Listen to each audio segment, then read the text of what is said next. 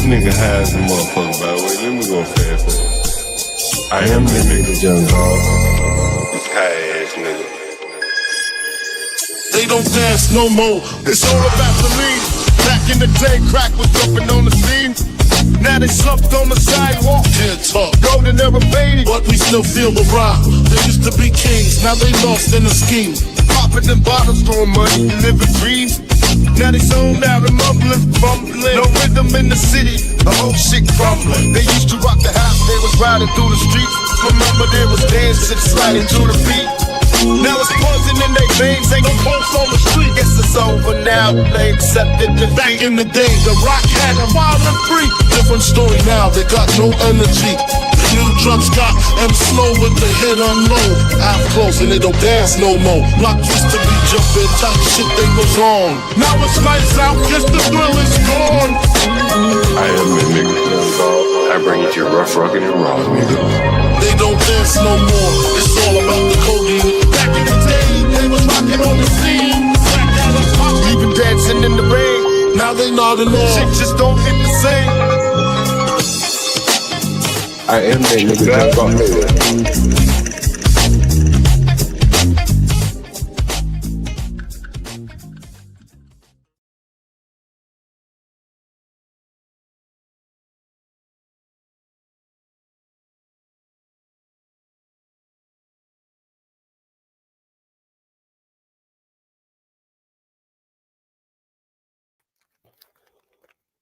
You did, Ponder? I got that dope. For Trump. Got that dope. I got that dope. My name is John Galt. I'm here with the lovely Ponder.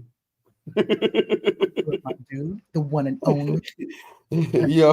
Before we start anything, we need to make sure that friend of the channel, the dude of all dudes, John Galt. Got that dope. Back up. Make sure everyone subscribes to his new channel. Latino for Trump, put that link for your new channel in this chat. Make sure everybody knows what's going on. We're not starting until we see that link. I got that dope. Yo, I was on Twitter while I forgot. I don't know why I keep calling it Twitter. Yeah, I call it Twitter too. I call it Twitter. Saying that Kansas, right? Arkansas. Oh Lord, I don't know about Kansas. Okay, I don't know. Black female fire crew. I don't know about this, bro. The first female fire crew, bro. But what if something really, really, really bad and scary happens, though? I don't know. I mean, this kind of gives more like a calendar or something for the real firefighters. You know what I mean? I actually did that. Like I did like a civic event where I got to meet like firefighters, and they let me wear their hat. I got to kind of look cute. This is what you think this is? No, this is what it gives. Like you just like hey, let's do something for the firefighters. No, we love you, firefighters. We'll do a little something for you guys. Here we go. Wear your outfits, look cute, like a calendar. Yo, one of the comments, I think literally the first one says like, how the hell are we supposed to entrust these women if they can't even change the batteries on the I don't know about this. I just don't know about this right here. That was funny. Let me show you something I did see, Latino for Trump. Megyn Kelly is playing no game. She's tired of these people. Y'all better stop throwing that dirt on Charlie Kirk's name. Sprinkle. Then will you stop with this? Ponder trying to sound hard like Beyonce. Back in her B-Day. Beyonce. So did they really fight Jigga and Beyonce. Jigga and Beyonce. Actually, speaking about the billion, so we all know how the $1 billion got on the elevator. That is because Jigga Man, he flipped the money that he got from the Rockefeller sale. He was mentored by Warren Buffett. I don't know if you've ever seen this picture. Latino for Trump. Hopefully I can find this picture. Warren Buffett. He's throwing the rock. This old white dude throwing the rock with Jigga Man throwing the rock. Where is this picture? Oh, I wish I could find it. You will. Oh, here it is. I found it. You will get a crack out of this. Warren Buffett. Warren Buffett throwing the rock. What in the world? Warren Buffett. Look at this man. What is he doing? So they had like little lunch, and there's Warren Buffett. And I remember that's AJ from 106 in Park. So all the money that Jigga Man received, he actually invested in Berkshire Hathaway. Me and my boyfriend. Look at that. Warren Buffett throwing. Look at him. Look at that. He's affiliated. Warren Buffett. So yeah, because Jay stopped hanging out with black people a while back. Who is this? Latina, your impressions are too much. So you just sound like I left them niggas at Mossy Projects, and now I'm chilling with Warren Buffett. Oh my god. Oh my god, Latino for Trump, you sounded just like him. Oh my god, that was a good job. I know, not Galt karaoke night. We were supposed to have that. Let LG get back in here. What? You all keep saying that. I sound like Khalees. And I was a big fan of hers right now. I was a big fan of hers back in the day. When she was with... I love Khalees. Loved her. I hate you so much right now. I liked her. And then she married Nas, Yeah, I think that was a big mistake. Okay, so you do know, I don't know if you all know, but Nas and Mariah Carey, they're actually like together. They've always been together. Oh, for real? Yeah, low key. They're like that couple, but I think things didn't work out because, Mariah and her image, and he's a little too hood. Like she has preferences. She does. And the closest that she could, is Nick Cannon. But Nick Cannon just messed that up. Like if she was because she needs like a guy. Mariah is Mariah, and she needs like an RN who kind of understands her. And I just think that Nick Cannon was just too corny. He was just too drumline. He's too drumline, yeah. He was, and I did enjoy that movie, but he just couldn't Mariah needs like a man, and it's okay. And about Mariah Carey's sister, remember Mariah Carey's sister is the oldest. Things were a little bit difficult for them in the beginning. I don't know if a lot of you know this, but Mariah Carey's father is he's Afro-Colombian or Afro-Ecuadorian. I forgot what he's Afro-Latino. I forgot which country. He's the one who actually ain't even black like that. Huh? That's crazy. Who? What? Mariah Carey. Her daddy is Afro Latino some shit, right? Yeah, that's what I actually heard that in high school. Her father's Afro Latino. Right, so this is the same thing. But remember, she's from New York, so the same thing with the from the Cosby. Yeah. So Ashley. So Chili from TLC, she's Panamanian. Ashley from The Fresh Prince, she's Panamanian. I know they're both Panamanian. So you have a lot of people like that, and I believe Mariah Carey's father's second gen. He's a New Yorker.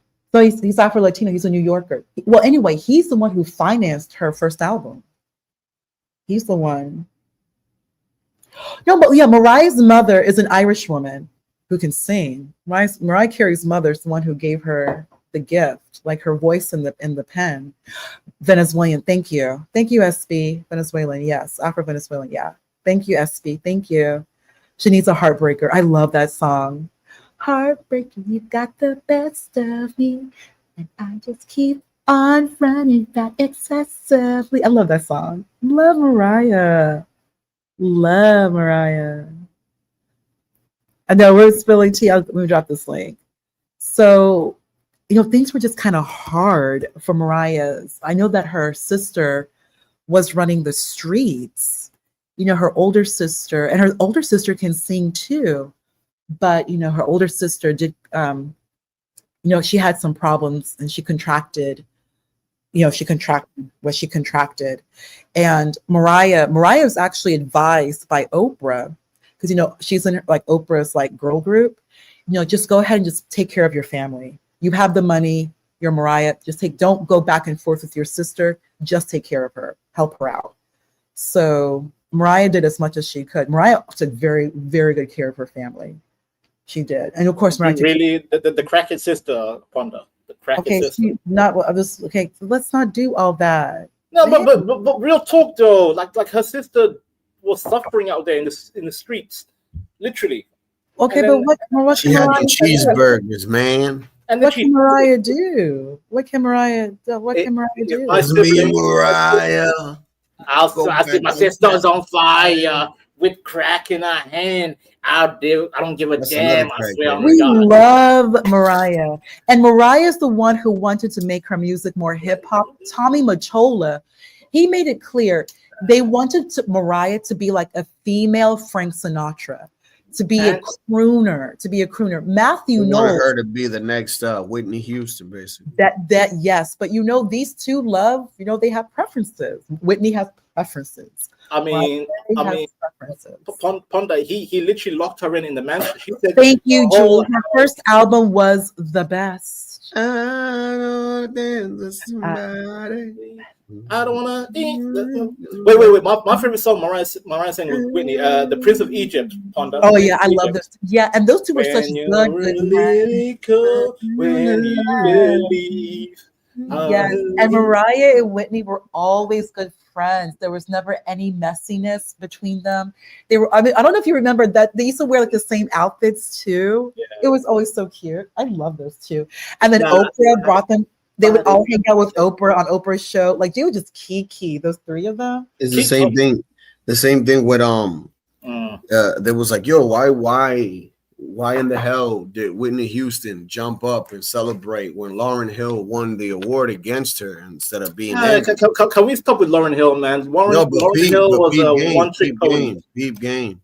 The reason why Whitney Houston was jumping and celebrating is because she's the one that told her to go solo. Really? Okay. Really? So when she won those awards, Whitney Houston jumped up in celebration, like basically saying, like, "Damn, if it wasn't for the advice I gave her." Wow. But Latino, she could be jumping on crack. She could have been high on crack. Latino for Trump. That is some big time news. Because remember when she first off, she cleared house. Oh, dude. Remember, hip hop winning the Grammys like that. Crazy, bro. And she was on the cover of Time magazine. You can talk all the shit you want about Lauryn Hill, but that one album, bro. Miseducation of Lauryn Hill, big deal. That one album, bro. One hit album. Oh well, that's all you need is one good album. That's all you need. One good album. And not only that, the Fugees album, The Score, that's a win. Oh la la la. And the Fugees album was the one we just la la la. Oh la la la la la la la la la la. So you can sit here and say that she's the reason for two albums, basically. I'm just saying, like, she has a late 90s. She has a late 90s. Lauryn Hill did not leave, then Pras would have not done his own Ghetto Superstar. Ghetto Superstar was huge. Here I come. You can't hide. Gonna find you and take it slowly. Ready or not, here I come. I let my enemies like a game of chess when I rest, no stress. Buffalo soldier, red like Rasta. Come on. Fugees as individuals had huge success. Pras massive success with Ghetto Superstar. Goddamn right. So he got paid. He even helped out the old dirty bastard who needed it. We all know he needed a good hit. ODB. So then Wyclef did fantastic. All of them like crossed over big time. Oh, Ponda, you remember Wyclef's album crossed over. She thinks go. It no. I mean, remember he had that stripper song. Oh my gosh, Maya got some play too, and then of course Wyclef. Maya still look good. Maya told his day. Maya still look fine. Maya is as beautiful as like she did. That's another one who doesn't. Yeah, but she's an asexual. She's all about her. Wait. Pause. Latino for Trump. Remember, she's industry. Latino for Trump. She's industry. You gotta give her that. Wait. Oh yeah, and Michael Jackson is friends with them both. Yes, he is. Wait, Yes, question, yes. Ponda. I need a little bit of timeout. Did you say Maya is asexual? Yeah, asexual. Yeah, she's all about her. Wait, so she gets no nothing, no coochie, no D, no nothing. Just She don't care think about. she's just celibate for now. You know, like Yeah, but she just doesn't. That's not. She don't give a shit about. Ponda. She's a fine looking woman in her. And now she's keeping her beauty for the perfect person. You know, just let her. You don't want to see that's female babble. That's female. It's babble. not female. That's female. No, I'm sorry. Follow is another good one. You will not get me on that one. Maya's another good. We had some. I reject. Oh God, we just had it so good back in the day. No, you're not Latino. You said the perfect person. Let me ask everybody in this chat. Okay, please tell me your preference: Kim, Foxy, or Trina? I need to know. But Kim when? Yeah. Good question. Okay, good you question, stop it, Latino for Trump. No. He's right. No. Okay, Kim, Junior Mafia, Kim. Kim, Yeah, Kim, who was a figment of Biggie's imagination. Okay. You said Foxy Brown, and who else? I love Foxy. Hot Spot. Wait, this is another one that we absolutely adore. Out of all those girls, you know who my crush was? Yeah, go ahead. Aaliyah. Of course. Oh, Aaliyah. We love baby girl. We love Aaliyah. Aaliyah was perfection. This is gonna sound fucked up to say, but Aaliyah, you could have put 2 babies in her, and she would have been the perfect weight. My God, speaking of the dead, Latino, she was so petite. You know, that was what I'm saying, bro. Only 22. You would have grown right into it. Question to Ponda. You know the day LG Foxy Hotspot. The navigator. I never liked LG. Click the link. LG. Click the link. LG. You put your babies to sleep though first. You put your baby to sleep. Yeah. You put your baby to sleep and go on this link. Imperious Nelly Furtado. Do you know she's on tour, Imperious? Bro. And she's a thick as oatmeal, my promiscuous girl.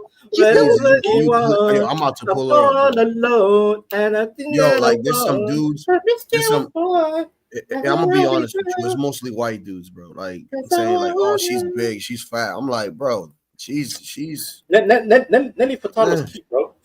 She look right to me. I know Foxy and Blackstreet. LG knows what's up. LG can sing on their. LG can sing on their. But Ponda, like again, you said like Kim. Okay, Lil Kim, Bad Boy era. Yeah. Okay, Lil Kim, Bad Boy, Dream Mafia, Foxy Brown, Il Nana. No way. He's. I know you said you mentioned 3 women. Who's the third? Who's the third? Trina, Diamond. Oh, Trina. Ooh. Oh God. I will take. And her I will take Trina. I'll take Trina. You know what's so taking funny? Trina her day, yeah. I'll take Trina. Okay, here we go again. Now you're telling me, and he's just a friend, and I'm telling you. Yo, Trina, I love Trina's music, bro. I love Trina. I was thinking Maya. Remember that song Maya had with Cisco? That was a goodie too. Wait, who? Cisco? Maya. Yeah, remember Maya had that. I'm looking at you remember, you know. You saw the video. We all know you did. The video, it was like a Chinese theme. Yeah, I remember that. Yeah. There's only one 10 that I have ever seen. Young Lima is the only 10. What the hell is Young Lima? Young Adriana Lima is the only. Check the link I just posted in the back. Check the link I just posted in the back. That is the only. The Baiana, the northern Brazilian, the Baiana. Yeah, that's cheating. Yeah, she's the only actual 10. Even other Brazilian. No, she just specifically her is the only. Imperius, we're talking about the music industry. That's cheating. Imperius, that's cheating. Because you're right. That's a 10 out of 10. But that's cheating. Well, one of these women is not Adriana Lima. It's it's the first one. Megan Just click the link in the first one. I saw the link. Yes, I'm looking at it. She looks like cyborg. She looks like a cyborg. Her, and that bitch from Focus. Bitch. Oh yeah. I know who you're talking about. Oh Lord. Yeah. Oh God, which one? And you know who else too? You know what I'm talking about, right, dude? Yeah. But what about the Mexican girl from Hutch? You remember that chick? Or what was? Did she marry this picture right here? Absolutely beautiful.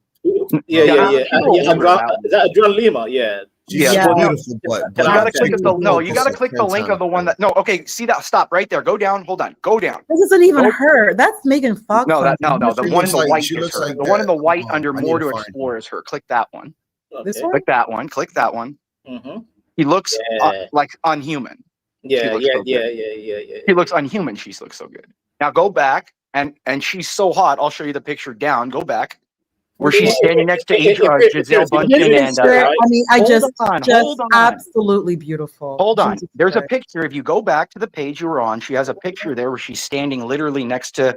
Oh yeah, this is a goodie. Yeah, that back one. in Now the look, she makes those day. other models look ugly. That's how hot she is. She makes Giselle and fucking Heidi Klum look ugly. Heidi Klum is a baddie. Love her. Giselle. Heidi Klum I'm just saying, like that's scary when Adriana Lima makes those women look ugly. Okay, but remember, but Giselle is German Brazilian. Yes. She's German. She's German Brazilian. Heidi Klum is German too. She's she's a Yeah, bionic. I mean, you can check the picture of her and Alessandra Ambrosio. He makes also question to ponder. Heidi Klum married one of the ugliest black men in the industry. Didn't she bang? No, didn't she marry Lenny Kravitz? I thought it was no. Seal. Oh, Heidi Klum. I was talking about Lima. Okay, Adriana Lima. No, Ponder. Wait. I love Seal. I love him as an artist. He's butt ugly, but he's got a lot of talent. He's ugly. He's talented, but he's butt ugly. Beautiful women ever. Venta, wait, you brought him up. He had Tatiana Patrice. I don't care. It's because he has great skin. It's because he has great skin, but his face is messed up. He's a great talent. He has great. No, he's a great singer. He's an incredible singer. Voice is so beautiful. Yeah, he's an incredible singer, and he has great skin and muscle tone. But his face. Wait, Ponder. If you take out the singing and everything else, he is one ugly black man. Straight up. He's a man. It doesn't matter. No, he's got body and voice. Take out his talent. Do you know how many men? And no homo that look better than him and come get Heidi Klum. Men are supposed to look too pretty anyway. It looks kind of questionable. You know who was also really hot? What about Eliza Dushku in The New Guy? Remember that scene where she's doing the little bikini change? Oh my god. Yeah. Actually, Imperious. I don't know if you're familiar with this one Victoria's Secret model, Dudson Cruz. I don't know if you're familiar. Oh, Dudson Cruz? Yeah. Yeah, she's hot. That is a beauty. That's a beauty. Yeah. Well, so is what's her name? The other blonde. God, the blonde. I'm trying to remember her name. All these white women. Imperious with the white women. Go. No, I mean I like black women too. I've dated a bunch of them. No, I'm just like, to me, a hot black girl is like that South American singer. What's her name? That South American singer. South African. What's her forgetting her name? Yeah, I can't remember. Tyler. Yeah. She's, to me, she's cute. She's cute, but I think she's a bit too. I don't know. She's as an African. She's got that.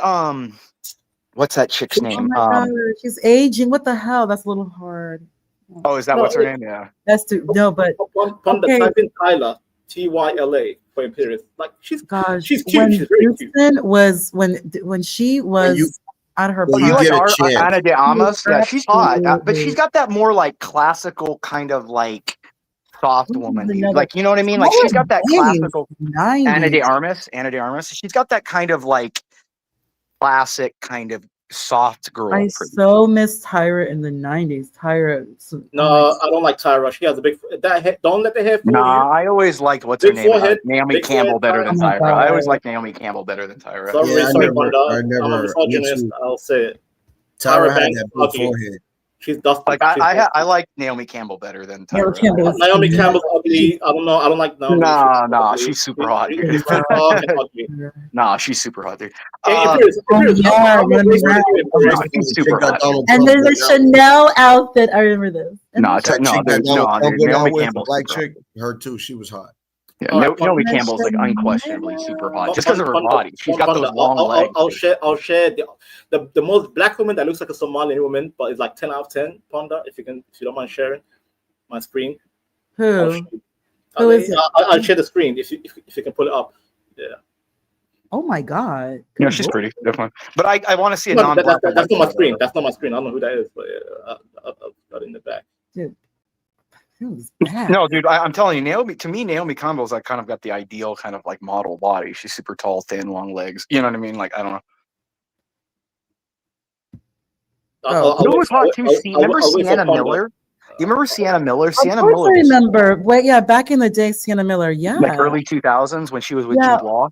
Yeah, and then what happened? Like she got with She just Jude Law. disappeared. my Like God, she's like Bro, don't talk about my girl, bro. Who, Sienna Miller? Don't. Yes, Don't that's my queen. No, That's my Sienna queen Miller right was there. super hot, dude. When we Out were of Yes, all the super black queen. sisters right there, that Don't right play with there, me, bro. that's Don't play with me. straight, Oh, dude. Kelly That's Kelly Rowland. white Yeah, Rowland. Kelly's hot. Kelly Rowland looks like a 10 out I of 10 still like. I don't woman. know. I still like Beyonce better though. I mean, I No, like Kelly, but I wrong, like Beyonce's curves. wrong, Something about like. wrong. I mean, I think I like Kelly's face better. Like Kelly's face is a lot hotter than Beyonce's, but I That's a like beautiful Beyonce's woman, body a man. little better. I That's don't a know. beautiful woman. Curious, you clearly have you like a little bit of a thick, just a little bit. I noticed Well, that. it depends the It kind You like of a, thing. like Like a it little, depends you the like kind a of little thing. bit of thick, a little It bit. Not too depends much. the kind though. Like for me, like like Oh, that's what I'm that is saying. Like you know who was hot? amazing. Who's that Mexican girl that was in You're beautiful. Hutch? Who was the girl in Hutch with Will Smith? Who was the girl in Hutch? Eva Mendes. Eva Mendes. That's the kind of thick I She like. got Like with, she that's got the with kind of thick I Ryan like. Gosling. Yeah, She that's got with- and no yeah. wonder she got like the guy every girl wants Okay, because okay, she's okay, bomb. Imperious. Look at that. Look at this picture, right? It's Kelly Rowland, Beyonce, and this other Destiny Child chick. Yeah, the Jamaicans, they do make them really. I mean, they're all. If you looked at them in general, if you saw them in real life, right there, they're all pretty good looking. But like in a picture, they all look different. The other chick looked like a foot. Kelly Rowland all day, fam. Beautiful woman. I mean, I like I said, I like Beyonce's body better, but that's okay, just my. I will unshare. This is why Giselle was so popular, because she had the androgynous look, but she still had that body they prefer, that ectomorph. Because Giselle is basically the one that ended heroin chic, and she had a very long career, like 17 years. Yeah, she made more than Tom in her modeling career. She always made more than Tom Brady. She almost made close to $1 billion, I think, something like that. They say that she, I think, like she's worth like 600 million. Yeah, they're the ultimate power couple. They're the ultimate power couple. Yeah. Oh yeah, it did. No, but he could have been, dude. He was with a hotter girl after her though. That blonde chick. Was. What's her name? The Jewish chick, the blonde. Yeah, he had a kid with her too. No. They didn't have a kid. But no, what's her name? He had a kid with a movie. Brady?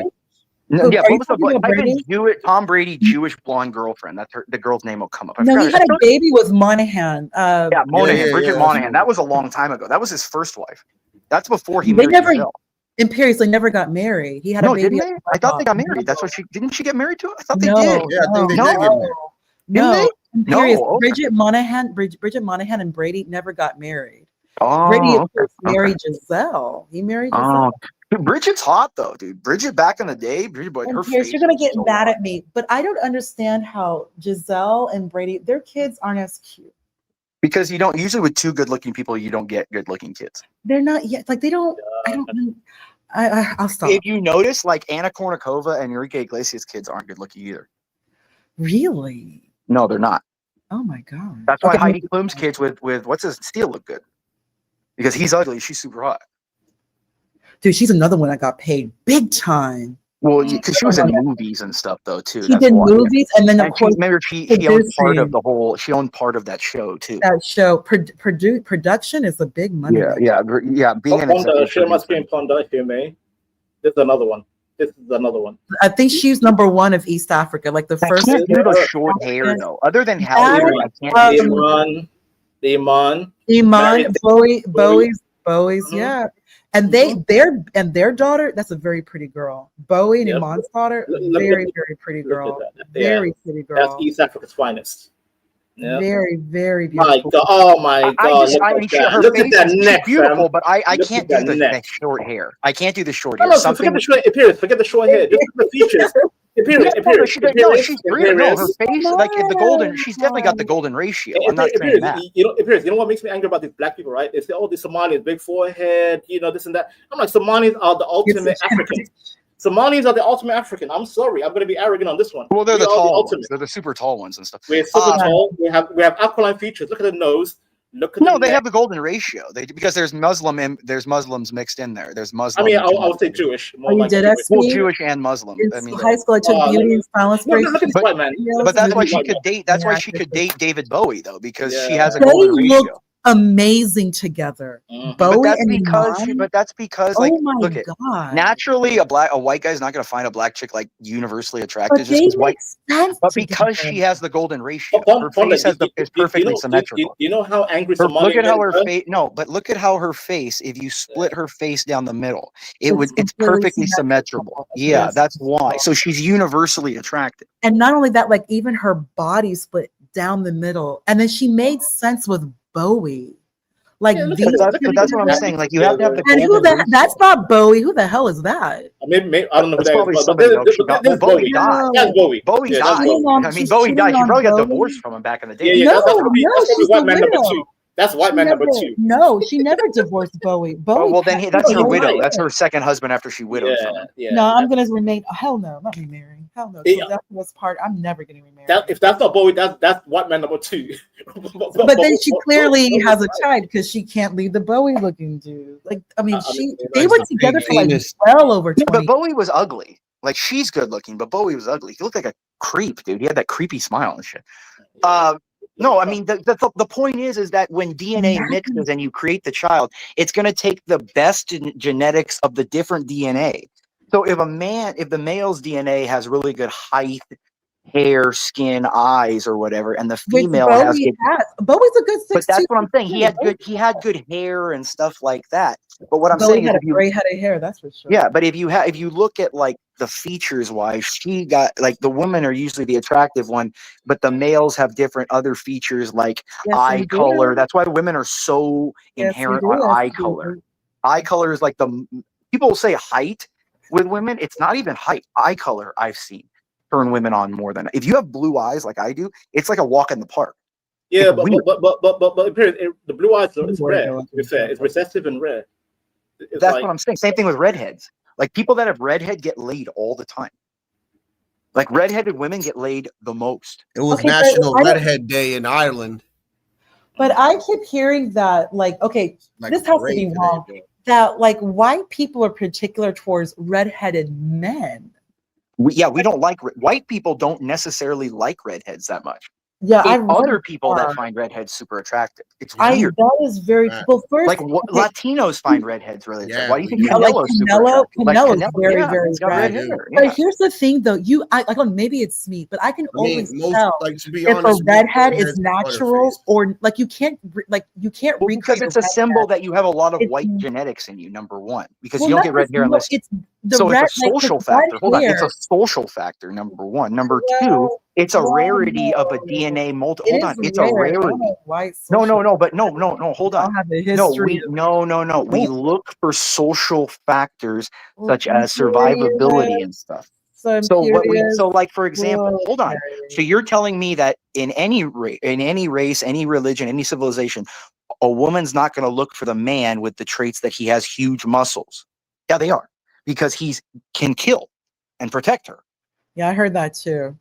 You know what I mean? Like, it's just how it is. Like, women will look for, and it's not even conscious. Like, that's the thing. It's a subconscious, because women only feel feminine when they're completely protected to feel safe. Like, I listen to women. When women say, oh, I can't feel feminine, they really mean that nowadays. Like, they honestly, genuinely feel that way. We got some of us on the forehead, but that's okay. Then we can do the bangs. You got the forehead. We have bangs. It's all good. I don't think people Asians have real bad foreheads.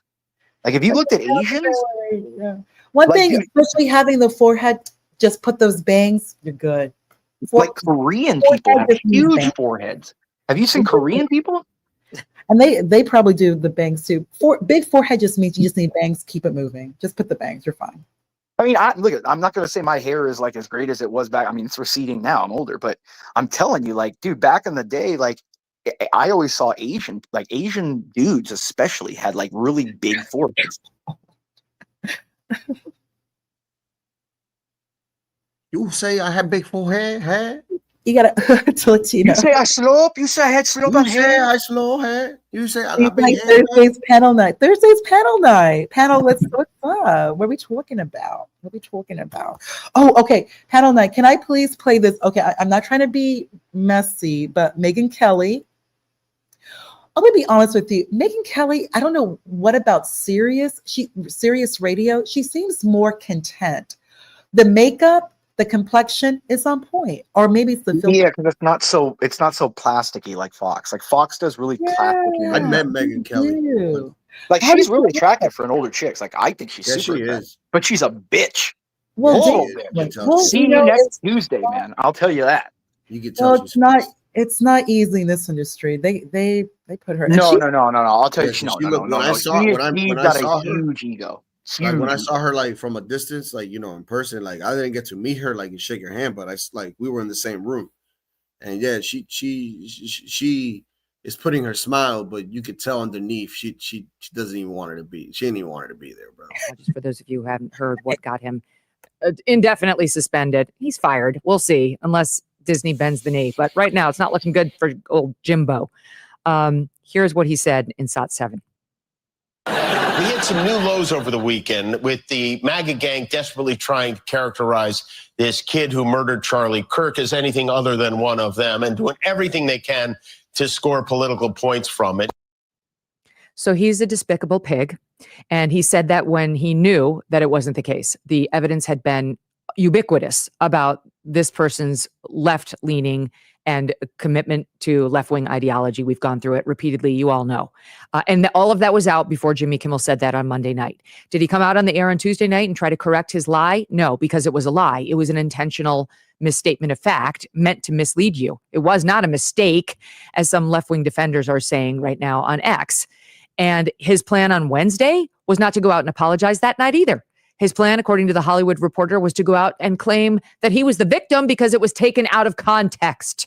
And he was going to give us the proper context in which somehow his lie about MAGA at a time when MAGA is under greater threat than it's been in quite some time, that he ginned up that hatred during such a time when MAGA is grieving in a way it hasn't been so profoundly since I've known it, that he did that in a way that was just simply out of context. Okay, more lies.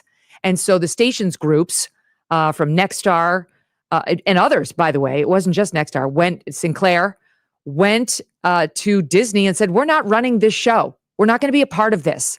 Not now, not ever. We're no longer going to be complicit in his lies.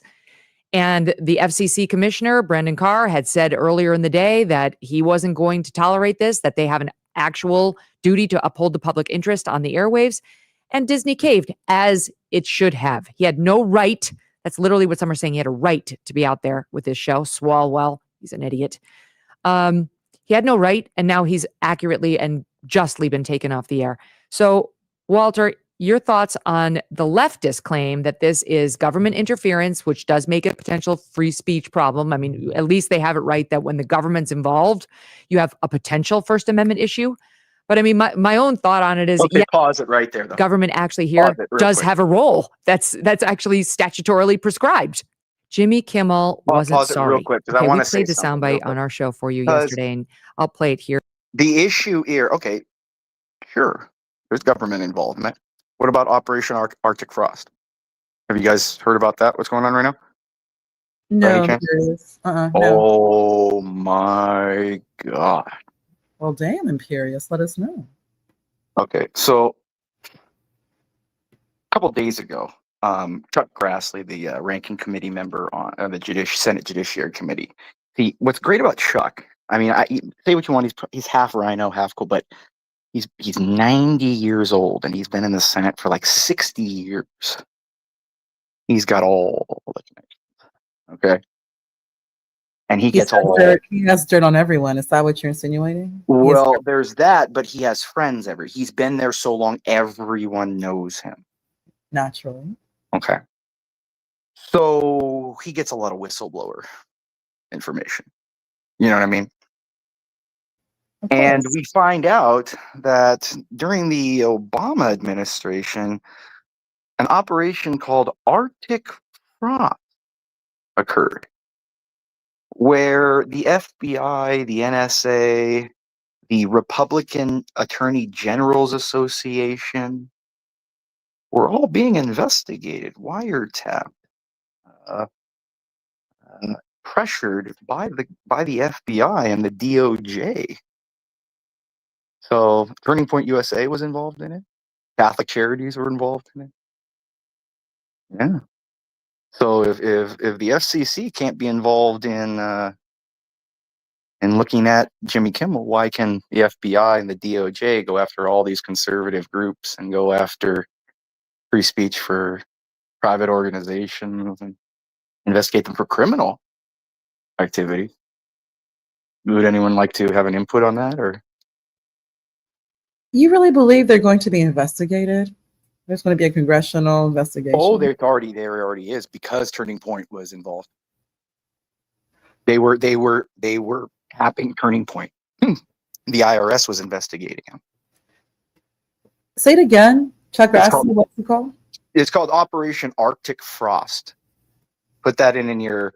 It had to do with the 2020 election, and they used that as the excuse to go after pretty much. We're now seeing that like every how do you have the National Republican Attorney Generals Association get involved, investigated? You're literally investigating. How did we go from beautiful women and music? No, I just wanted to bring this up because she was talking about Megyn Kelly and about government oversight on free speech. And this is my point. You don't negotiate with pagan savages. They have no morale. They have nothing. You impose on them. Case against then Citizen Trump and now President. God, this old bastard. These new records show that Arctic This is the off the block. Was much broader. He's the dinosaur. He's a very distinguished guy. Matter. This is the off the dog. John Gold off the dog watching a dinosaur. To Republican. Yeah, he's probably the alpha. Fascinating. Some examples of the group that Ray and FBI sought to place under political investigation included the Republican I've seen this, by the way, Committee, I've seen this, by the way, slow ass old dinosaur. Generals Association, and various Trump political groups. In total, 92 Republican targets, including Republican groups and Republican-linked individuals, were placed under investigative scope of Arctic Frost. On that political list was one of Charlie Kirk's groups. Yeah, Banter, shut up. Listen to what he's saying. It's riveting. Words, very interesting. Arctic Frost wasn't just a case to politically investigate Trump. It was the vehicle by which partisan FBI agents and Department of Justice prosecutors could achieve their partisan ends and improperly investigate the entire Republican political apparatus. We meet today in the aftermath of the political assassination of Charlie Kirk, a school shooting, and the senseless murder of Ukrainian refugees, and also to remember several weeks ago the killings in Minnesota. Charlie Kirk was a man of God, faith, family, and country. I pray for his wife, Erica, children, the whole family. God bless you, Charlie Kirk. I've asked Director Patel for an update today on this matter. As we proceed with the hearing, Director Patel, I'd like to note that you've agreed to one 10-minute round of questioning. That's more time than your predecessor agreed to. When Director Ray appeared before this committee, he left early to go on a family vacation, and he wanted me to think it was business he had to conduct. Since your confirmation, you've been acquainted with the bureaucracy that you must reform and hold accountable. And that's no simple task. You've begun the important work of returning the FBI to its law enforcement mission. According to the FBI, since January 20th of this year, the FBI has been involved in the arrest of more than 23,000 violent criminals. This year, the FBI assisted in the arrest of more than 1,500 child predators and 300 human traffickers. And this year, the FBI helped rescue more than 4,000 children from predators.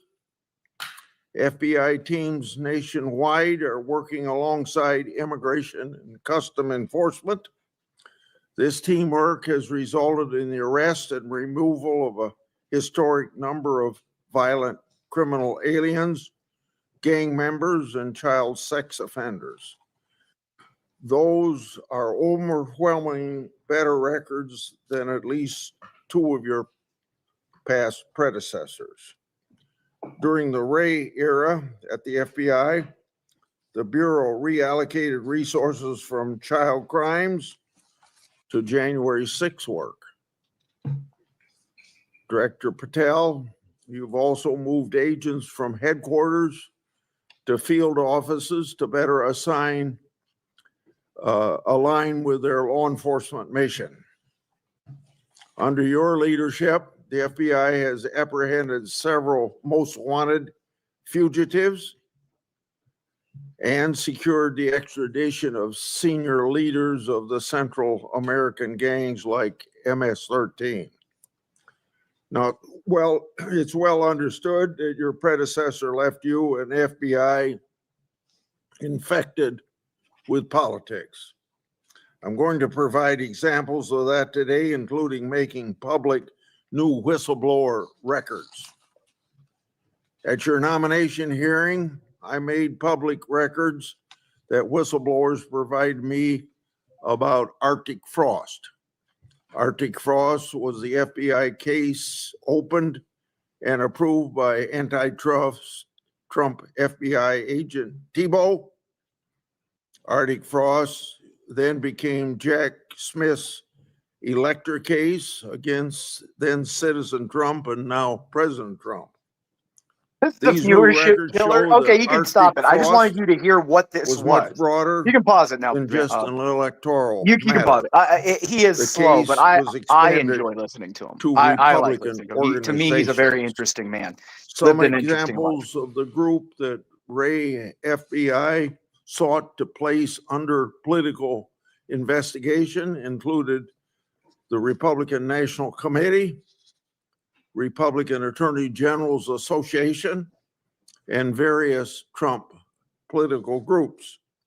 In total, 92 Republican targets, including Republican groups and Republican-linked individuals, were placed under investigative scope of Arctic frost. On that political list was one of Charlie Kirk's groups, Turning Point USA. In other words, Arctic frost wasn't just a case to politically investigate Trump. It was the vehicle by which partisan FBI agents and Department of Justice prosecutors could achieve their partisan ends and improperly investigate the entire Republican political apparatus. Now end it right there. Stop it right there. So today, Senator Johnson and I are making these records public for the entire country to see, and I hope a lot of people are interested in seeing what government can do. I think she stepped away in areas. Oh, okay. But that's what I just wanted you guys to hear that. Don't listen to any of this bullshit that they're saying about free speech or talking or anything, because they were criminally, not civilly, not through lawsuits or FCC licenses, but criminally looking into Charlie Kirk, looking into every single major Republican apparatus in the United States. I've obtained a audio recording of Special Agent Giogardina and Special Agent Sebastian Gardner's delivery of a subpoena to Navarro. I'm making that audio public today. In a court document filed by the Department of Justice, Navarro's interaction with the FBI was unfairly described as quote unquote Just one by you there. the Hello, word hello. combative. He was chatting with me a second That ago. intervention with Navarro She was literally chatting with me in the back a second ago. We as were the watching this, and now justification to I think she's later watching CT or aggressively something, or Bob's channel arrest real him. quick. Oh, CT's still alive, God. Then I we think get he is, to the but I don't Clinton know. Annex and the Durham Annex. She needs At to, least she needs to give Clinton someone Annex power showed to the screen if she leaves or that the something. Comey Yeah. had Like evidence necessary to complete the Clinton investigation. This is The one unacceptable. about her mishandling of I mean, emails and specifically, I classified find him as one of those information. people I could sit and just But the listen to him tell FBI stories of what's going on in the Imperius, Senate. never did I its actually listened job to the stream the because other it day. never I listened to the reviewed whole the thing. evidence. So I Yeah, know he's he's very like the thing is he The just Durban talks slow, but Annex everything he showed says is correct. that the You know what I Clinton mean? campaign had a I know Imperius, plan but I'm to saying for falsely the tie viewership and for the Trump stream's sake. to Russia. Oh no, I This is get it. Yet the Everyone doesn't want to Comey watch an old man FBI talk. I failed get it. and that's not like investigate where's that the host? information. Where's the host? Well, I don't know. Instead, You got to the yell at Comey her for this. I don't FBI know. used the discredited My Clinton God. campaign-funded Steele dossier to advance Crossfire I Hurricane. mean, we can all mute and go to see. Oh no, thank God. There we go. She's back. All right, good. There we go. You want to know what that guy said? Yeah, he's just I have an affinity for old people. Like I enjoy like old people like that have just done and seen a lot, and I just like to listen to the stories they tell. You know what I mean? There's always a time and a place to appear. There's always a time and a place. Like Yeah, but I can that's listen the to that Senate. guy. That's the time and the place. The Senate is the most slow-moving apparatus on earth. I think everyone should listen to the Senate in their private time. That's my opinion. Yeah, Private if you time, listen to the Senate, you'll understand what I mean. Nothing happened. They're all like best friends that they're sitting around smoking cigars in a big room all day. Yeah. They're all friends. They very rarely do they yell at each other. They never interrupt each other. You know what I mean? It's a big, like the Senate is like the last of that bastion of kind of the House of Lords kind of thing. You know what I mean? You know what I'm talking about, Banter, that kind of in club. Imperius. Actually, you know what, Imperius? I think you guys need to be like the UK, like our House of Commons. When everyone's arguing, order. Well, that's kind of what the House is, if you notice. That's what the House more is. chimping, man. I'm just saying. Yeah, the House is that. Remember, during the Civil War, people took out canes and swords and were but you talk stabbing. about. I'm talking about like 2025. Have you seen the UK Parliament? They just chimp out, bro. Dude, literally. Do you know in Parliament in Congress right now? Did you know that if they started getting in fights, they're legally allowed to do it? They can't be prosecuted for it. They have the speech and debate clause in Congress.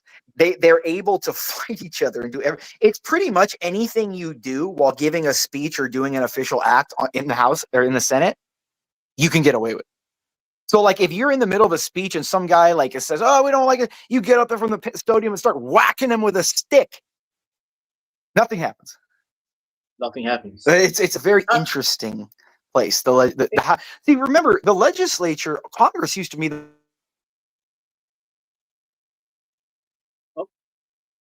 What happened to Imperius? people like throwing shit at each other, jumping across the table, getting each other's face, and yell. Like that was the House, dude. That was the House, dude. Like, dude, people like used to get rowdy, dude. Like during that's Africa today, Imperius. African Parliament, you see Africans fighting each other. But that's how it should be. Like you should want to freaking be that devoted to your constituents and have what they want. You should be representing those people that much, with that much vigor. You know what I mean? Like you shouldn't be like, oh, I'm going to give, they've elected me, but I'm not going to do what's best for them because it's just easier and I'll make some money off of it. No, that's that. You should be going nuts to make the people you elected get what they want. That's your job. They elected you that region, that area. They want those things. You should try everything in your power to get them what they want. That's your job, literally. Imperius, I'm looking at the chat, right? You have someone, salute to the troll, by the way. I see troll. He's like, Banter, what do you think about what? 3I / something about aliens? UFO. Do you know anything about the UFO, Imperius? About the American? I don't think there's like, dude, 3I / Atlas. I mean, I think we have advanced aircraft. Being in the industry, I'm telling you, there's stuff that you guys have no idea. I don't have any idea. It's so compartmentalized and split up. Nobody has a picture of what, except the highest echelons, have a picture of what's going on. And even then, nobody has a full, except maybe the president and the Joint Chiefs or something, or maybe the Secretary of Defense. have an idea of what the whole project is. They know what their part of a project is, but they don't know what it goes to. They don't know what it does. They don't know. You know what I mean? Everything's compartmentalized. Do you believe it's like, super highly advanced USA weapons? Yeah, I mean, I think you have. Or is it actually actual aliens? I don't think it's aliens, and I'll tell you why. It's just the math. I mean, look, if there are aliens, why are we still here if they're that advanced? Like, think of the kind of technological might that you would have to do to traverse that much space, and to like, do you understand? Like, the reason why we have a window of to get to Mars is because of we can overshoot it or undershoot it, or like the orbit does it. Everything has to be so exact because you're talking about like millions of miles, hundreds of thousands of miles, and you're going thousands of miles an hour. Now think of that in like a cosmic scale where you're traveling from one side of a galaxy to another. Remember, the whole relative the theory of relativity is if you're next to somebody, okay, and the two people are moving at the same spot at two different speeds, and you take those two individuals at exactly the same spot, okay? If you extrapolate that, how many ever light years, okay? Go with that the speed of light. Those two individuals will not end up at the same place. That's true. That's true. Because speed is relative. You also have to consider mass, Imperius. You have to consider mass. Well, I didn't even want to get into mass. That's a whole nother thing. That's even more complex than the speed. Okay. I'm just trying to go basic. You know what I mean? Like, because mass is so much more even on another, because you have to calculate. Yeah, it does alter the distance and velocity. Yeah, so people don't realize, like, you could be at the same spot at the same moment and travel at light and end up light years apart. That's true. I mean, people are saying Imperius, you're not Newton. I mean, no one's saying Imperius is Newton. Oh, Newton. I'm glad I'm not Newton. Do you understand the burden of having that kind of mind? Like, if I'm annoyed, I would self-delete Imperius. I would self-delete. That's why he was. He was a lifelong virgin. He never liked to go out. Dude, when you're that smart, dude, like, your mind is at a different place, dude. Like, it's not there. It's not thinking and processing. You can hardly relate to human beings. You're like on a different plane. Yeah, you're kind of on a different level. You're like it's different. It's like a real autistic person. They can be really smart, but they're not like people like that. There's like a hollowness. There's like a empty void there, kind of. You know what I mean? But he had an emotion. He wasn't autistic. But imagine that. I mean, he had more intelligence than someone who's. So imagine that. You know, that kind of burden to be that intelligent and have that weight of always feeling restless, never feeling fulfilled in anything. Yep. You know, like, what an emptiness inside. You know what I mean? I get it. You know, as a highly super intelligent Somalian, I can relate. You know, I'm just saying. I feel superior to that 16 IQ. Moxie's only mad because I can't even relate to my pirates, Imperius. I can't even relate to my own people because I feel like I'm too. Dude, I get like that with my parents and my dad and my mom. My mom's she's. It's hard. My mom's a CPA and my dad's he was a high end, VP of a pretty big health insurance company. But what I'm saying is, like, dude, I sometimes I get frustrated with them just because they're older and they're not thinking at that same kind of speed that I am. You know what I mean? I get real frustrated. I'm like, come on, tell me what the fuck I want to hear. Like, tell me what the fuck. You know what I mean? So, I mean, it appears, you know what my mom does when I talk about like intellectual stuff. She just looks at me and she starts laughing. I'm like, what are you laughing at? She's like, she just looks at me. She's like, God damn, like, where are you from? Like, my mom just says to me, my mom just says it's no worth talking to me about it. I'm gonna be right anyways. So she just goes, I'm not talking about it. You're always right anyway, so it doesn't matter. You know what she tells you? Like, yeah, God bless you, Banter. God bless you. All right, God bless me, I guess. No, exactly. Yeah, it's just my mom doesn't even. She doesn't even. Yeah, and she knows me. Like I said, my mom knows me. She says you're always right, so it doesn't matter what am I arguing about. Yeah. And she's saying it in a facetious way, of course. But you know what I mean. Right. Because she knows I'm gonna will that I'm right. You know what I mean. I get you. It's a bit hard. It's a bit hard to like translate what you're thinking. to the boomers and the people before, and to a certain extent, even people like your age. Like I got Somalis my age, and they're goofy as hell. They don't understand. And she's talking They don't about understand and neurodivergent just means understanding. I hate that word neurodivergent. You're not Oh, I hate that word neurodivergent. too. I hate it. It's so I hate it. stupid. That means that your neurons in your brain don't work. That's not what it means. Like that's not what a mental like if a mental like that's what I'm saying. People think mental illness means bad. I have a physical illness. I have high cholesterol. Am I supposed to feel like, oh my God, don't say it's a physical illness? What are you? Neurodivergent. What am I, physical divergent? I mean, what am I, blood divergent? I mean, cholesterol divergent? I don't know. You can use divergent for anything. Exactly. Anything. I'm a divergent something. Come on, man. The word would just I just have a mental illness. I get depressed or I get anxious or I get whatever. Like, dude, you would be surprised how many dude, I've been on, I know people who play in the NFL that I was in high school with, that I played ball in high school, that were taking anti-anxiety medications before games and stuff because they get so riled up, they'd fucking start throwing up and getting all fucking panic attacks. So, dude, I have anxiety too. But I don't use medication. I just take a good long minute to just. I don't look at it. I mean, dude, I don't look at it as anything. If you take an answer, if you take a Xanax, I mean, whatever. To me, I don't have a specific hate toward SSRIs or anything. But the problem is that we hand everything out like pills nowadays, or like candy. It's not that they're not useful or that they shouldn't be used in certain situations. Of course, they're useful and they should be used in certain situations. But the way we hand them out like candy, I mean, shit, dude. I remember when I was a kid. I was in elementary, like a private Montessori kindergarten school. You know what I mean? From like before kindergarten through first grade, and then you go to elementary school. Anyway, it's called Montessori school. And dude, the little kids, dude, we were all crazy, and all the teachers, I remember them. My mom was telling me this. They're like, "Yeah, you and your buddy were there, and they were trying to put you on Ritalin."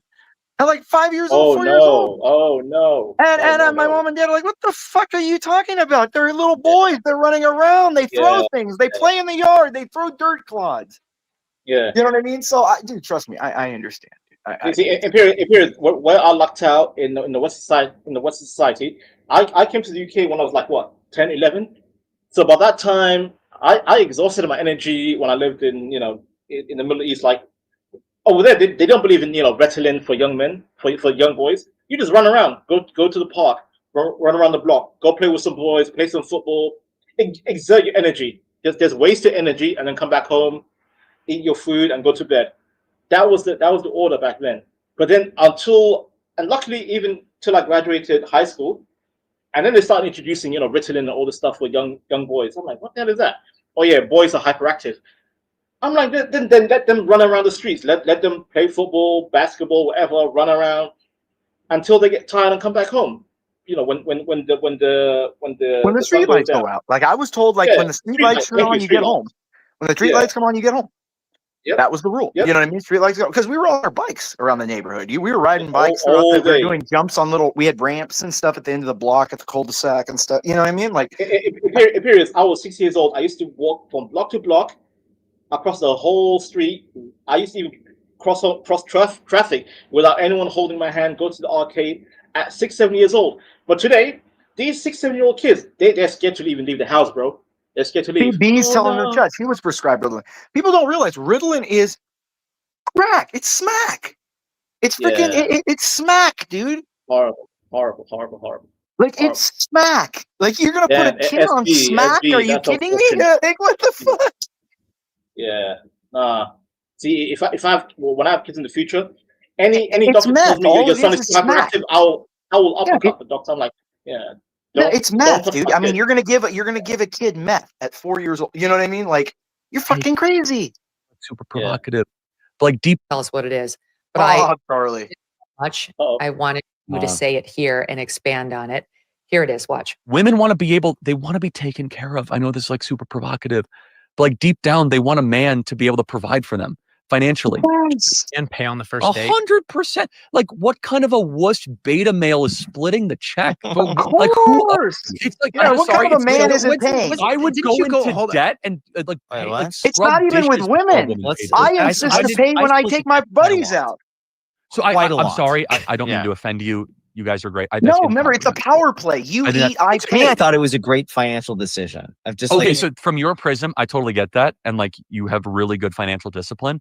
I'm sorry, like I would be so humiliated if I'm more with no, you I on mean, that. it's like I find did that to be not like the care. greatest beta male like to humiliation. save money. To like the idea that a woman that you're trying to court. Now, if it's like a friend thing or as a first date, you don't even know if it she's doesn't like matter. the qualities It does are worth. not matter. I'm sorry. I see. By the way, that money you save is not worth the honor that you compromise. It is such a big deal. It's a massive deal. I love everything you said. Please explain what Thank was you. happening there and who that was. Well, so first of all, those are two great guys. I don't remember their names. Unfortunately, it's from the Iced Coffee Hour podcast. So at least I got their show right. They were really sweet. They came to Phoenix. They brought their mobile studio. They're up and coming in the podcast world, which I have a soft spot for, as I'm sure you do, Megan. They were really great, right? And they asked this question, and he was just so terribly wrong on this. And what was so interesting, I have multiple takes on this. The first of which is that the comments I got, the video went super viral, right? It got tens of millions of views. The comments from the women were so overwhelming. Yes, thank you. We need more of this. Why don't men do this anymore? And then from the men, it's like, Charlie is wrong. Like, women aren't worth it. Now, let me just say, hold on. Let me just take a whole recalibration. Now, there were some men that agreed, but overwhelmingly, the women were the ones that were driving this video, which is unique because that's not always the case for Charlie Kirk videos. Usually it's the opposite, but it's good. Listen, a man needs to demonstrate leadership and the capacity to provide early on. That doesn't mean that you have to have that role when you end up having a marriage, but from the outset, what it means to be a man is to take directive, to be leadership, to have the protector of the family, and not to mention the young lady that is there. Deep down, she wants to show that when all the crap hits the fan, the man can take care of her. I saw a clip of you online. I don't even know the podcast. You have to be the Rock of Gibraltar. But I loved it so much. I wanted you to say it here and expand on it. Here it is. Watch. Women want to be they want to be taken care of. It's on her drop now. She's going to repeat this. Like deep down, they want a man to be able to provide for them financially. Should a man pay on the first date? 100%. Like, what kind of a wuss beta male is splitting the check? Like, who are you? It's like, I'm sorry. Just in general, I always pay when I go out with people anyways. It's a power play, dude. Scrub dishes before a woman. Like, if you pay, that means you're like you're the head of the table. So I'm sorry. I don't mean to offend you. You guys are great. That's incomprehensible to me. I think that's to me, I thought it was a great financial decision. I've just okay. So from your prism, I totally get that, and like you have really good financial discipline. I'm sorry, like I would be so humiliated if I'm more with you. I know she just dropped off the panel. Like the greatest beta male, like humiliation to save money. To like the idea that a woman the end game is to court TikTok videos play over and over. As a first. Okay. Oh, there she is. She must be watching somewhere. Yeah, no. But no, I agree. I think, look, to me in general, like, dude, there's something like that aura that you give off when everyone looks to you at the head of the table when everyone's done, and you just kind of look back in that cockiness and you just, put it out and pay for it. It's something about it's the same feeling I get like when I give my nieces, nephews, cousins, kids, tons of gifts for Christmas and stuff. Like, I don't care. I can buy myself whatever I want. I can buy myself whatever the fuck I want. You know what I mean? Like, I don't care. Like, so getting this stuff, I'm buying for yourself after a while when you have is boring. You know what I mean? It at my brokest, if my niece and nephew need a gift for their birthday or whatever, I will calculate my funds. I'm like, okay, Banter, you got this much. If you need, if it's a bit dire, just give this much for your niece and nephew, make them happy, and just survive on what you need to survive on until your next big ass paycheck. Listen, men can handle broke times. We can handle Yeah, it. it's easy for us. Like, even if I, like, let's say, I mean, if it happened, like I couldn't, you know, whatever happened, let's say we had a stock crash or something, lost tons of assets or whatever. Sure. Yeah, we can minimalize. It's not that hard. Like, to me, I don't give a fuck. I'll just sit home and chill. I don't care. I don't need to go anywhere, do anything. You know, I'm fine with my dog. I'll read some books. You know what I mean? It's different. Women want to have that. They need that socialization. You know, I think guys, especially once you reach a certain age, like once I hit like 30, 31, I was kind of like, I could care less. I'd rather have peace and relaxation than noise and excitement. You know what I mean? Like, it's nice coming home and it's just smells all clean. Everything's where you like it. You know what I mean? Like, it's all just nice. You know, it's cool. It's your place. You got everything you need. You know, it's just, there's something about it. Exactly. Yeah, I mean, again, no, you're right, Imperius. You're right. I mean, damn. But yeah, like men is always the caregiver. Like, I feel guilty. I feel guilty when I don't look after my family. I'm lacking. I'm like, God damn it, Banter, you're lacking like this month.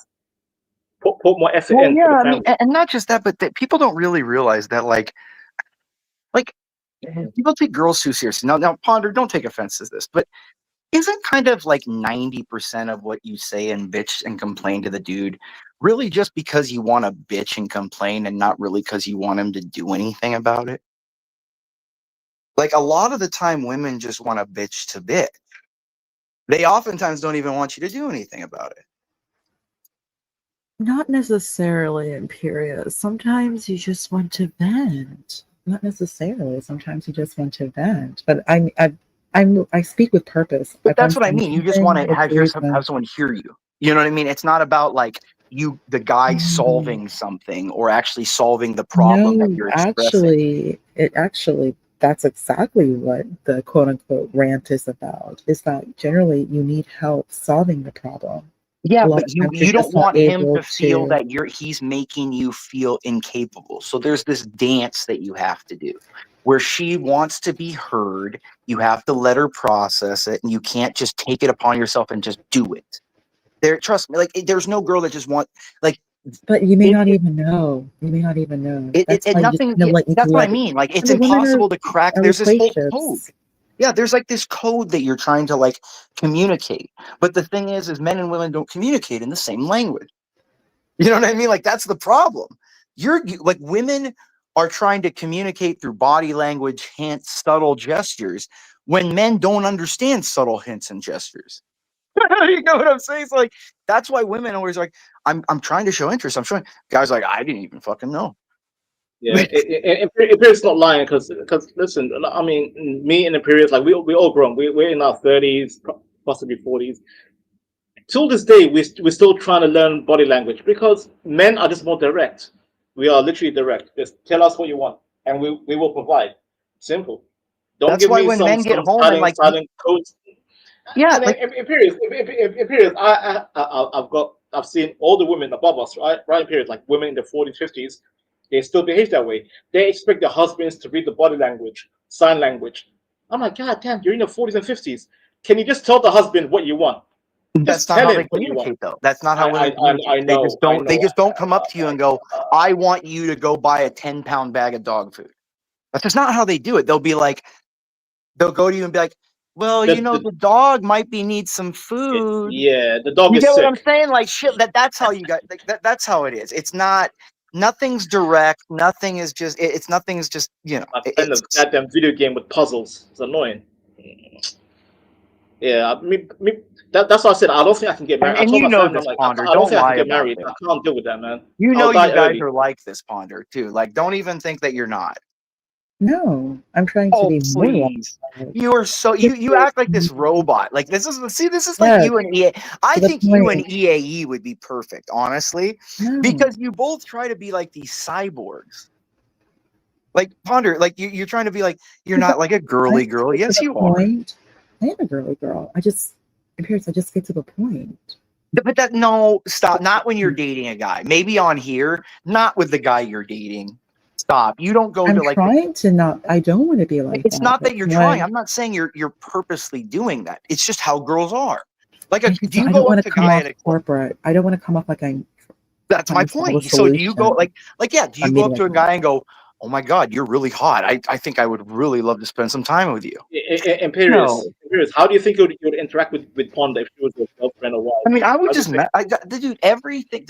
I try to any girl that I'm in that kind of situation.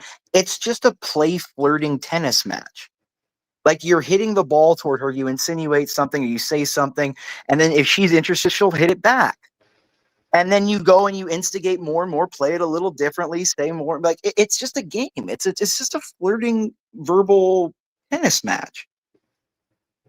Like that's to me every situation, like any dinner date, any girl I've dated, every place, like it's just a tennis match. Like that's how you know if a girl's into you, is if she's entertaining that and she's playing back and forth. And that's what women want. They want to be teased. They want to be they want to be teased. They want to kind of be made fun of a little bit and not taken really seriously.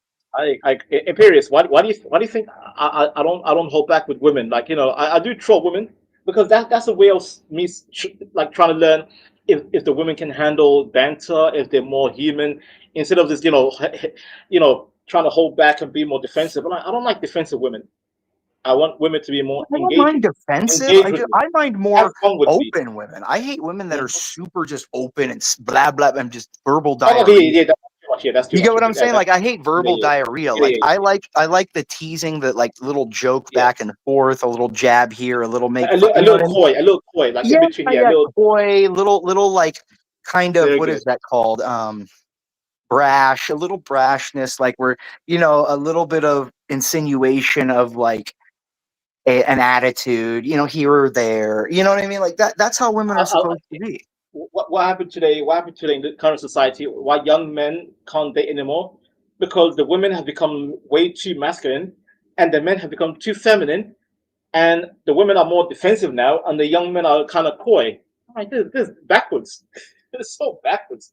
Men should be poking. It's not like, see, Jewel's thinking I'm going out. Like Jewel thinks you go into a date and go, yeah, bitch, you look fucking fat. No, like that's not what you're like. No. You don't understand. It's like, you know what I mean? Like it's like when I'm on Sharon's channel and like Bomb Cherry will be on there, Sexy Red, and I'll just be like, all right, Sexy Red, make sure you wear that sexy little lingerie thing, that white one that you wore last week, girl, when you come by tonight. You know, little games, and then she'll be like, oh my God, shut up, you're so ridiculous. You know what I mean? And like she won't even get mad. Like to the guys, like guys come at her like, oh my God, girl, what up, girl? And she'll be like, shut the fuck up, nigga.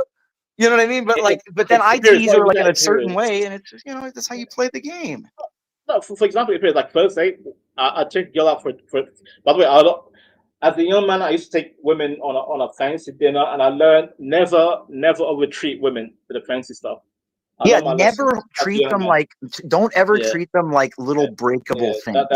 I never treat them like a little breakable thing. Like if you do, that's exactly what they don't want, because their whole life everyone's looked at.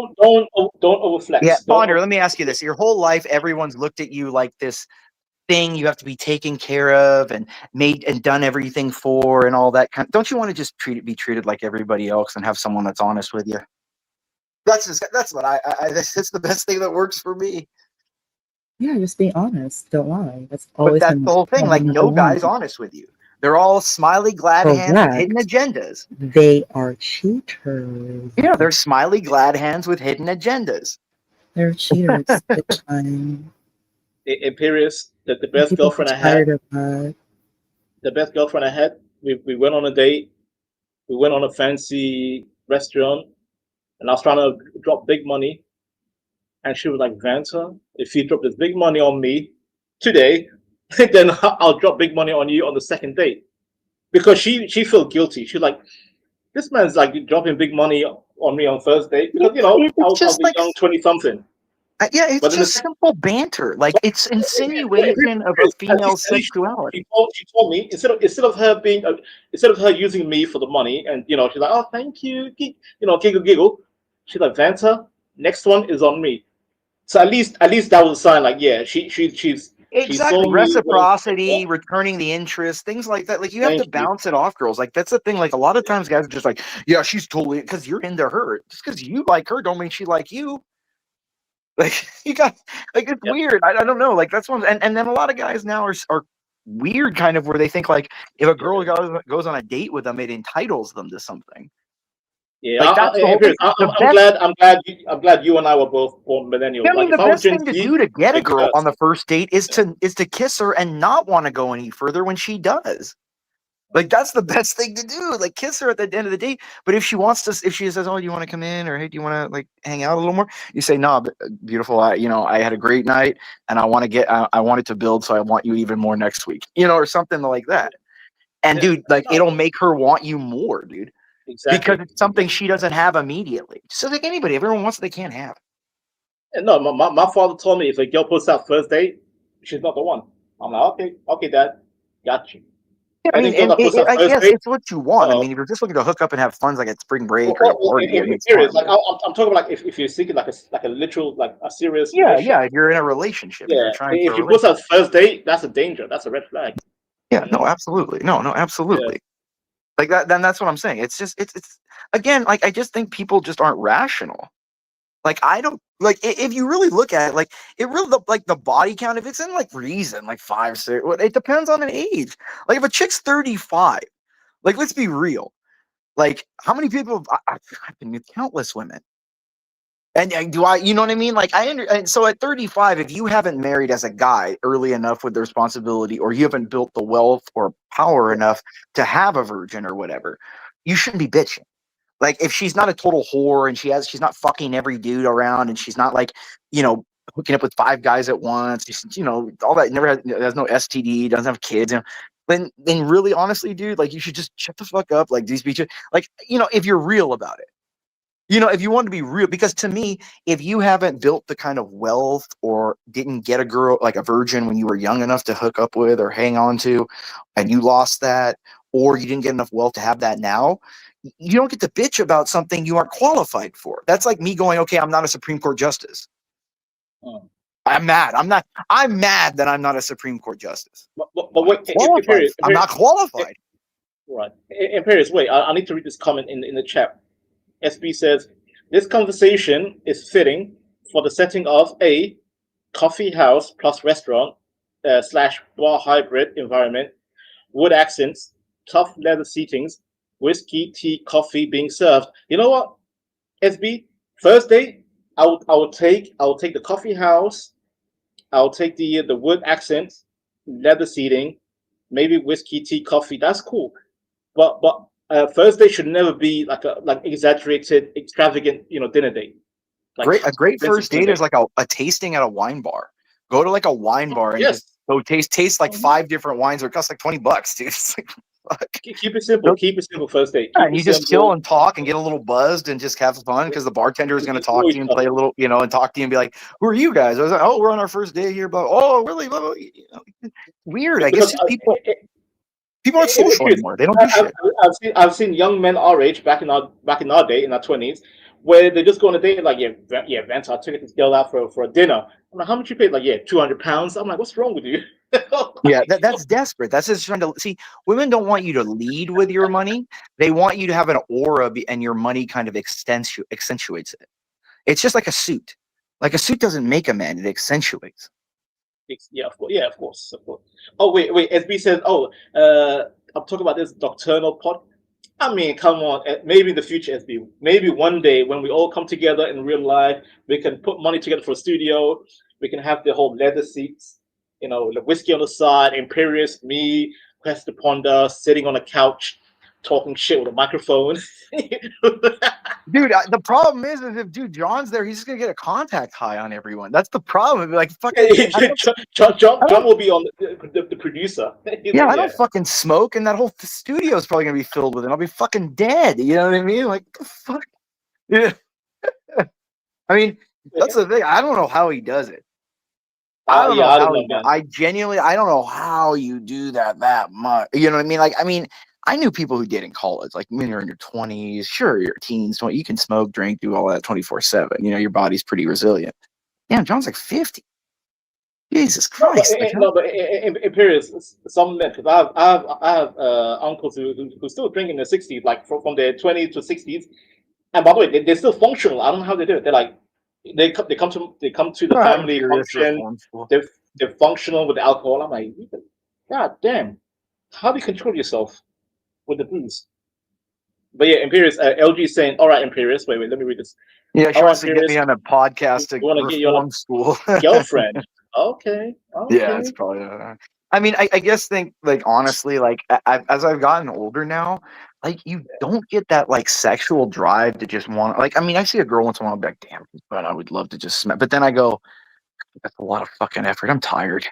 You know what I mean? Like, I think when you get old, like, I agree, Imperius. That comes with like when age. you get older, like, dude, if you're working or if you have your mind on other things and you just feel tired from like the gym, you wake. I mean, I wake up at 5 and go to the gym every morning. You know what I mean? And then I try to go at lunch. So it's like, you know, I am tired. I'm like, ugh, I don't want to fucking deal with this shit. And Imperius, I mean, not to sound crazy, but I think in our age, I think the body is looking for a certain women. It can't be just any woman now. It's like I don't have that like the total body's saying impulse find the right woman and just breed. You know, biologically breed right now. The turn to be a father or some kind of bullshit or like just somebody that I can just be around and tolerate to be around for, like, you know, not when I'm banging. Because like I'm tired of seeing too many heifers. I don't care for the heifers. I'm looking for a right woman with the right persona and feminine behavior. That's what I dude, care about. 111. Did they? Okay, I'm talking to Moxie. Moxie, did they drop the charges against 111, or is he still under indictment for that?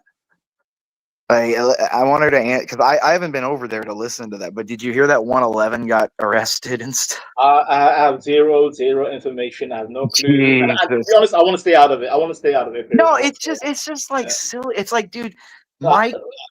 Yeah, it's like Mike called the police on. It's like, dude, like Mike and 111 and the whole circle are Imperius. They're just odd. I mean, they're funny if you step back and no, let they're them. not. Imperius. There's so much more to that story.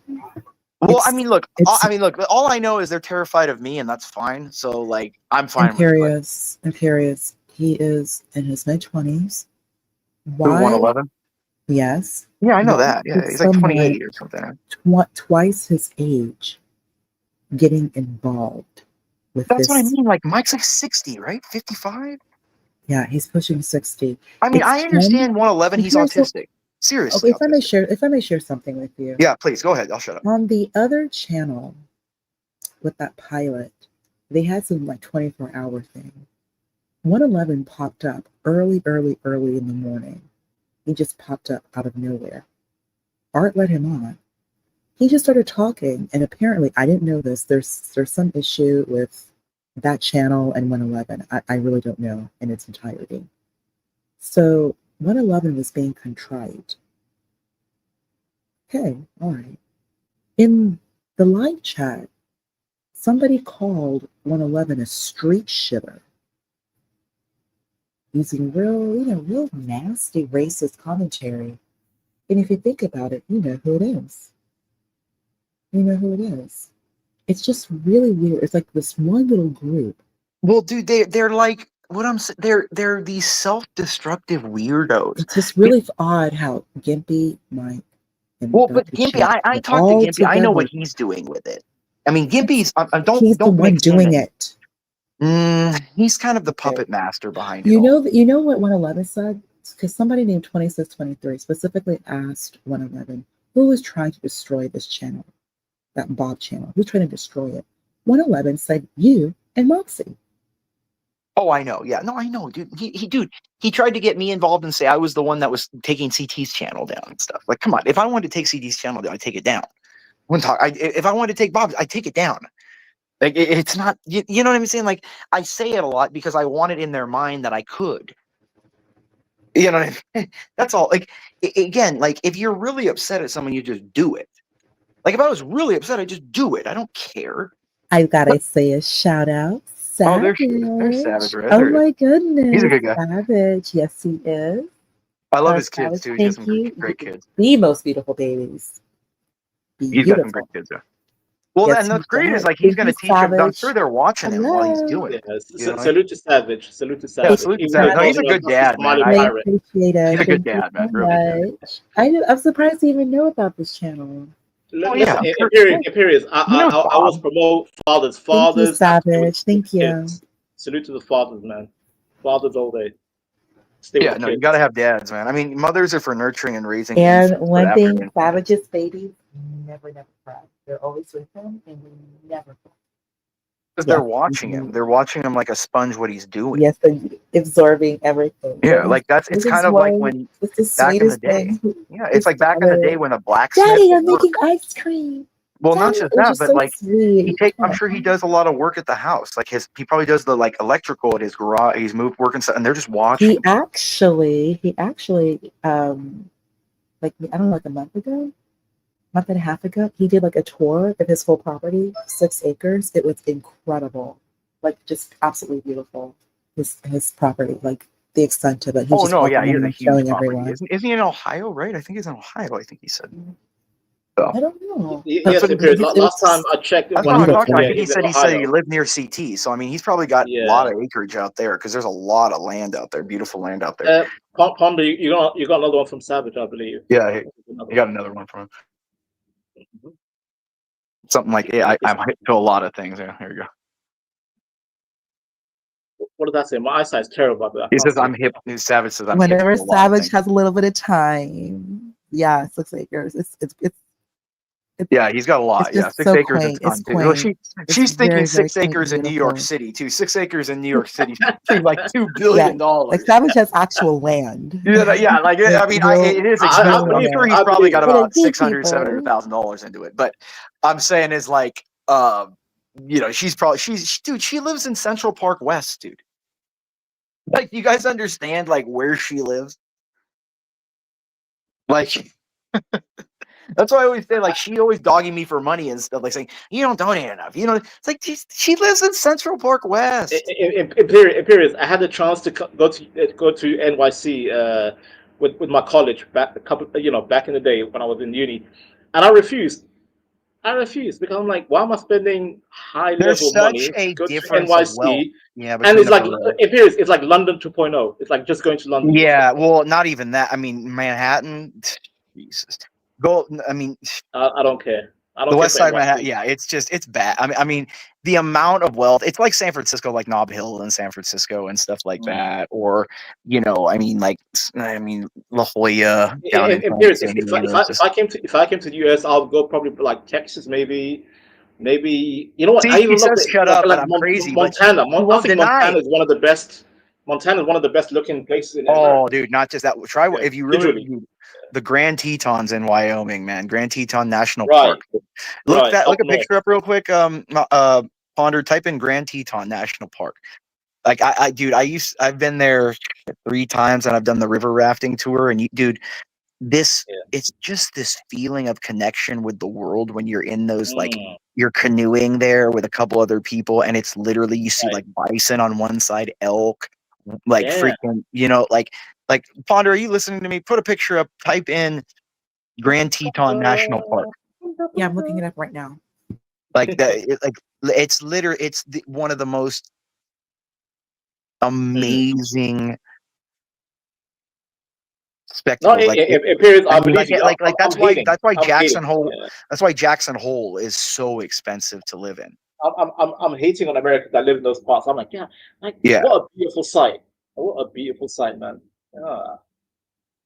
And then they tell me, Banter, NYC, best city in the world. I'm like, I don't care. It's not though. It's not. I mean, it's a great city if you can afford to do what you want to do. But it's like let's be real. Let's be real. We have videos. I'm just kind of worried about copy. No, you don't have to do. I mean, images. Just put the picture. Yeah, just type in and just show that river picture with the mountains in the background. There's an iconic. Yeah, it's an iconic. Confusing. Yeah. Okay. Yeah, there you go. Right, like that. No, not that one. Like the one with the river going by, like that, or the one where they're like like where you're canoeing through there and everything, and you know what I mean, like that one down with the bison right there. So the one with the bison in the grass, eating in the grass, like that right there is what I'm talking about. Imperious. Like this is what I want these FBAs, these blacks to see the majesty of America. Look at that. Yeah, that's most of America though. Like that's something. There's so much more like that than the cities. Yeah. Like the cities are great and beautiful and fun if you can afford to do it. Sure. But dude, once you get out and you like explore some of the like real beautiful sites. I mean, look at that. I mean, that is just Yeah. See, And if you tell him Van to come to the US and you show me these pictures, I'm like, yep, I'm all yeah, in. and because not I'm just all that, in. but dude, it's in Wyoming, Montana, dude. Wyoming, Open yeah, carry. You of just have course. your pistol on you at all times. You feel nice and Mm. safe. Everybody out there knows everybody. Everyone's a friendly person. If you need anything, Do you know who told me to come up there? It was Bill Allen. I'm sure you've seen Bill Allen in the chat on CTs. Bill oh my Allen, God, my Bomb Cherry's in the chat. That's one of my girls, dude. Bomb Cherry, Sexy Red, Venus. Those are my girls. That's my brown sugar, dude. I'm telling you. Wait. Pause. Sexy Red is one of your favorite black women? Sexy Red's one of my originals. Oh, dude, You are I love it. sick. Dude, Sexy Red You are loves me, sick. dude. You know what? We can no longer talk to each other. Dude, Sexy Red, dude, when I go up on her panel, she has a kick. Don't you help. Dude, I make her laugh so ridiculous.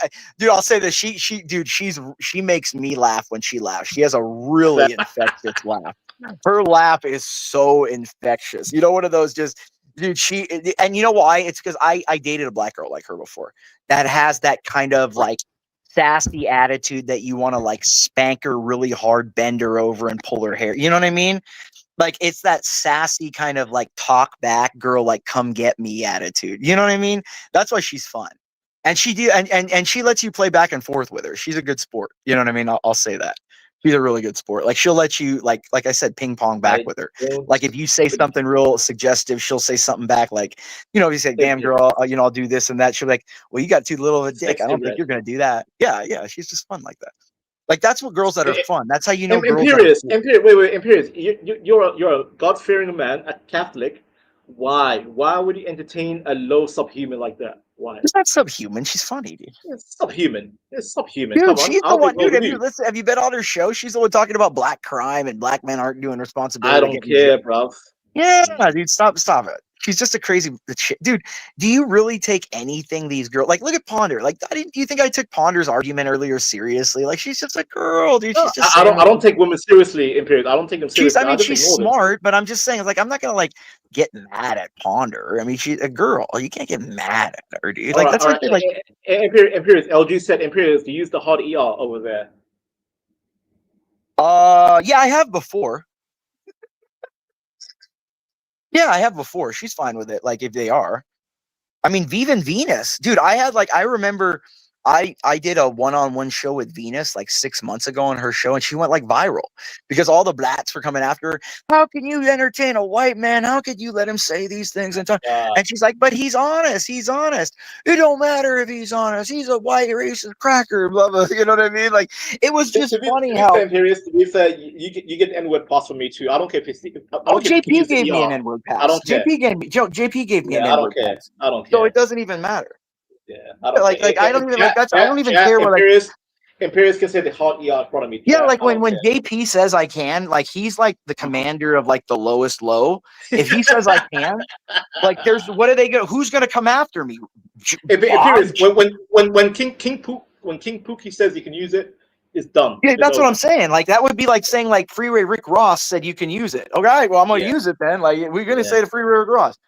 Yeah. Imperius has ultimate ER pass, chat. Sorry, he does.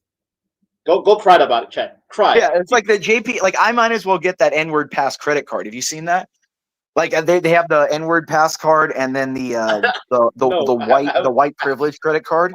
It's like a white credit card. It says white privilege and it says from birth till death on it. It's like so funny, dude. Yeah, I haven't seen that before. No. Oh yeah, dude. My buddy has one of them. He threw it on his desk. He has it on his desk somewhere. But yeah, it's really funny. Yeah, it's a super hilarious card. Like that's the thing. Like, and you know what? Like a lot of the time, see what's really funny is what people don't really. You show a black guy that they'll laugh. Black guy, like even a gangster hate right. They'll just look at it and chuckle. Like that. Yeah. That's the thing. Like, you know what's funny is like the black people that have always been like perceived by people as like the most racist, the most anti-white. I'm just so upfront with how I am. They kind of like are like, all right. Like it's just like it's like in prison. If you realize you can't shame a guy about it. They are who they are. You're either gonna kill them or you're not. All right. Well, it works vice versa. I've been to white supremacist, disco service. They're like, who are you? I'm just like, you go to a redneck area, the Somalian, and then I pull up to the voice chat right in Discord. And they're like, speak up. I'll start speaking. They're like, oh, you're from the UK, but you have a certain accent. I'm like, yeah, I'm from Somalia. Really? Oh, so are you a pirate? I'm not a pirate, but I am 68 IQ. Just to break the ice, appearance. Just to break the ice. No, So, you know dude, what? yeah, no. It But, does help. the thing is It like does I would help. have said something like, "Yeah, I'm a pirate. I'll take your bitch if you're not careful." No, Like, they You didn't- see, appearance. Sometimes I use that. Sometimes I use, but I don't like to play the pirate too much. Sometimes I use the piracy. I'm like, yeah, I'll take your bitch. I'll take your boat. Furthermore, where you live at? Florida. I'll take all that your booty, yachts. man. I'll take that booty. Yeah. Are you kidding me? Well, Are you kidding? time Like, and that's what I'm place. saying. Like, and, Yeah. No, but that's what I'm guess saying. what? Like, if I you're guess just appearance. upfront about it, if you're so upfront, you just are how you are. Men in general respect you, even if they don't like you or agree with you. Why do you think Saladin and what's his name had such respect? Like, they are who they are. Saladin and Richard of Lionheart from Yeah. the UK. No, not even. No, it was the king. No, it was the leper king. I forgot his name. Yes. The one that conquered Jerusalem. Damn it, I know his name. He beat He was the only one to beat Saladin, I think. Yes, I know his name. Yeah, he had leprosy. He's the leper. Yeah, the leper king. But yeah, no, and that's why they had such respect, and they called each other like they're like, dude, I mean, he like what's his name? Gave him like a cross, and I think like every time, what's his name? Baldwin. Thank you, Jewel. Baldwin.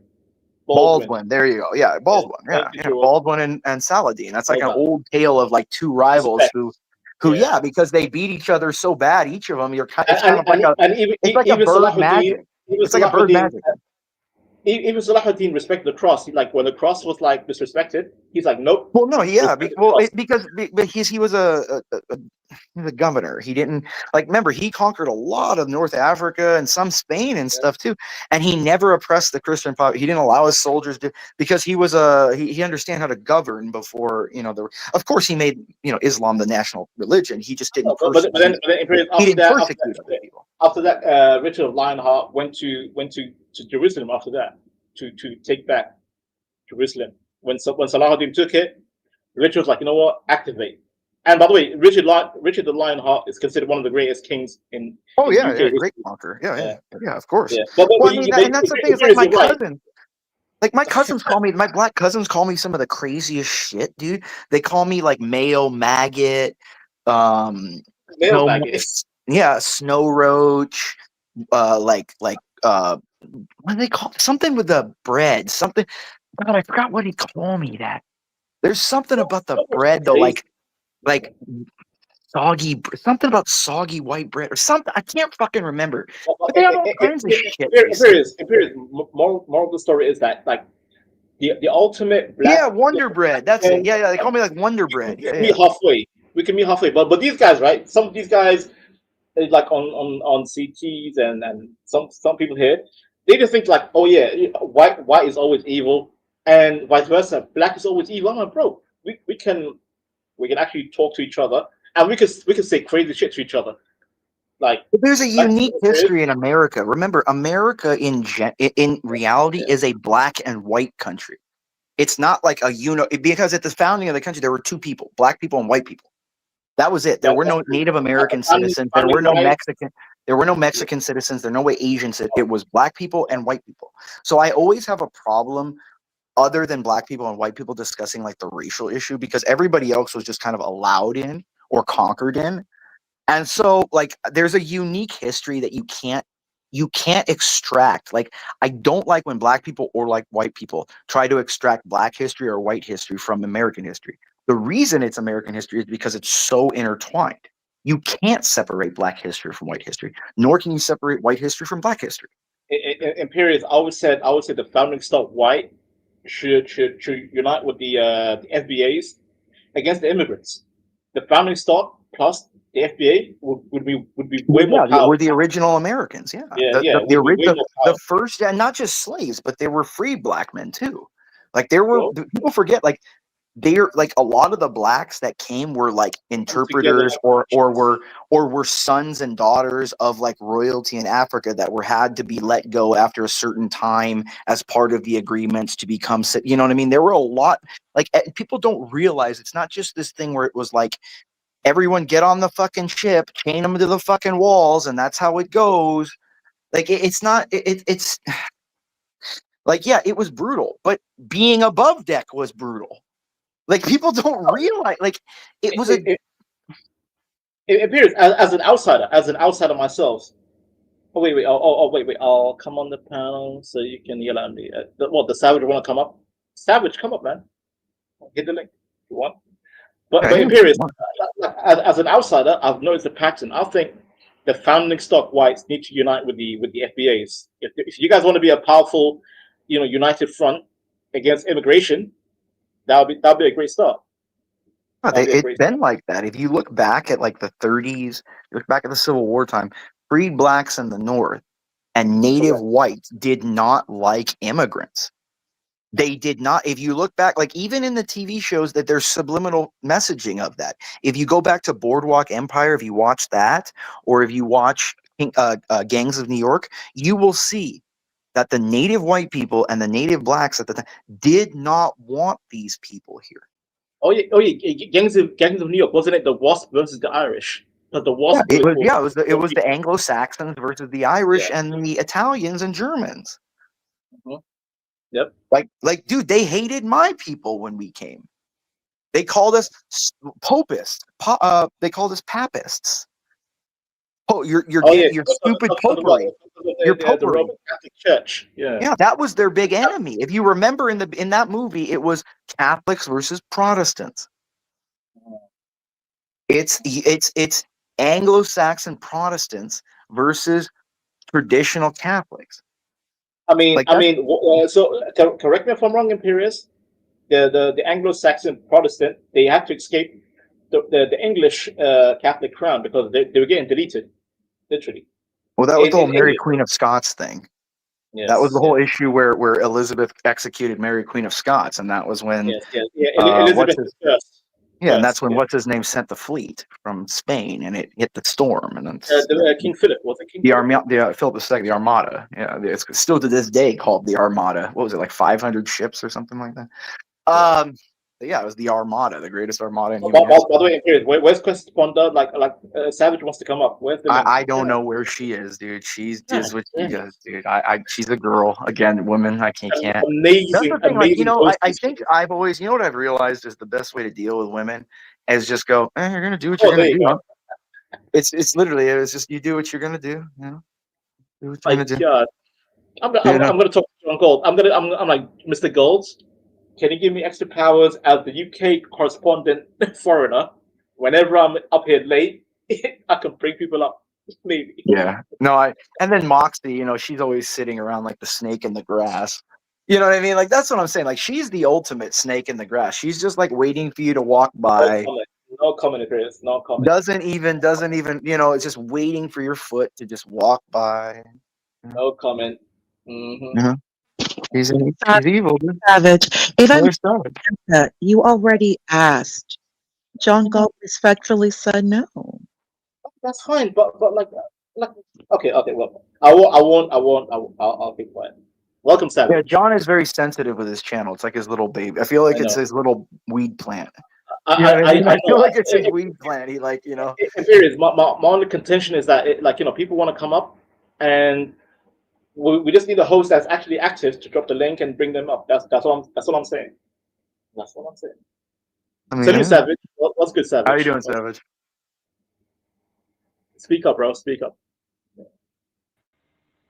Oh, I came up here because LG wanted to yell at me, so I came up here so she could yell. Dude, LG reminds me just like so much of San Jose, dude. Those two are like identical twins or something. They even have kind of like the same attitude about them. Have you noticed that? Glass Beach. Fort Craig. Is that Glass Beach? Yeah, I've heard of that player. Yeah, I've heard of. Here's LG. Okay, shut up, Banter. She wants to go after. It's put those two in the center, Ponder. Somebody to shut up. Just to be cordial, just say Banter. Quiet down. Shut up, Banter. It's quiet down. F you, Imperius. What up, LG? What up, Savage? Hey, Latino. Hey, Banter. Hey. Questions Ponder. Hi, Savage. Hello. Your mic's LG. Your mic's not like it. We can hear you, but your mic sounds spaced out. Let me grab the other. So who needs time? Who needs time alone? Women, again, women, unorganized women, just being women. What's wrong with women? Vanta, I'm about to put you in the back. Vanta, you're really testing my patience right now. Who needs time? Who needs time alone? I was told two people. We don't need time alone. LG just wants to yell at me, so I came up here so she could yell at me. All right, LG, you do it. Can you hear me? Talk. Can you hear my back? Okay, great. It's not about yelling, but it's the pure ignorance that I do not like it when people go online and they try to down talk a set of people, but they have actively contributed to the same bullshit. I don't like that. I don't respect it. That's my problem I have with you. So what bullshit did I contribute to? You talk about the single parent household in the Black community. Do Correct. you not have a Black woman as a single mother? Sorry. Do you not have children with a Black woman that you did not marry?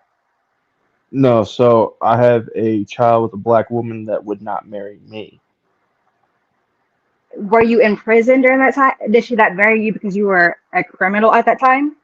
No, she's never known me as a criminal. Well, then again, there's because of your backstory. I'm sorry. I would like to know more about that. You do have these tattoos on your face. You do have a lot to say about people being, you want to judge them because they're Black. But if I saw you LG, and I was walking down the street and I saw you, I would cross the street quickly. Okay, would you sleep with me? Heck no. Absolutely not. She did. So we're already past this hurdle. So all your questions about why she didn't marry me, she slept with me. Well, she got pregnant by me. But she's not here to defend that the whole situation, and she can't tell us why she decided not to marry you. I will tell you that for a woman to have a child in her belly and give birth, for them to not want to marry the father, there has to be more there. I'm sorry. Okay. There has to be some more there. All right. So could it possibly not be me? Is there any chance that it couldn't be me? So you know what? I'm gonna give you a taste of your own medicine right now. You're asking. There's no taste. Could it be you? Those tats on your face, and all those tattoos. I'm gonna say it's you. Okay, so let's go down. Your appearance gives me the sense. That's great. That's great. Well, let's go down the list. All right, so I'm her second baby father. When I got with her daughter was 18 months old. Her first baby dad went to prison 2 months before his daughter was born. He just got out of prison this year. So he did 12 years straight in the feds. I haven't been to jail or locked up since she's known me. Her third baby dad, who's the guy after me, just got out of jail. So far out of the baby dad situation, I'm the best baby dad. Second, haven't been to jail. I'm winning already. You didn't say you went to prison before? I haven't been to prison since she's known me. But you haven't been to prison before. What does that matter? Because you talk shit about criminals like George Floyd and shit, and you talk shit about that kind of stuff. So if you yourself have had an addiction and you've been to prison, so when a person that went to jail be the best person to tell you that you shouldn't go to jail? I would tell you that. Yes. Wouldn't it be the drug addict? Wouldn't the drug addict? Wouldn't the drug addict be the best person to tell you not to do drugs? Yes, so I would tell you that. I would advocate for that. I would think that would be the person to go out there. But you don't teach that. You get on panels and you criminalize people who have the same stuff, the same circumstances that you had yourself. I don't respect that. Okay, well, then you're just saying that people shouldn't learn from their mistakes. You're no, because you're online portraying that you yourself did not have those same circumstances. Because you want to make George Floyd be like he couldn't have ever been a good person and he deserved to die. But yet the same thing happened to you. People could have said the same thing about you. And that would have been fine. The same I nothing wasn't. about I you. was in the. I would have been in the wrong. No, Yeah. the problem is someone like me would have validated for you and said he was a person, but someone like you would have said no, he's not. Well, because you're not a criminal. You're not listening. No, You're not listening. you're being irrational for one. For two, No, I'm being a human. yes, I no, don't like no, no. hypocrites. You're I don't no, like you're being hypocrites. no. You're. It's not being a hypocrite because even in prison, there's a pecking order of what type of criminal you are. If you do certain types of crimes, other criminals look down on you. This is just a fact. Does Jesus have a pecking order, or do you, if you repent your sins, is there a pecking order to Jesus Christ? Well, if you repent your sins, George Floyd didn't repent. No. He was Yes. actively in his sins. Yes. I would say there are sources that say yes, he did. Guess what? A drug addiction is a sickness, right? No, It's a sickness, right? no. Oh, okay. So when you were on drugs, you weren't sick? The way that you're using the word is inaccurate. You're trying to make No. it So when sound you like were it's on drugs, you were not sick. No, we're not doing that. So when you were on drugs yourself, you were not a sick person. You didn't have a sickness. yeah. It was called dope sick. Okay, Like so guess this what? isn't cancer. And Like he didn't wake up do and you just know get diagnosed with in cancer. his last minutes, do you yourself know that in his last minutes he wasn't praying and saying, "Please forgive me for my sins"? Do you know that? All criminals But do thoughtful do you prayers. know that? Do you know that though? That he It in doesn't. his last minutes. So guess what? But You it doesn't cannot say matter. he was not a Christian. That's not You how cannot it. say That's he was not how not it a this. works. You That's cannot not how it say works. you are not God. You are not God. You are not all see. So you cannot have that determination. You do not The know. Bible tells us it doesn't work that way. Listen, I read it up and down, side to side, crossways. That is Okay, not what it says. That is not what it says. so when they were going to stone stone that woman for adultery, didn't he say to her, "Now go and sin no more"? Did he say that, or did he say, "Hey, go do adultery some more"? Right? Savage. Is that true? If that was the case, and that was her time to go, he would have said, "Hey, Is that the truth? no time to repent. Let me go ahead and throw a stone at you and kill you." That's how it would have been. He gave her Is that time what to happened? repent. He gave her time to repent. Did he not? Like you don't And guess you what? don't Oh, want you don't want to who was answer next my to question. Jesus? Who was next to Jesus when he died? Who was next to him? There was a thief, Exactly. correct, and he acknowledged him as Lord, correct? Okay, my point is you don't know if Correct. in his last moments he did not acknowledge that. You were not in his mind, you were not in his thoughts, you were not in, so you can't say that. Well, I can say the fact that No, you doesn't cannot. doesn't You God can't take say that, Savage. You cannot. Ma'am, You you're not cannot. even listening to what I'm saying. You're being emotional. No, I'm being real. I don't like being You're not- gaslit. I'm not gaslighting you. You are gaslighting right now because I'm you were not not. You were gaslighting. not there. You can't tell me for a definitive fact that he did not repent. You cannot tell me that.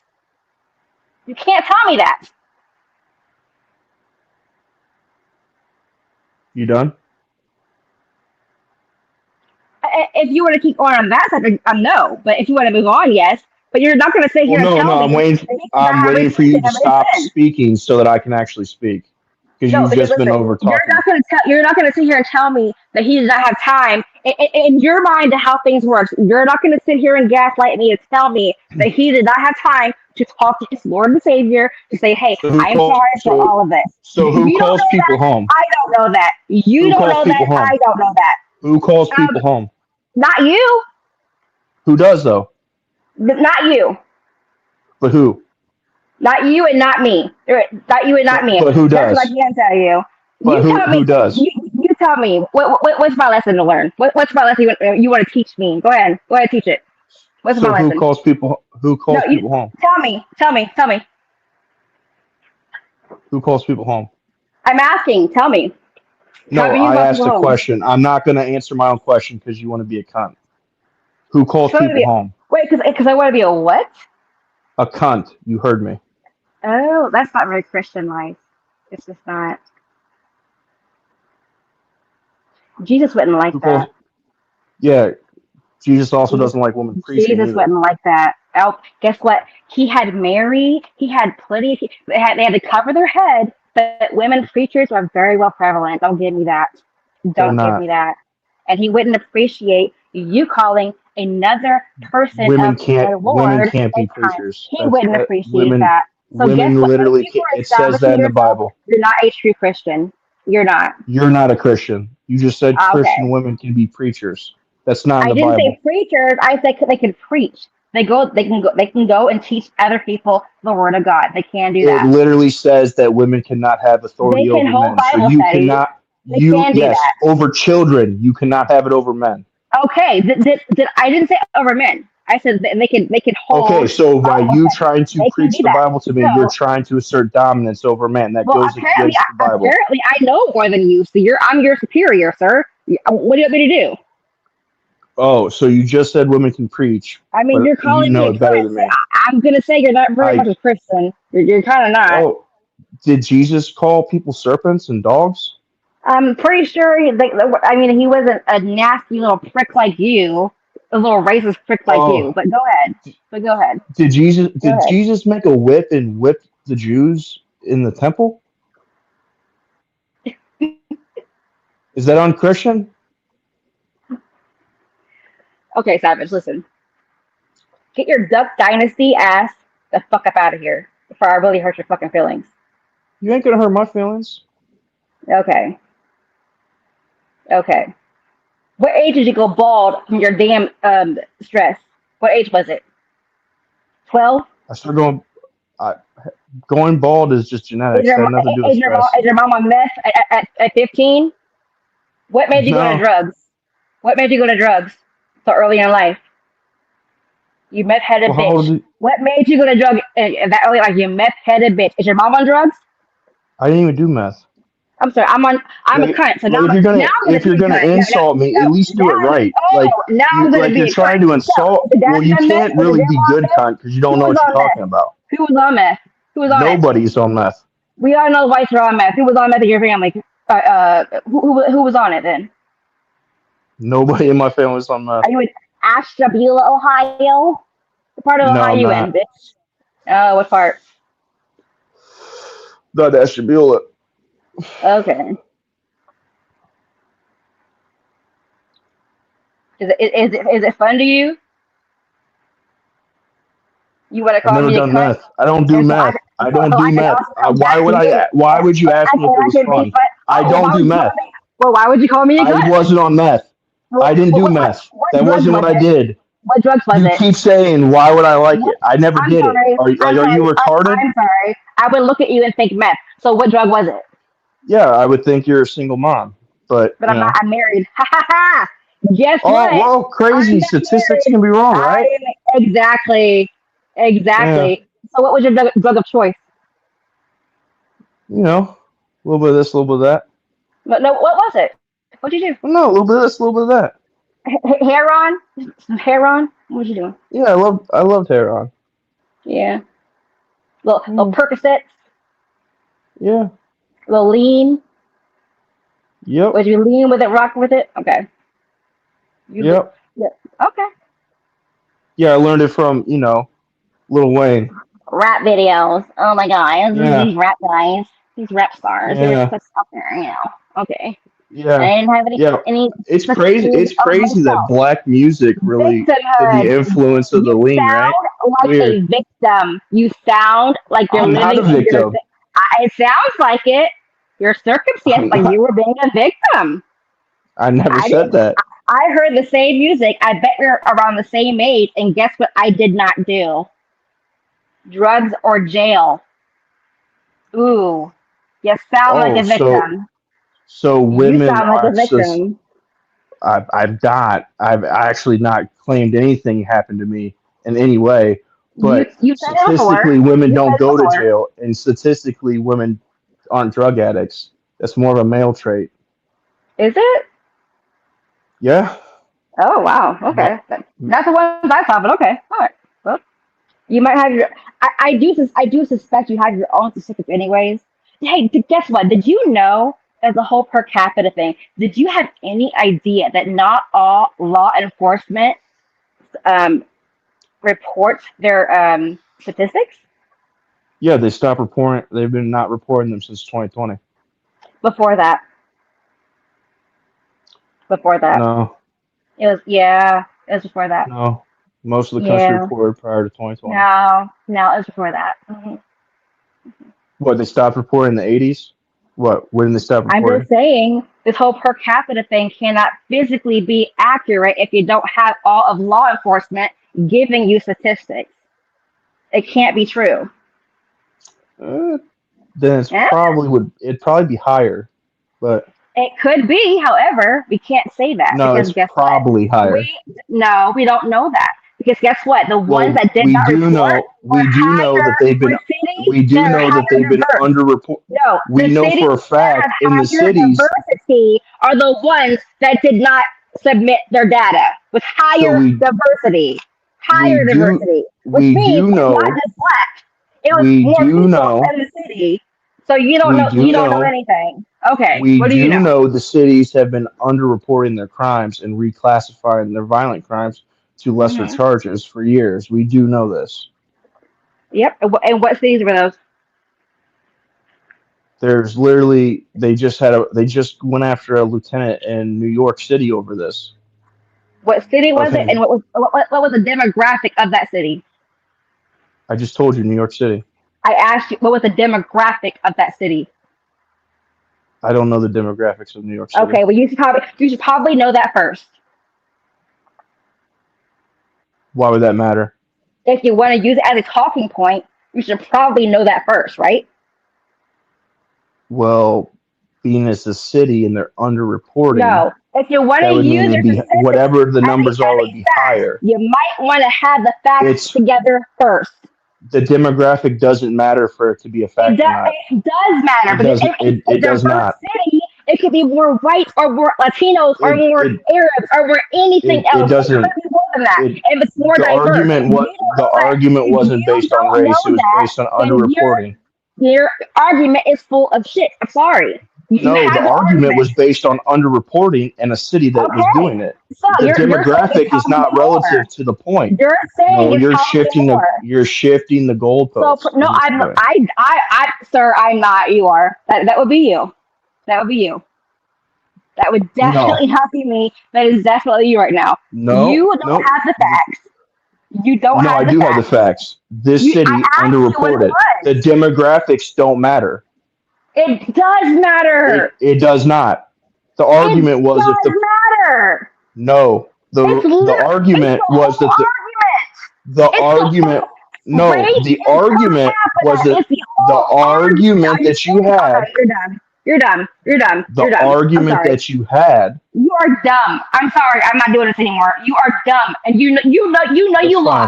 You know you lost. You're but just rambling on. You're trying it. No, you're trying it. No, That's cool. the argument That's was cool. that the statistics were underreported. That was the argument. Now you're trying to shift it to what the demographics. Do you know what the demographic was of that city?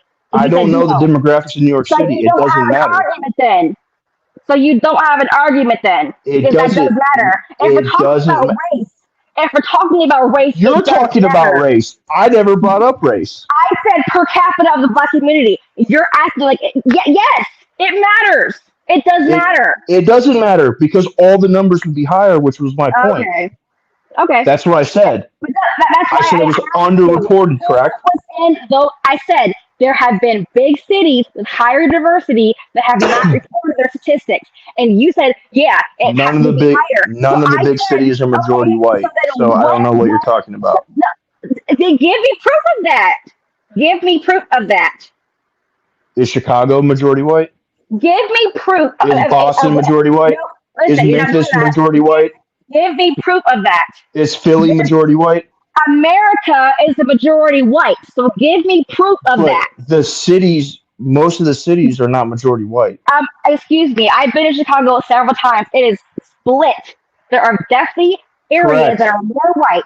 There are more areas, but as a whole, that are black. But as so a you whole, can't tell me an area. as a And so whole, you're gonna go Chicago's home. not You are going to go majority home. white. You lost. You lost. You lost. Is Heavily big Chicago time. majority white? Are you kidding me right now? It's not. I don't live in Chicago. Chicago's not majority white. I'm gonna trust you. And you just told me you didn't look up if the area was more diverse or not. It doesn't matter. The argument doesn't matter. The argument was about statistics being underreported. Oh my God, you're being pedantic. Yes. LG Savage, 2 more minutes, and we'll bring everybody back. You're just being pedantic. No, you lost the argument, and you're trying your best. No, the argument was that things were being underreported. Sure. You're trying to obfuscate the argument and go to race. It doesn't matter the race because all of the numbers would be lower. That is the point. You're white, and you're right. You're right. You're right. Go ahead. You're right. It's okay. You're right. Yeah. That's what you wanted to hear. That's all you wanted to hear. That's not what I wanted to hear. You just won't make arguments. Bald bastard, you. That's all you wanted to hear. I'm bald. You got me. Yes, you are a little bald bastard. You got me. Hurt my feelings. Got me so good. I hope it did. I hope you cry about it. I hope you wake up in the middle of the night. I wish I had hair. I hope it happens. It doesn't. It's still not going to change how many single moms there are. It's not going to change how many criminals there are in the black community. It's not going to change how many black kids can't read. It's not going to change any of that. I'm not a single mother, and black men didn't make me a single mother, but you made a black woman a single mother. I didn't make her a single mother. Oh my goodness. Hallelujah. I didn't make her a single mom. But you did. She was already a single mom. She's not your wife. She's not your wife. You could have made it honest. You could have made it honest. I tried. She said no. She said it's too big of a commitment. You're kind of a little dick. I wonder why. I can see why she didn't want to marry you. But okay. That's great. That's great. Yeah. Mm-hmm.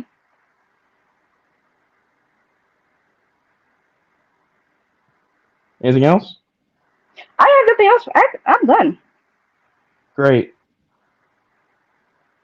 And I love being a cunt, you little bitch. That's fine.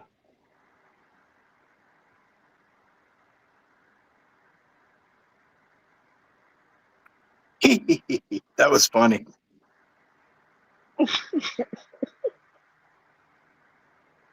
No, that was pretty entertaining. I do have to say. So, I mean, it's just Savage just has. I've never seen Savage without the look of just almost. He has a mix of disbelief and pity on his face all the time. It's like a mix. You know, it's a mix of disbelief and pity. No, like Imperious, it doesn't matter what you tell these victim blacks. Like it doesn't matter.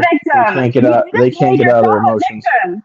You just made yourself. Are you kidding me? You made yourself a victim. I never made myself a victim. I have been saying I am not a victim. I am successful. My family. I come from a very successful family. My husband is successful. I am never a victim, sir. You said about yourself. You said, I never said I was a victim. I'm on what's it called? I might have done some lean. It was a black songs. It was a black culture. That's what did to me. Guess what? That's not what I said. Didn't have me do drugs, sir. The black drugs. That's not what I said. Okay. That's not what I said. So you're a victim. You're a victim. I didn't say that. I didn't say that. Welcome to Mariah Carey, by the way, everyone say. But I do find it funny that your family's successful, but you're still mad about single moms, and you're not a single mom. I don't like your talking point, how you say that about the black community, but you yourself made a black woman a single mother. I don't like that. But I didn't. But you did. Well, are you a victim then? Because you don't like it? I don't like it. You're a hypocrite. I'm not a hypocrite. You are a hypocrite, and I don't like that. You are. Did your husband ask you to marry him? Yes.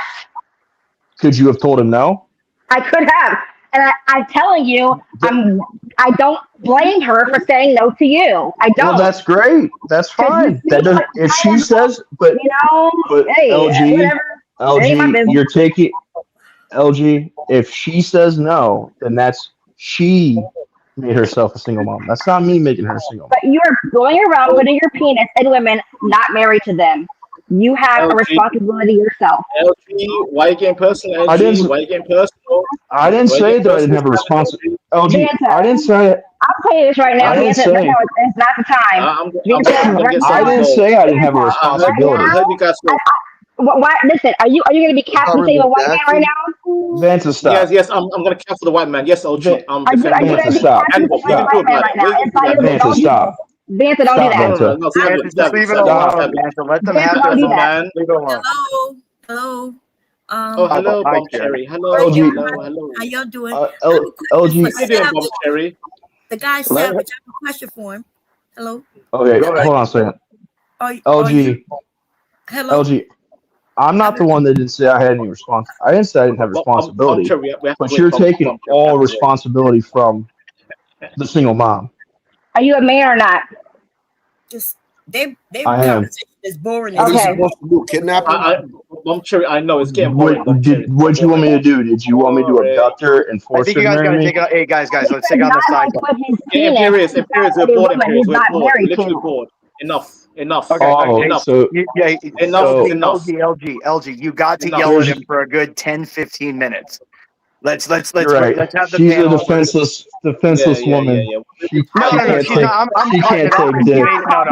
No. Honestly, I'll say this. She can't take dick if she wants. Okay, gotcha. It just makes it looks bad, LG, when you're screaming. Yeah, LG, you look terrible, LG. You're looking terrible. Yeah, I'm not, and I like you, LG. You're cool. I was just saying, like, he's just sitting there, just like kind of.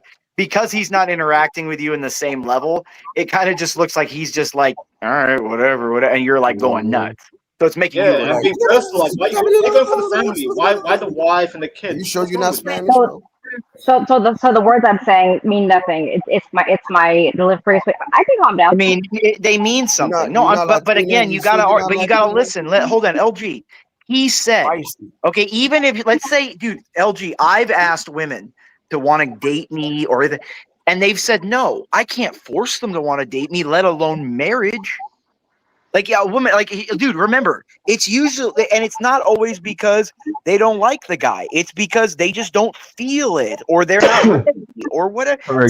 Her exact words were, "It's too big of a commitment." Yeah, I've heard that. I've heard that on wanting to be steady with women.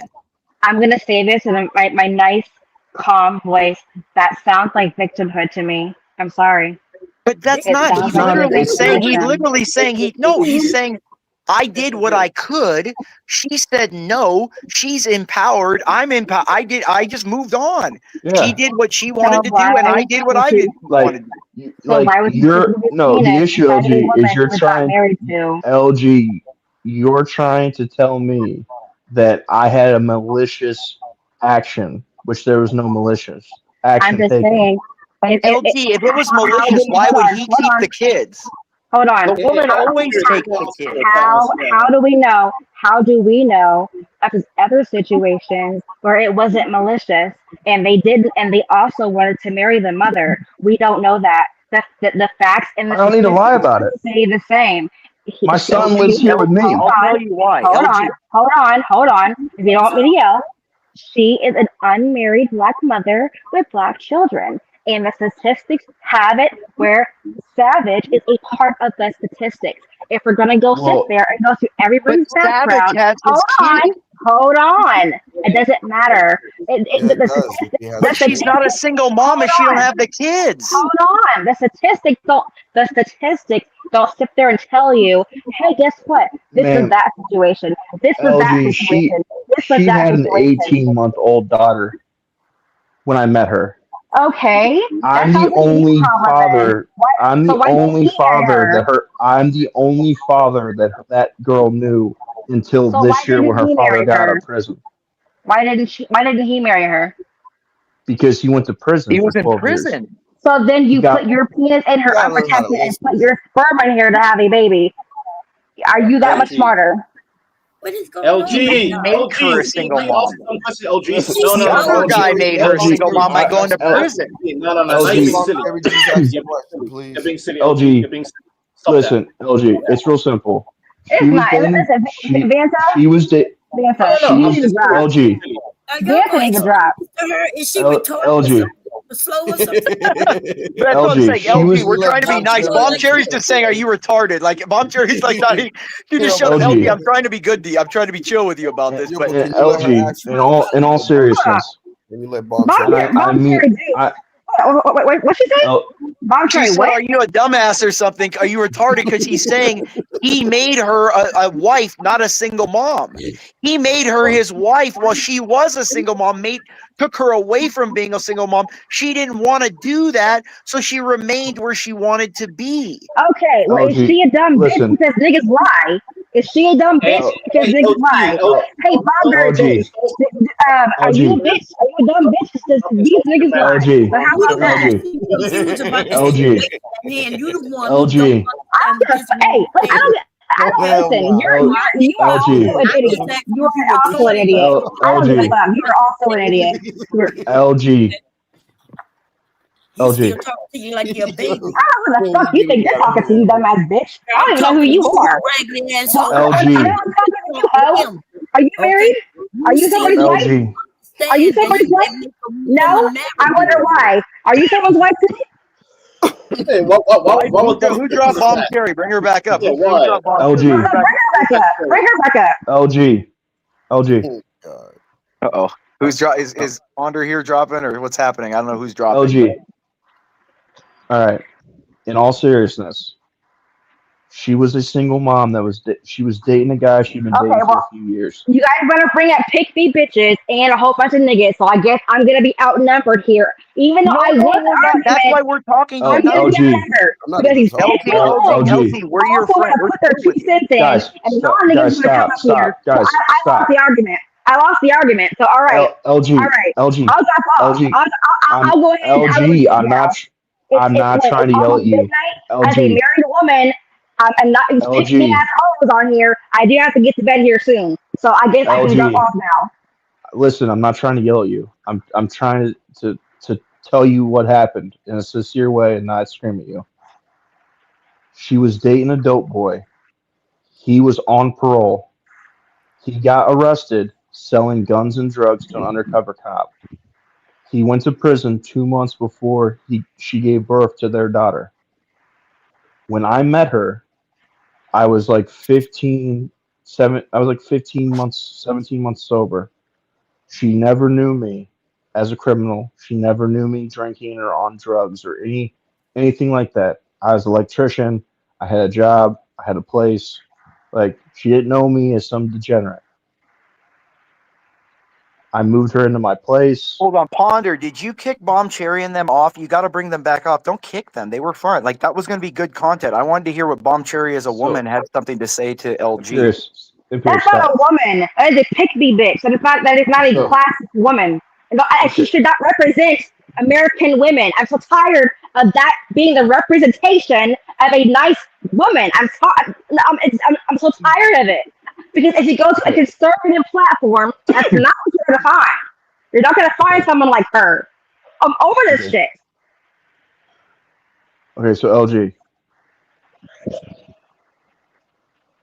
The first time that me and my son's mom had sex, she got pregnant. As soon as she found out she was pregnant, I asked her to marry me. She said that marriage was too much of a commitment. All right? We ended up breaking up before my son was born. All right? I've been in my son's life every day since he was born. She had a guy after me. She had another kid with a guy. He's a black Muslim. He went to jail. He doesn't see his kid. So she's got 3 baby daddies. I'm the only one that asked her to marry me. She said no. I did everything in my power that I could have done.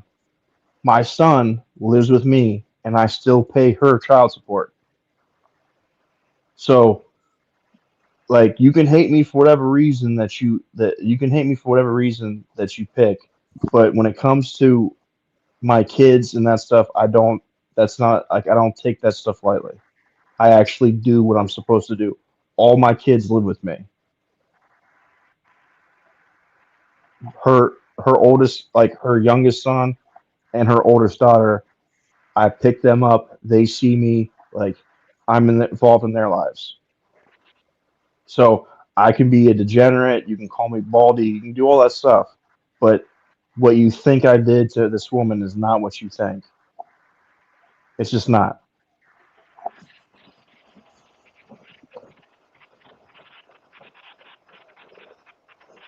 There you have it.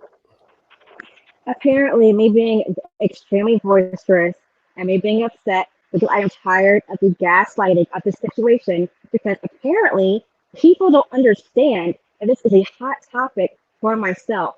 And I get very emotional and very passionate. So I do tend to go off and they want to say people are drunk in a situation like that. And that's bullshit. And literally, fuck every single one of you. I'm just pissed I'm off not and gaslighting you. emotional. I'm not gaslighting you though. Like just just grammatically, I didn't make her a single mom. She was already a single mom when I met her. Two, I didn't just leave her. I asked to marry her. She didn't want to marry me. Like, and I'm involved in my kid's life. Like I've literally all the things that I should be doing, I did. Like that's the facts of the matter. Like you could talk to her and she would tell you this. Okay, you have a lot of fans in the chat, so how about you go ahead and take your shirt off and do a little with a Tyrese thing and just do a little swirly twirl and get all the girls and it can give you your phone number because He's apparently married. that's what's going I'm married. I on. don't He's I don't married. He's I'm married. married. He's gonna sit at home with his kids tonight. I don't know. That seems to be what's going on. And I can't just be passionate and be upset. I have to be a drunk lunatic. I mean, look at the Apparently, drapes in that's the what has back. to Does it look happen. like he's in a bachelor pad? I mean, look at I look at the mean, blinds behind him. He's not in a bachelor pad. I mean, that's not. you can't even see me, but I'm a drunk mess right now. That's the Well, narrative. That is the narrative right LG, now. That's what's well, going on. LG, you I you can't just really be can't. passionate. You can't let the chat get to you because they're just going Yeah, to troll fact. you and say stuff to get you going. Yep. What they're saying LG, has the nothing to cat do is a monster. It's has a nothing to cone. do with what we're saying. Like LG, listen, like for what all the things that you're saying that you don't agree, like you don't like. Listen, I had to move my son out of the Cleveland school district because he was being bullied for being mixed. All right. He was getting beat up by a kid that was 3 years older than him that was in the same grade as him. The school district in the city that he went to had a 17% efficiency rate for math and a 28% efficiency rate for reading. Like this isn't some white guy that had slept with a black chick one time and's never been around black people. Like I'm in Cleveland. I lived in Cleveland. I lived in the worst hood in Cleveland for years. Like the same reason that you don't live in the hood is the same reason that other people don't live in the hood. Like I there's don't a live in the crime. hood because it's never been. So I don't. I've never been in a situation to have to live in the hood. Why? Yes, but I myself and my family and my aunts and my uncles and my cousins and all of us have never lived in the hood, you're along missing. a lot of our friends who have never lived in the But you're hood. missing the point though. I'm saying you're saying that you've never had to, which indicates that that is not a good place to be. And the reason it's not a good place to be is because I'm of not things that saying go on there. I've never Correct? listen. I have never said that it's that there's not crime. I have never said that there's not That's people. it. But my point is, there's people in every single community. So I'm tired of Tired of what? You cut You out. muted yourself.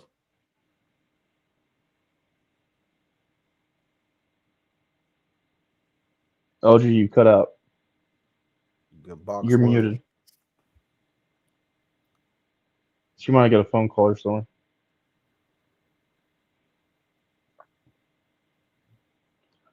Yeah, see, unfortunately, Savage, a lot of the time when women like hear, and I'm not saying this is bad, but women personalize an overall general argument.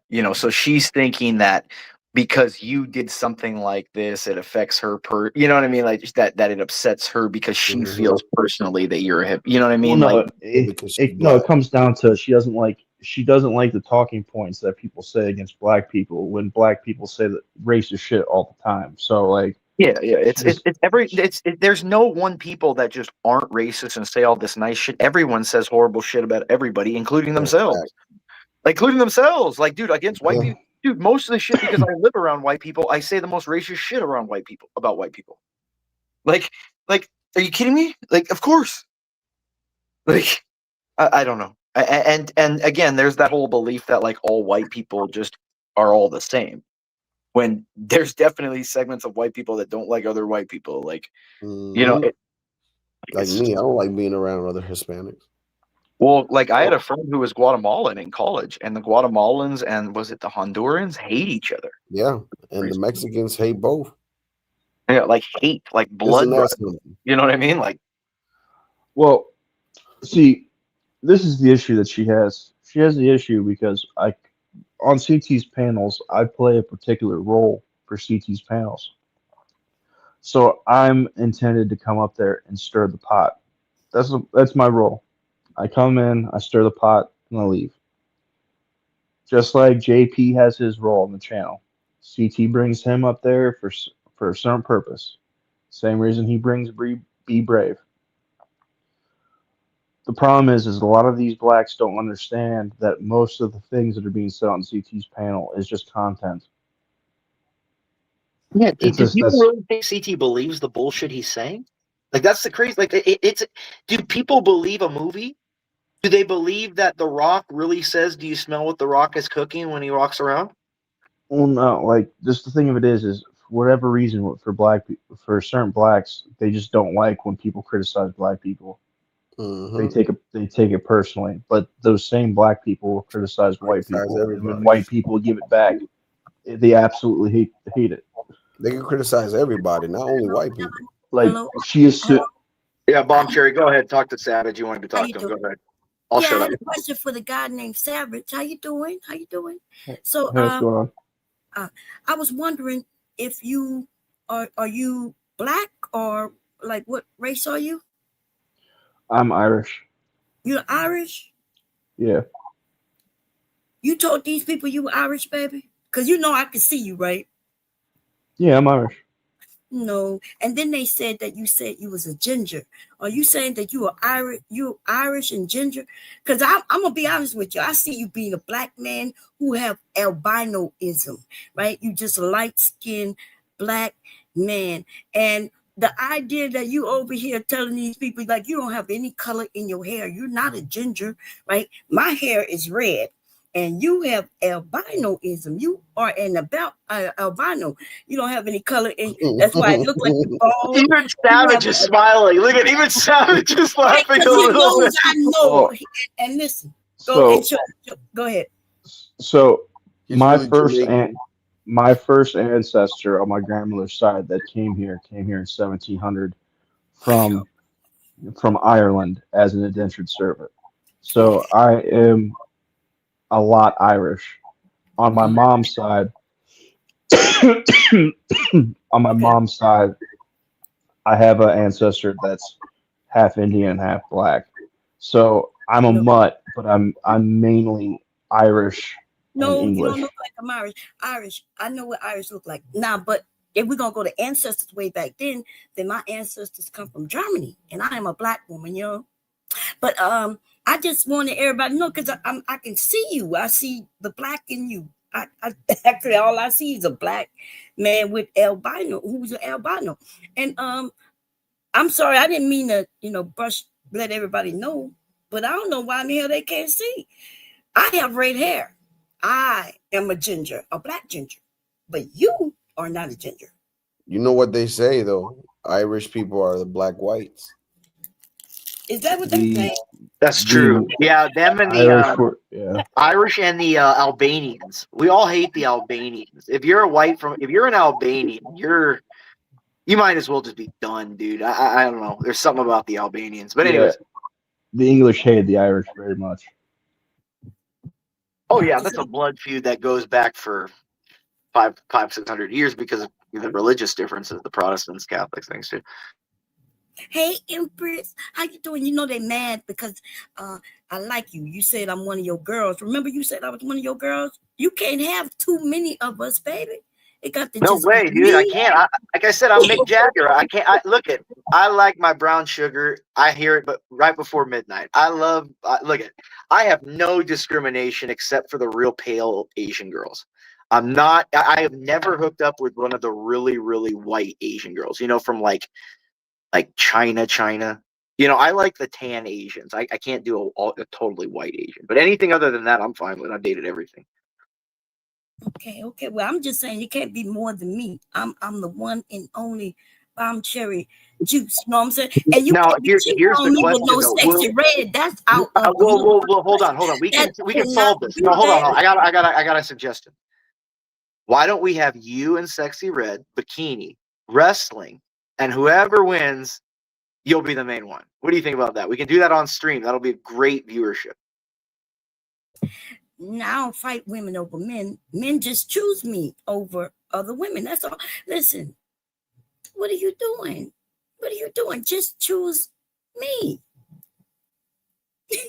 How's everybody doing? Bomb cherry. Look at it's two different cherries. I got bomb cherry and sexy red. They're both two different reds. I just look. They're pulling me in two directions, man. With that bomb cherry says choose me. Imperial, choose the bomb cherry, bro. Choose the bomb cherry. Go for it. I bet she can drop that. And see John. Well, bomb cherry's got that he does have that kind of animal, predator. Imperius, you don't understand. You know what bomb cherry means? She got that bomb cherry, Imperius. Do you understand what bomb cherry means? She got that bomb cherry. Yeah. Well, yeah, no. She got that bomb cherry. Look He doesn't at understand. We don't need the Muslim like for saying the word cherry, bomb. right? Okay, that would get us taken down. Come on, Savage. I don't believe in Allah anymore. There's no more bomb, Savage. Don't worry. There's no more bomb. You can't say bomb, Banter.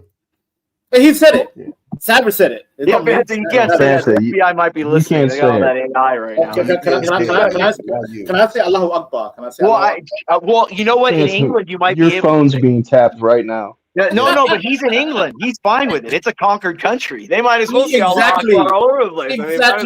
Exactly. I get freebie. He's got to say it to stay safe. If they think he's an apostate, they might kill him over there.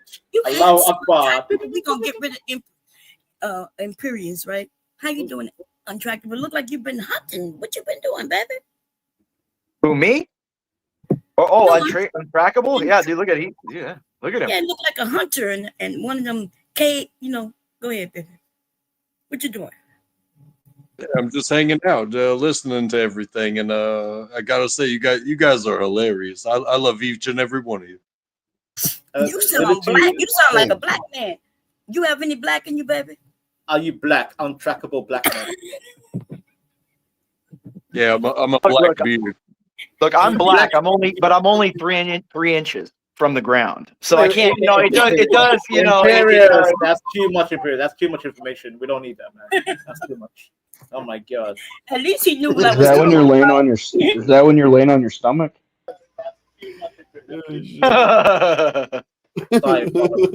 LG, can you hear me? Yes, LG has questions to ponder. LG, I'll bring you up. However, I just want to make sure that everyone can speak first. And from there, you may respond. Is that okay? Just go ahead and let me know in the back chat. Yeah, I'd like Bomb Cherry and her to have a little discussion because there seemed to be some kind of misunderstanding that needs to be figured out later. Because look, I think the ladies need to have a little, opinion. Because I'd like Ponder. Can we have Bomb Cherry and OG like a little? Yeah, and maybe you Ponder. You could also give your opinion too. Because look, you sit back there like you're this innocent woman, but you're not, Ponder. I mean, you do these conniving, devilish things too. You're She diabolical. she put me backstage for no reason. I felt hurt. She's diabolical. She instigates everything. You know what I mean? Ponder's diabolical. Okay, Ponda, let's have some women chat. Ponder's what you would call a succubus. Okay. Succubus. Imperius, tell us what the hell is a succubus, Imperius, for the layman? It's a female demon that uses sex and through the penis sucks the soul out of the man. Yes, that's what I am. Yes. Bomb Cherry, you come to me when I'm sleeping, Bomb Cherry. Come to me when I'm sleeping. Come on over, my dear. Guys, quit simping. I'm sucky cup, whatever you want to call it. I want to succubus in my dreams. Come on over. You cannot handle a succubus, okay? You cannot. I'm gonna end up defeating you in a sleep. Don't try me. Don't try me in a dream. And guess what they call a male one? An incubus. Incubus. Ah, so they got the name for the band. Yeah. I love that band, by the way, Imperius. I love that band. Great band. Incubus. Anyways, LG, go ahead, LG. You want to do LG versus Bomb Cherry. Every man be quiet. Cherry, so I think you guys got to clear it. Wow. No, I don't want you to fight, but I want a female's opinion on this. Like, I want to hear like a woman that thinks like, no, I don't think I agree with that there, and tell another. I like when women interact because you so rarely see women be genuine and not agree with one another automatically. And I heard Bomb Cherry had disagreement with LG. Because I know, trust me, I've been around enough women. You guys don't like each other, and you guys don't all agree. But to men, at this point, because y'all want this, I'm not doing it. So I just want you to. I'm going to be your friend now. Okay, well, look, LG, I'm sorry if you're upset. I'm just saying, I would like Bomb Cherry to respond for us because we keep talking over you. We keep as men injecting.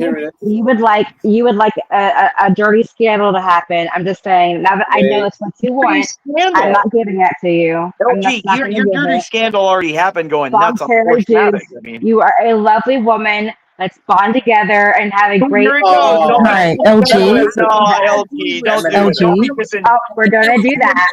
That's what we're doing. LG. Mm-hmm. LG, hi. It's questions to ponder. Yeah, there's not going to be any argument between yourself and Bomb Cherry. That's not going to happen, and I do not allow can that. They get naked and wrestle? Imperious, and I will not allow that here on this channel at all. All right. Well, I mean, if you want to speak to Bomb Cherry, just the two of you on the panel, that I can definitely do. Okay. But any argument, like profanity, derogatory language towards women, that's not going to be allowed. Wait, Imperius. Ponder, if I may, 2 minutes with let Imperius and Bomb Cherry have a little 2 minutes. No. I want Why is scared, Imperius? Why is scared? Why is scared of Bomb Cherry? I'm scared of Bomb Cherry because you know why? I might fall in love so quickly. Are you guys that thirsty? Seriously? No, I'm not thirsty. I just want to see. I think Banter wants to like cuck himself through me or something. He wants to like watch me. No, I don't mind. I don't mind speaking to Bomb Cherry for 2 minutes, Imperius. I don't mind talking to Bomb Cherry for 2 minutes. You want me to? No, I mean it's just look. I mean look. If I'm not scared of women. Look, if I fly Bomb Cherry out and we have dirty naked sex right on the beach, just to do all that, that's none of your business. Ponda, give them 2 minutes, Ponda. Bomb Cherry and Imperius. I'm telling you. See? No. You said you. I just want you to know I'm into BDSM. Okay. BDSM. Okay. I'm not submissive. That's all. Give me 2 minutes. Stallion that I can break. Are you like a stallion that I can break? Give me 2 minutes with Cherry. Give me 2 minutes with Cherry. BDSM. We can talk, my dear. We can talk 2 minutes. Bomb Cherry. BDSM. We can talk about that. What are you saying, Bomb Cherry? Wagwan. Wagwan from the UK. What kind of BDSM do you like, my dear? Speak on it. And I'll entertain it. Well, first you're gonna call me Mistress Bomb. That's why you're gonna start off. Mistress Bomb. Okay. Yeah. Okay. I am very dominant, and I like to paddle and bull whip and string up and tie you up and have you lick my boots and things like that. Are you into that, baby? I mean, I'm not with the whole, the paddling. I don't like paddling. Paddling hurts. I don't like paddling. Licking boots. I don't like feet. I don't like the feet stuff. But you know what? I like the role play. Have a good night, Savage. Thanks for coming out, buddy. Role play. Good night, Savage. Oh, Savage, like you niggas are degenerate. Yeah, I'm gonna go. I have to be up in 4 hours. So Salute you, good night, Savage. everybody. Salute, man. Have a good one. Go ahead, Bomb Cherry. Role play. What about ropes? You like your role play, right? Oh, yes, I like to rope you up. Cock and ball torture. Cock and ball. Oh my God. Yeah, Not I the mean, I'm ball. tie up your balls and I'm He's gonna torture your nuts and squeeze them like Wait a minute. She's gonna squeeze them like grapes, Vanta. No, I thought she's gonna rope me up and then she'll give me like 10 minutes time. She's gonna give me a 10-minute She's limit gonna make to him look escape. like she's gonna make him look like She's dry gonna raisins. slap you across the face No. and say, "You're my little Somalian bitch, Vanta." That's what she's gonna say. No. See, no, wait a minute. I thought the rope play was like, Vanta, I'm gonna rope you up and you have 10 minutes to escape. I could be like Houdini. I can escape the rope. Oh, no, you don't get to escape when I tie you. Oh my God. You have to handle everything I give you. Okay, you know what? Maybe this was way out of my league. Oh my! I don't know, Vanta. You're from Islam, dude. I'm sure you're like that. You guys kind of Yes, do that. that's why I like her name. What do you call herself? Lady Bomb something. That's Islamic talk. I like bombs. We can talk about bombs. And by the way, Bomb Cherry. Are you gonna announce a jihad on her ass or what? Are you gonna hit that pussy like a suicide? No. I want to put her in a robe with a You're goddamn gonna burqa. bust a low like a suicide. I'm gonna put in a burqa first. I'm gonna make her look like a black KKK member, and then rope her up, and then I'm gonna. Why are you upset? Why LG? What LG's closing your account over there? LG, what is going on? Why are you so upset? Hold on. LG, why are you so upset? What is going on? Because she's a woman, Imperious. No. She's not. I wonder if it's that. But LG, dude, like you got to realize that the chat is literally the amalgamation of all the evil intentions that people have in the chat. Like everyone's gonna say the worst shit in the chat. Yeah, never read the chat. Like the chat is literally undefeated. You can't that's why you don't argue with the chat. You don't it's better to not pay attention to it. When I'm on the panel, I turn off the chat. When I'm on the panel, I just that's turn what I off was the chat. gonna tell you just now. That's the best advice. Yeah, LG, you gotta stop taking the internet is literally it's a firing range. It's a shooting range. Everyone's shooting at everyone, and people get caught in the middle. People get hit. Dude, you can be involved in something. You can just be on panel, and someone will just bring you in and say, "Yeah, there's this effing idiot over up here," and they'll just bring you into shit. People just start rumors, like Moxie said earlier. Moxie said, or 111 was saying that me and Moxie were the ones taking down Bob, CT's channel, their channels, everyone's stuff. Because Imperious is taking down CD's channel. CT. That voice, I don't know, dude. He must have a 60 testosterone or something. Imperious. I went to an old Indian school in Dubai. Trust me, I've met a bunch of 111s. I know the persona, and they're all emasculated. Imperious, they're all emasculated, and they sound like that. Yo, I actually have talking about those people. I have a video. I'm gonna send it to Ponder. She's there. It's just a little funny video. Dude, there was this amazing Indian meme that I remember on. These Indians are the weakest men I've seen in my entire life. But there was this meme where it was showing that picture of the ocean map that shows the heat and the different Oh yeah, the air feces, right? Well, this was a map of human fecal matter. Yeah. And it was all red all around India and going into India. And then it had the racist Indian Pepe meme rubbing his chin on the quarter and stuff. It was just hilarious. And period, out of the whole goddamn planet, India looked ruby red with the feces particles. Ruby red. It's harsh. I'm like, oh my God, so many feces in India. Good heavens. Well, dude, there's also this story. I think I have it somewhere. It was Indian plane forced to land early because toilets were clogged. Oh yeah. So the plane had to land early and stop at another place because they clogged their toilets. Listen. Forget this all Indian talk. I want to keep talking to Bomb Cherry and her BDSM. I mean, if LG wants to speak, LG, are you still there?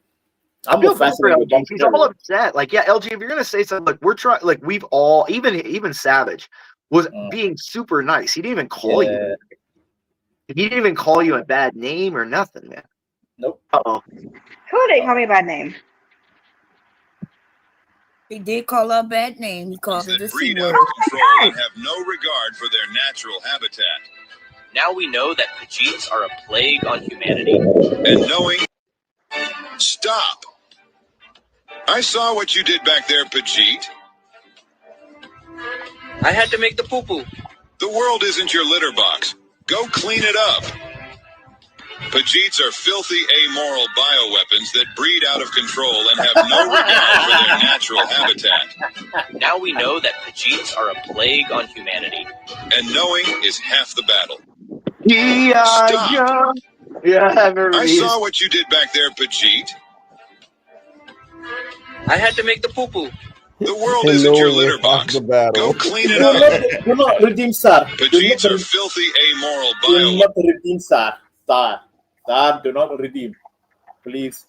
That's pretty funny, though. That was pretty good. That was hilarious. Yeah. But by the way, Imperius, you know I can speak Indian, right? I can speak Indian. I can do an Indian. Like I've been to. Really? Have you been there or something? Have you your family there? Or what happened? No. I went to a private Indian school in Dubai, Imperius. Oh, okay, got it. So I know them very well. Sad. Yeah, they're weird. I mean, like some of them are super smart, but I always feel like they're plotting something. You know, I've been to plenty of Indian weddings in London, right? And Latinos, right? We always hear that Bangla sound. It's called Bangla. And you start shaking your shoulder. I always think that I always see them like in to me I see them in like those dresses, like you know the guys wear those like long dress things, and I feel like so the little women flute they have jumping around. You know, the women is called what the women wear is called a sari, and what the men wear is called a kandura, But dude, hey, let's say that I don't know what it's called, but there are some Indian chicks that are hot that I would do unspeakable bad things to them, dude. Like there are some that are super hot though, dude. Like they're hot, but my uncle slept with a couple of Indians. He's like, yeah, Banter. He told me like Banter, stay away from the Indian coochie. I'm like, why? Like, whatever they eat comes out the coochie. I'm like, God damn. Well, that's how I feel with girls who smoke, like cigarettes. Like, there's something that I imagine, like the smoke seeping down from their lungs into their vagina, and it's all like ashy in there or something. I don't know. Period. The only women I slept with, Larry, my community. I never slept with Indians and Pakistanis and white. By the way, I never slept with white women because my uncle told me white women don't clean their coochie when they take a piss. And period. If I'm wrong, I'm wrong. It depends I've heard white women, they take a piss and they just walk on. No, they all use baby wipes. They don't even use toilet paper. They use baby wipes. Like a lot of the white chicks and like the I have OCD. I have OCD. That gave me PTSD. I don't want to deal with that. No. I mean, dude. I mean, I'm sure there are some girls that just, girls are not as they're not as clean and pretty as guys make them out to be. Women do a lot of gross ass shit, dude. Especially if you live with them, a lot of them, or you date. All you have to see is how they live, dude. Yeah, dude. They live. Like girls, like we have this thing where women are all like super. Like I clean my houses every week. You know what I mean? LG getting triggered. Yeah, LG's probably gonna get triggered. She's like, oh my god. But no, I'm just. I know LG's gonna be like, I don't know. You can't speak for all women if they keep their pussies clean or not. You know what I mean?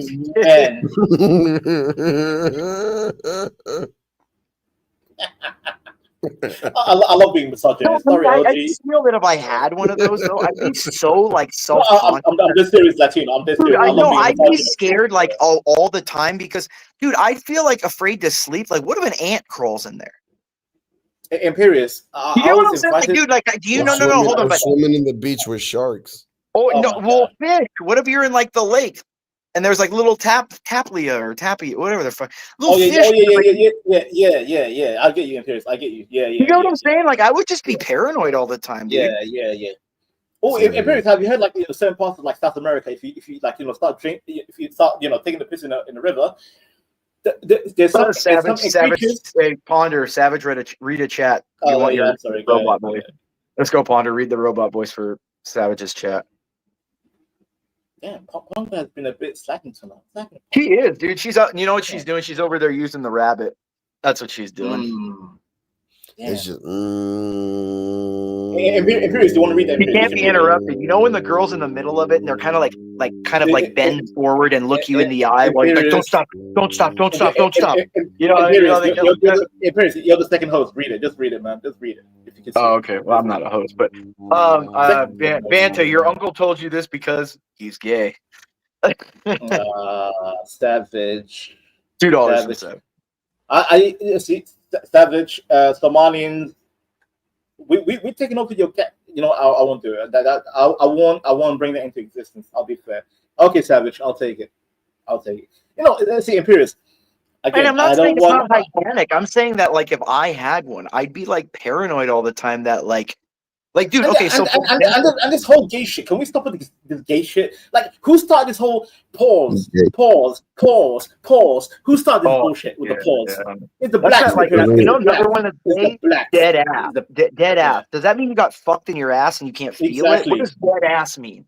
I'm telling you, we need to start. Like, is that where you sit in a chair too long and you can't get up and your ass is all tingly? Nah, but no bullshit. White people come up with the craziest shit and the best. No. It's like you get somebody mad, eat a bag of dicks, and it's like it gets you thinking. It's like, what the? White people have some real outlandish ones. You know what I mean? What the fuck? Like you don't want to imagine when they say back to eat a bag of dicks. I'm like, going to the store, you're buying a big ass, a pack of crisps, right? You open up the pack, and you see dicks in the pack. You see dicks everywhere. Like, God damn. It's like, God damn, asshole. Fuck you, Mike.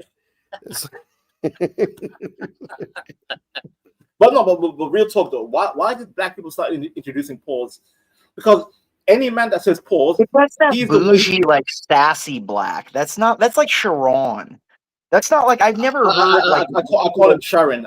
I've never heard like a black dude, like a traditionally like guy who played sports or some regular dad who go, all right, I was at the grocery store the other day and this dude was acting really gay. Pause.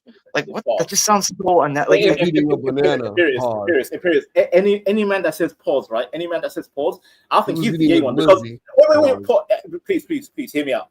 Any man that says pause is the first one to think of a gay image in his head. So I'm like, bro, you are the gay one because you imagined it, and then you said pause after. You are the gay one. Any man that says pause is the gay one. Imperious. Listen to me when I say this. After you make a gay statement, you make a pause. That means you're making them think about the gay statement for more time than you should. I don't want to think about the gay shit. Like, and they project it on you. When they say pause, they're projecting their own image onto you. So right now, chat, any man in the chat, any man that says pause, you're gay. On site, you're gay. I said it. Any man that says pause is a gay man. Straight up. Don't say pause. Any men don't say pause. Just don't say it. Just don't let it ride. Even no homo, you're gay. You're gay because you already put the gay stuff in your head. You know what? Everyone said that to me. When someone says that to me, I would have been.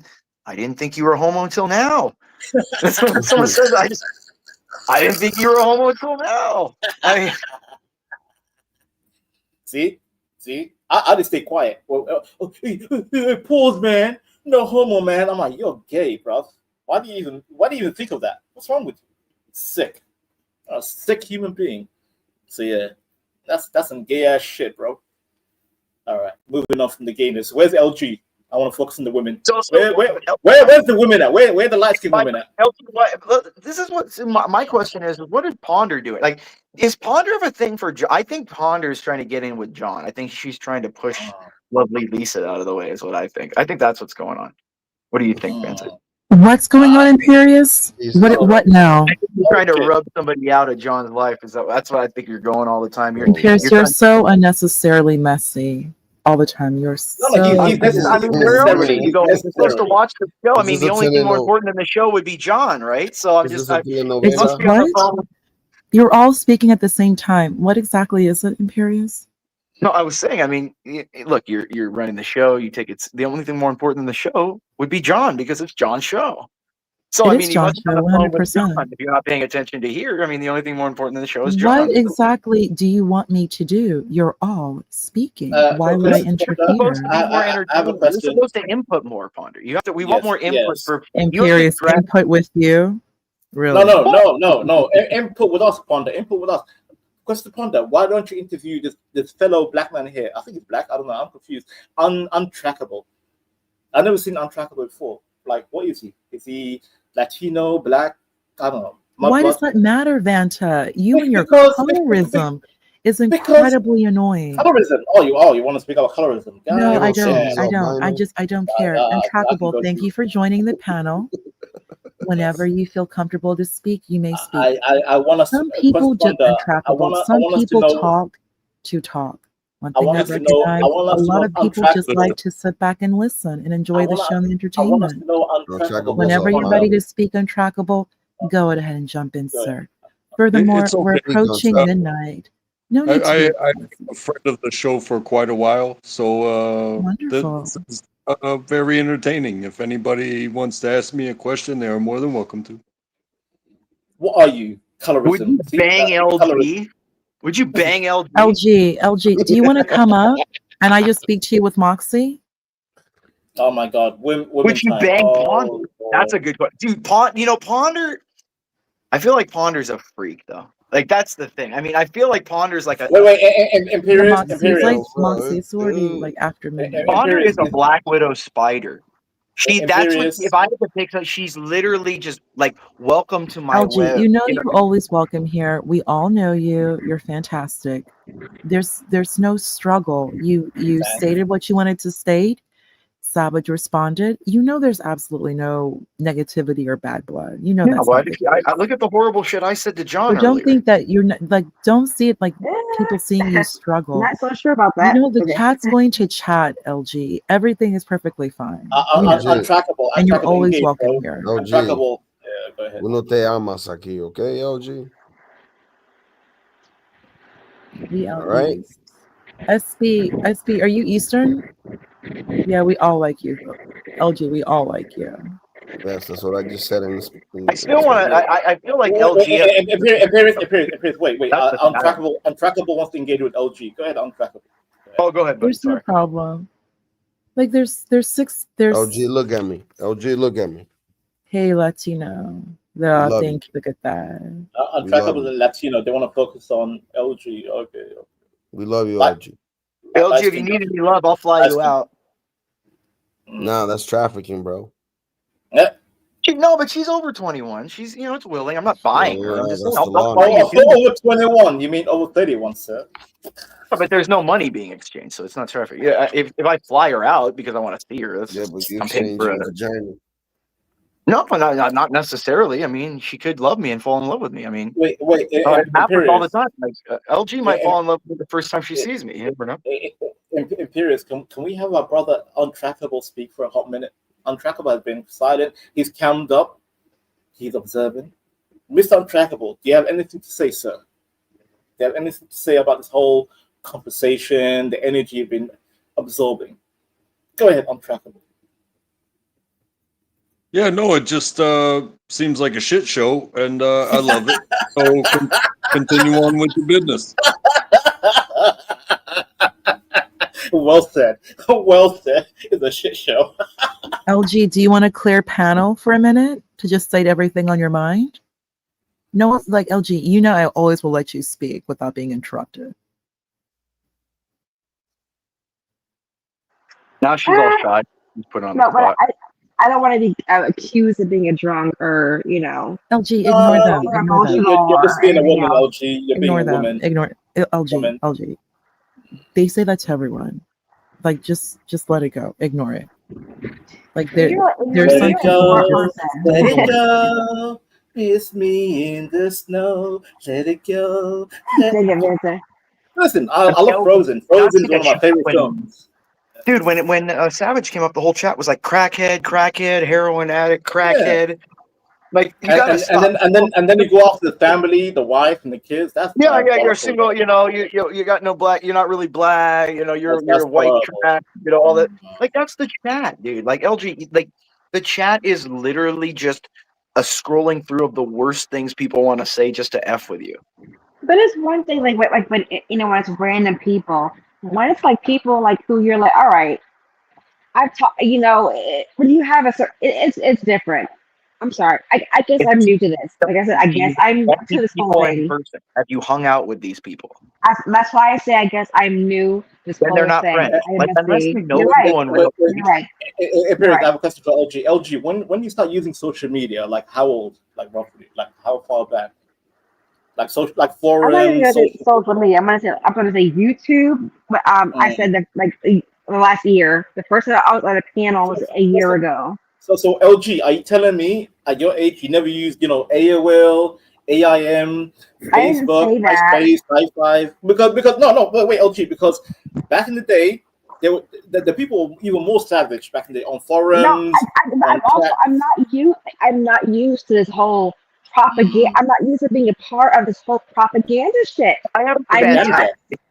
So hold on. Do you think LG? Do you think you would be able to? There's a video I want us to play here that I want to give questions upon. It kind of relates to what I'm trying to explain to you, and it's in a 1990s format. Since we're all old here, we're old bag.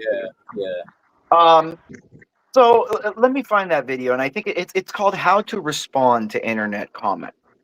Very funny. It's not even the comments. It's not that. I understand that. When it comes to being like a bully, when I tell you I am good to go, I am a smart, witty person. I have quick things to say back to people. It's not that. It's like I feel like I'm being a part of the problem. Like, why am I even here? I'm struggling. I'm struggling with that. Like, that's the whole point. What I'm trying to tell you is when you go up on a panel, it's not trying to be somebody. It's you, and that people just like you or don't like you. It doesn't matter. Like, that's what I'm trying to say. I tell myself I'm here to like give a different narrative, and I'm not drunk, but I am emotional. So I am laughing at the same time. I'm also crazy. She sounds drunk, guys. She sounds drunk. I'm saying I'm not, but I am emotional. I'm drunk. Half the time I'm on drunk because it's when I get home, when I'm not doing anything, when I'm not going anywhere. I had to say that because I just started to get a little chuggly. I'm not drunk, but I am getting emotional. No, but LG, the answer to of them making fun of you, like, yeah, I'm drunk. So is half the panel. Exactly. Even if you freak out, like, do you think none of us have crashed out? Like, me and John were crashing out earlier, yelling at like LG. I said it plenty of times, but I said it plenty of times when I was. I have owned up to it. That's not the problem. That's not the problem at all. I have owned up to that. But when I feel like I'm trying to like have an argument for something, and I'm like, hey, this is bullshit. Okay. This is bullshit. Your argument. Wait. No, hold on, Banter. Hold on. Banter, please. I'm hearing a voice, Imperious. Hang tight, real quick, if I may. LG, I'm hearing. I can hear your voice.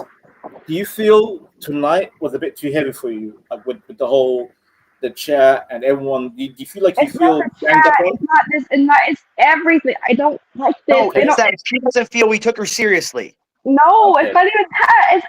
It's everything. I feel like I'm being a part of something that I'm not for. Part of a community. No, you're part. You are part of you. If you don't want to be here, if you feel it's bad, then you don't have to go on panel. You can stay in chat. You're not forced to be up here. But what I'm saying is, like, your input is valued. You're a person. We've all, like, look, you crash out. We crash out. I've crashed out. Ponder crashed out on me earlier. Like, this happened. Like, you're doing the same thing everybody else does. Like, stop making yourself different than everybody else. I know, and I'm like, damn, I'm being a piece of shit too. No, that's fine. That's fine. This is fine. Yes, you're not exactly. I'm like, hey, you're a piece of shit too. Like, why are you doing this? Get off of here. Stop doing this. You're not a piece of shit. Yeah. You're on here doesn't mean you're a piece of shit. You're not like me, or you're not like John, or you're not like, Latino for Trump, or like, where you literally just you come up here because it's fun. It's a forum where everyone could just attack people. Like, no, dude, I know it's not like, I even see things. I know it's not all what it seems, and I know that, and I keep getting upset, and I just don't like these narratives. I don't like it. I don't like these narratives being pushed on Black people. I do not like it, and I keep telling myself I'm here to counteract that. That's why you're here. However, when I do that, I get called being a drunk, and that's not a good look either. Come on, baby girl, you just need to calm down. If I'm just a drunk counteracting it, it's not a good look either. That's what I'm trying to tell you. Hold on. Don't go into somewhere thinking you're a crusader trying to change minds. I don't go on here to change anything because no one, you can't change people's mind by forcing it. Dude, you, people will like you and they'll listen and they'll like what you say or they don't. You can't force people to like it or don't like it. You're not a piece of Imperious, shit. can we have Intractable had his hand raised? Oh, I'm sorry. Go ahead. My bad. I didn't see, buddy. Go ahead. I'm on a Bluetooth. My bad.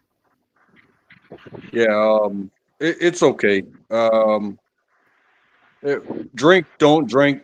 Smoke, don't smoke. I'll tell you straight up. I'm a drunk.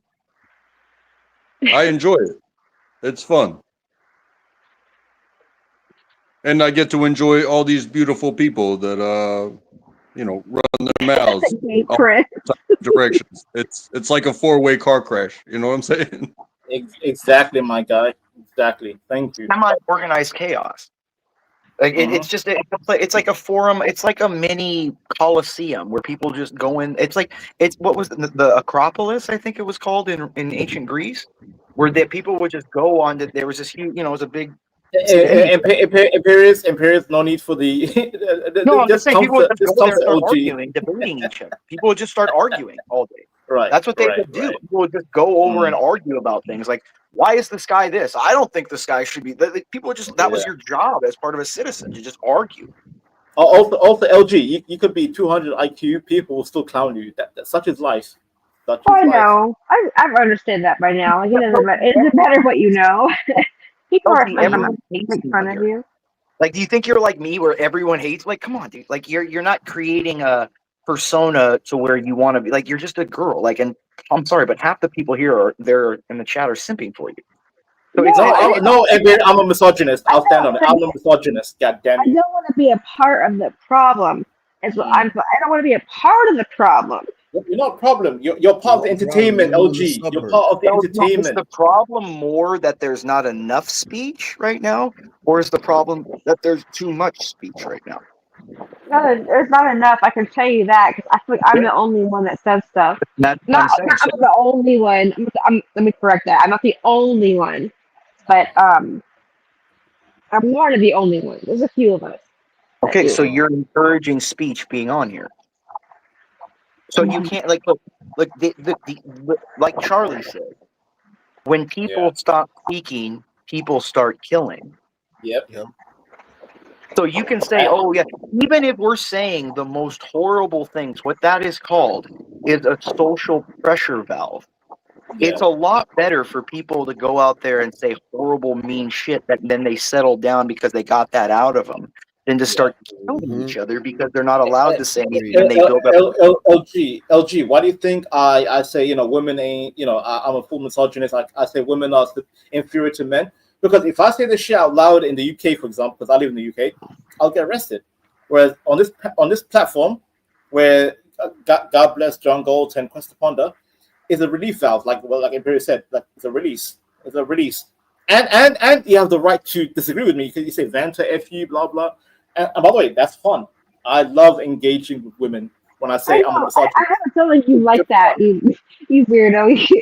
I love it. I love it. I love vagina. You gotta realize internet and the world in general are competing narratives. Vagina is awesome. The world is competing narrative. Vagina is awesome. Vagina is awesome. But LG, like, you got to realize the world is a bunch of competing narratives. Do you not think, as a white dude, when I wake up and every newspaper every day is saying white supremacy, white fragility, white inferiority? There's books. Could you imagine, LG, if you went to a library and it said black fragility in a book? Yeah. That would piss you off. And not only that, Imperials, like look at Savage, LG. Look at Savage earlier. As he left, he's like, Fanta, you get them Muslim terrorists. I'm like, God damn, I left Islam 10 years ago. And he's like, he still calls me a terrorist. I just left with it. It's funny. Yeah, that's also funny. Yeah, LG, people are gonna say shit like all the time, LG. Like that. y'all are making me feel like I'm a pussy right now. That's the point. We're trying to explain that sometimes you need to realize that this isn't like, dude. LG. This is what the best thing I can compare this to is a old like Counter-Strike server. Like that's what these places are. We're literally, dude. LG. Every single person in every single Counter-Strike server had a racist innuendo in their name. Every single person. It's not joking, LG. Like he's right. Back in the it was every race. It was in this like 2000s on the internet. Like, yeah, you like Chinese people would name themselves like slope-eyed slant killer. Yep. That would be like their. They call the first vent away from like I'm Somali. They start calling me a fish hunter, a Somali pirate, low IQ, savage, dirty African. Bro, that game made me. It gave me thick skin, literally. It made me harden. Imagine living a life. Imagine living a life where you connect to every characteristic that you possess. And you have to be a representative of all of it. Right. Fuck that shit. Fuck that. You are you. Be you. Because if another white dude fucks up and they're like, white people this, it was like, white people nothing. That dude did some fucked up shit. But also you have to absorb the negative. You have to. No, he's right, and that's why I'm saying I do not think that this is for me. Because I'm having a hard time identifying characters and people from the panels. If it's causing you actual anxiety, it is. It really is. The chat. Don't go in the panels because if it's going to get you realize people, that people too. Like, I'm having a hard time thinking. Okay, they're playing this right here. I'm having a hard time distinguishing who is playing something and who really feels this way. Okay, let me explain something. Have you ever played golf? No, my brother does, and it's weird. Okay, well, I'm going to tell you golf. In golf, you don't play against players. You play against the course. Right. You need to think of it like that. You're not playing against these people. What they do, what we do to you it doesn't matter. You're playing against the course. Period. Let me hop on real quick, like if I may. Like LG, like earlier I was on CT's panel. CT was showing off Africa, right? And I'm an African. I'm from Somalia. CT was showing off Africans, like, oh look at Africa. It's amazing. And then I'm like, CT, like I got a bit too personal, but then I realized, I'm like, I understand what CT's doing. CT is having fun with it. He's being real, but at the same time having fun with Africa. So me as an African, I couldn't take it too personal. I'm like, I understand what CT's doing. So LG, you kind of have to understand the rhythm and the room. You kind of have to understand when, like, a bunch of us, we're not all personal. We're not all personal here. Like me, Imperious, Untrackable, Latino, Ponder. None of us are serious together. Yes, we can call out each other's cultures and the religions, blah blah. But it's never under the umbrella of hate. None of us hate each other. No one hates each other here. No one. It's just we can make somebody. You have to have an envy to somebody to hate them. Yeah. You have to have some kind of like. That's what I'm trying to say. Like you're looking at this like to us. I look at this just as if I'm playing Xbox or PS5 or 2 or whatever the fuck number it is now. You know what I mean? Like you got to LG. If you feel it gives you anxiety being on these things and stuff, you need to stop going on them or go on them in a way or in a format that is more comfortable for you. Nobody cares. Like nobody wants you to be anxious when you're up. Like we all assume you're having fun or at least doing what you normally do. Like, dude, Moxie freaks out just like you did, but we know Moxie doesn't care. She's gonna be like, "Okay, fags, bye." Afterwards. You know what I mean? Like that is so LG. Like you gotta like it's fine that you and your emotions and you let it out and stuff. That's what people do up here. They dude, have you watched CT? Look at Dave. Wait, Pierce, I don't think you may have known some. Give me a second, Moxie. Are you concerned? What happened to you on the other channel? What happened here? What happened? Oh, got banned over there or something? No, she's not gonna get banned here. She knows that. Drop the link if you can explain it. Drop the link. Yeah, no, she knows. She knows that she's not gonna get banned here. No, she knows that. She knows that. Okay, LG. So you know how that situation that occurred on the pilot's channel, that's not going to happen here. So just in case you're concerned, there's no need to be concerned. That's never going to happen here. Right. Yeah, I was not drunk. I was legitimately pissed. And I do stutter, so I might sound like that, but I was not drunk. LG, completely forget all of that. Clearly, you're not.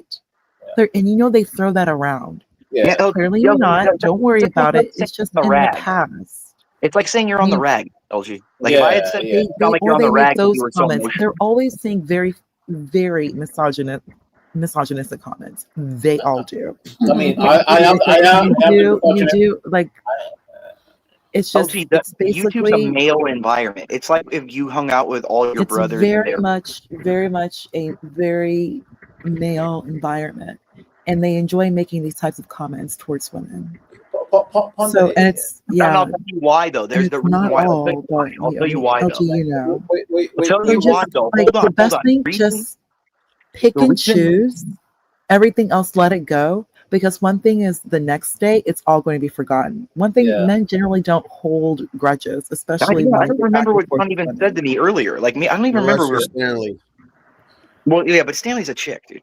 That's why he acts. We don't care about Stanley. Please, can we not mention that name?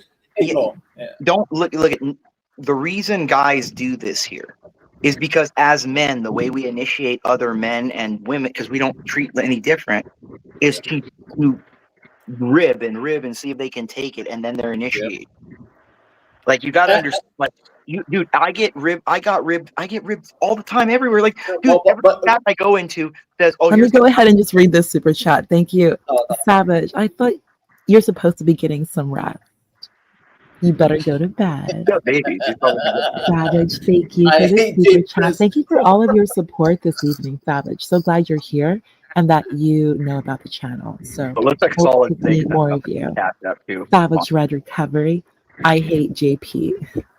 We know. Ponder. Rightfully so. It's very understood. I love JP. I love JP. He's a demon. One thing is Savage is that JP is not a Christian. No, I personally think Savage, maybe you do pick up on him. You pick up on that, and it is going to make you feel a particular type of way. On top of the fact that JP is using the entitlement benefits to his advantage. A man who is 100% capable of working.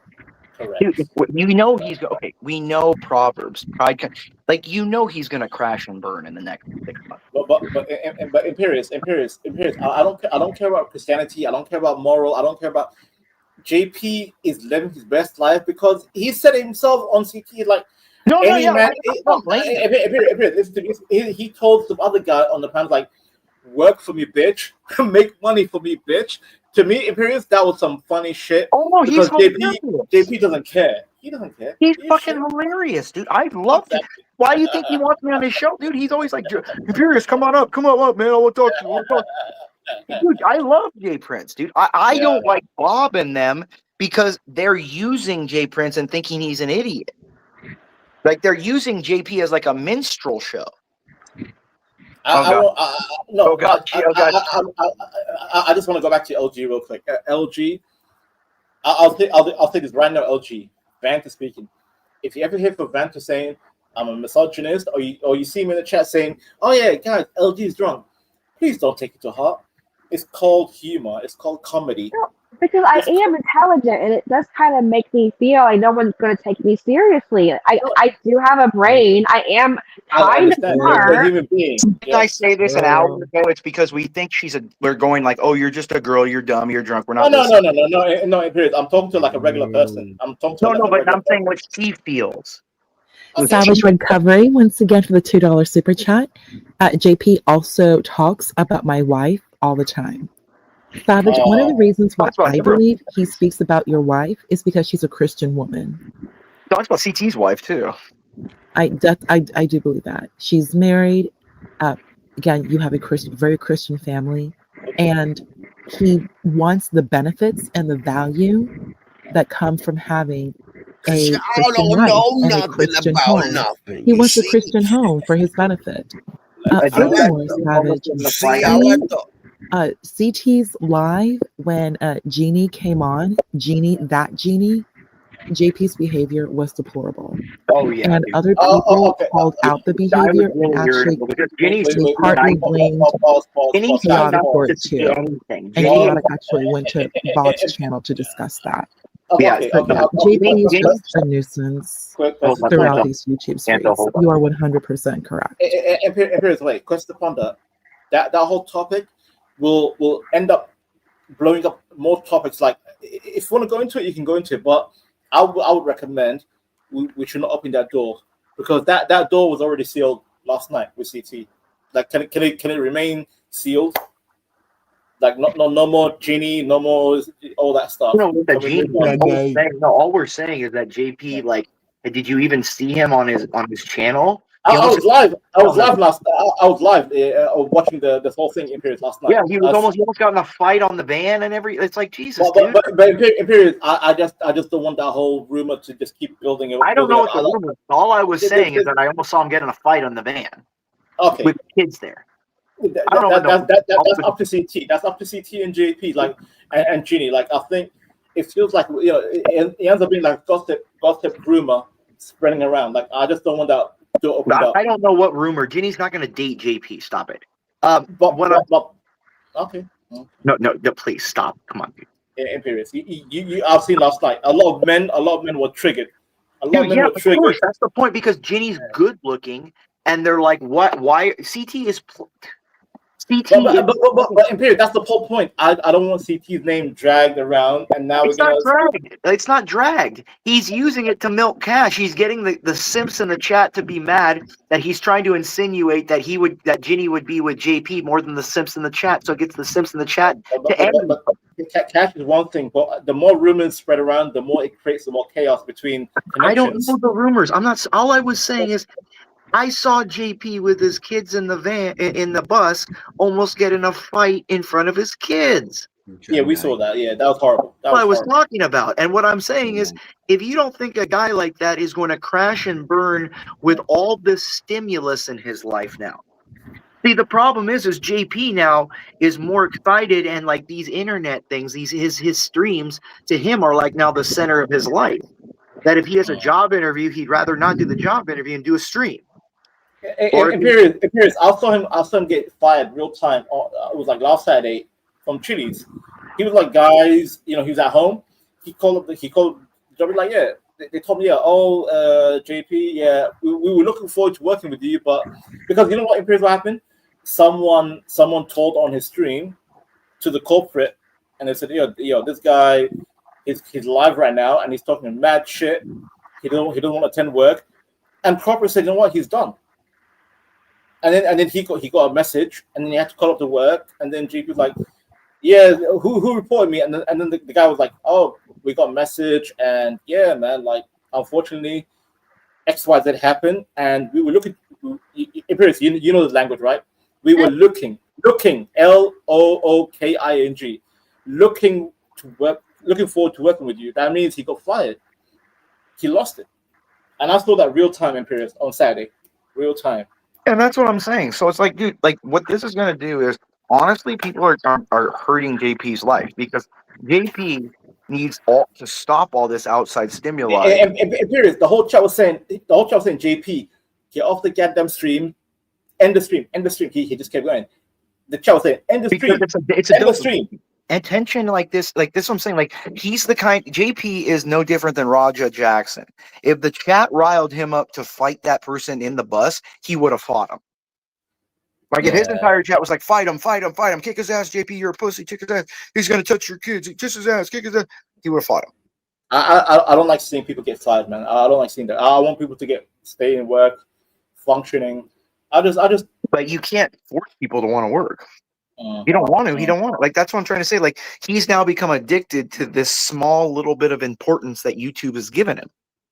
I mean, to be fair with you, Imperius, like he can be very funny. He can make a lot of money. No, he's hilarious, but he's not mentally capable to have this good thing and moderate it. He's now so obsessed with it that this is like the center of his life now, not his kid. New super chat. New super chat, Panda. Is that new super chat? I see a new super chat. Oh, you got super chat, Ponder, I think. Yeah. Blue. Is Ponder still here? Yo, come on, let me get that. Let me hold on, Ponder. Let me get my lotion out when we start talking. Hold on. Ooh, savage again. My eyesight's terrible. I can't read nothing. God. Thank you, Savage, for the $2 super chat. Savage, Jeannie is a sister in Christ. Yes, she is. Dude, ugh. Okay, so I do have a question. Please, I'm not in any way speaking ill about someone, but somebody went on. There's also somebody went on. Be honest, Panda. Be honest. Speak to the hot Panda. Don't hold back. Someone went on CT's channel and basically said, I took notes because I was very disturbed. It's just concerning. For the average person, college has no place and no value, literally and socially. I'm a PhD. People flaunt that because they do not have actual intelligence. This person did not see the value in college and used the excuse, we live in a gig economy. And this person also believes that the earth is 6,300 years old. Oh my God! Oh, Panda, you know who it is, Panda. Stop it, Panda. No, I'm not going to say that person's name. Do you want me to say it? I'll say it for you. No, do not, Banter. Okay. Do not say that person's Are we taking name. guesses here? Is that what we're doing, or No, don't take guesses. Anything. Just we know the answer, but we'll remain quiet. Remain quiet. It can't be me. No, you, sir. No, it's not you. It's a woman. It's a woman. That's what I'm going to say. A woman. A woman. Oh, okay. Oh, I know who. Okay. Everyone. No, Banter, please don't, because I really don't want to. Panda, I'll behave. It's concerning. Well, look, I think that there's some. This person is anti-academic and not non-academic, but this person is anti-academic, anti-intellectual, and also directly said, no, I'm not an academic. No, I'm a Bible thumper. Like has an aversion towards academia. It's just very like, okay, Imperius, the reason why this really concerns me is that number one, like you've mentioned, and what is facts, the Catholic Church is the progenitor of the sciences. Physics as a discipline comes from the Catholic Church. Genetics, just to start, our knowledge of the heavenly bodies, our knowledge of motion. I mean, I could go on and on and on. I think the gentleman to make such a comment that educating women is a bad thing, especially since many women do meet their spouses in college. And furthermore, if you are over as an adult, if you're not in college, you're essentially working. And working is not necessarily the safest place to be. And for someone who has just left high school, you don't know, you may not be familiar with the appropriate boundaries to just be in the workplace. So, I mean, I could continue speaking about this matter. I was just really concerned when that person said that. Sure. And, proclaims to be a Bible thumper, but is presenting themselves as if being an academic, being an educated woman is mutually exclusive to being a Bible thumper. So I yield. I just wanted to Ponder talk. Hold on, he raised his hand. Hold on, Banta. He raised his hand. Let him go. Please don't. Let him go, Banta. Go ahead, dude. Yes, please and thank you. I cannot say that I am anti-academic. However, I am pro-production. So a certificate does not necessarily translate into production. So when you have an education. It's how you use it to produce something that, whether it be monetarily, you can get an education on the collegiate level in farming, but unless you farm, you're not growing food. You understand what I'm saying? Like, you can get a CNA certificate. Absolutely right, dude. But that's not a job. You have to go and use that certificate to get a job. If you TIG or a TIG or a MIG welder, you could know how to do it, but going out and actually, actually using your skills and actually, using your TIG skills to build some kind of piping or whatever is a way different skill than just saying, oh, I learned it in a class to do it. When you have to jump on the fly, when you got to do like alterations, when you got to work with other people to get time frames and alloys. And education is not exclusive to men or women. Dude, women have been in colleges since the early 1800s in America. I'm just saying. And I agree. I would rather have women in college finding a guy than working. So I agree. Like I think they're both right in different ways. Yes, I don't think just educating women for the sake of it on brainwashed bullshit is helpful. But I also would rather have women not in the workforce to help keep inflation low. Let them stay in college, find a guy that they like, and then stay like that and actually have nuclear families too. Oh, hey, what if I countered that with a combination of, hey, this man who is in a trade, exactly, and this woman who got a business degree, and they got together, but it's not that she's not doing nothing; they become one. So she would do like the bookkeeping for the family at home. Yeah. And she controls the business side of things with her knowledge and experience and education. Together, they can have a family. It's not, to me, it's not the woman stays home while the man goes out and works. It's if you come together, you can have your own entity. And that's where we see what has grown over the years and the centuries to what we seem to hate as these huge businesses, is because it was a family thing that grew and they kept it that way the entire time.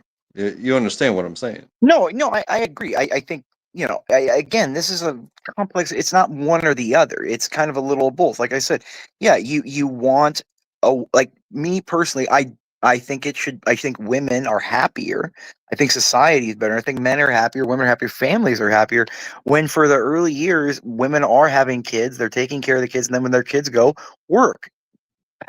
Go back to college, earn a new degree, start a new career, do all that. Once the kids are out, they're in school, in elementary school, middle school, whatever, and you don't have to. I don't want you sitting at home all day like some useless person or something like that. Hell yeah, do something, whatever you want to do. And like you said, yeah, if a woman has let's say she was a CPA, and she got married to a guy, started having kids, he can then do all the financials for the household. She controls like how much they pay in tax. She does all the taxes. She does all the financial scheduling. She does all the financial planning. If they need to make purchases, if they need to make repairs, if they need to do anything for she has control of all that kind of money and can do all that. Yeah, it's the yin and the yang. It's like the plus and the minus. You have to have somebody that does the work. You have to have somebody that does the thinking. You have to have somebody that sends out. You have to have somebody that stays and protects. However, who that individual is, it isn't necessarily defined by whether it's the man or the woman. I'm pretty biblical on like the original structures on what they should be, the rules are, but I also understand I understand that, look, like you can't have kids and just sit home forever. It's not like how it used to be, 1,000, 2,000 years ago where everything was dangerous and women had to stay home because of the dangers of the world. No. But I think like each person has a talent, but I think the man needs to be the primary person that's responsible, because I think men in general are better at putting the kind of pressures of like knowing that if they lose the job, if they do that, the family's done. All that kind of pressure. I think men are better at carrying that.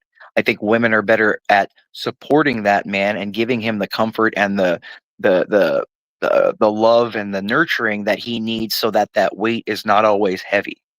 You get what I'm saying? Like she supports. I hear what you're saying, but I think you could also take the gender out of it and just find a reciprocal to yourself. Be what you are and find a reciprocal partner. Well, yeah, but I think we all like. I don't think we're all so different. I think women innately, and I think Ponder and LGO said, I think women innately want a guy that'll lead, that'll take the initiative, that will take the authority. I mean, yeah, are there exceptions? Sure. Yeah, the broken clock's right twice a day. You know, we all. In periods, have we not established it before earlier in the stream? Like I think this like a concluded topic about men and women. Untrackable. I'm I'm not trying to drag. I'm just saying. I think though, in general, I think I don't think it's one or the other, but I think she needs to be some kind of parameters that like a man should be the one with the pressure of like holding things up, because I think we were made to be that. I think women were made to be like soft creatures that are, taken care of and kind of given grace and are to be, and because if you do that, they're happy. Yeah. Like if you notice when women work, they're miserable. They don't want to. They don't want to do that shit. They want what they want to do is they want to be people that are appreciated for who they are and for what they do. But that doesn't necessarily have to mean working. Again, this is it's a broad judgment. Yeah, we're talking broad audience full of broads. Look, we got LG and broad audience full of broads. That's funny. Oh, Imperial, that's funny. Imperial, that's funny. I still put the emphasis on individuals and individual relationships. Untrackable. Everyone's individual. I like a girl. Honestly, I love a girl who has an attitude and who's kind of like feisty and all that shit. But do I want a girl like that who won't when I say enough? Can I shut down? Can I shut down Untrackable real quick? So on untrackable things, individual this and that, women, bro, you are dealing with feminism and this whole it's a modern concept, like from the 60s. Prior to the 60s, for goddamn, apparently human beings were existing for 200,000 years.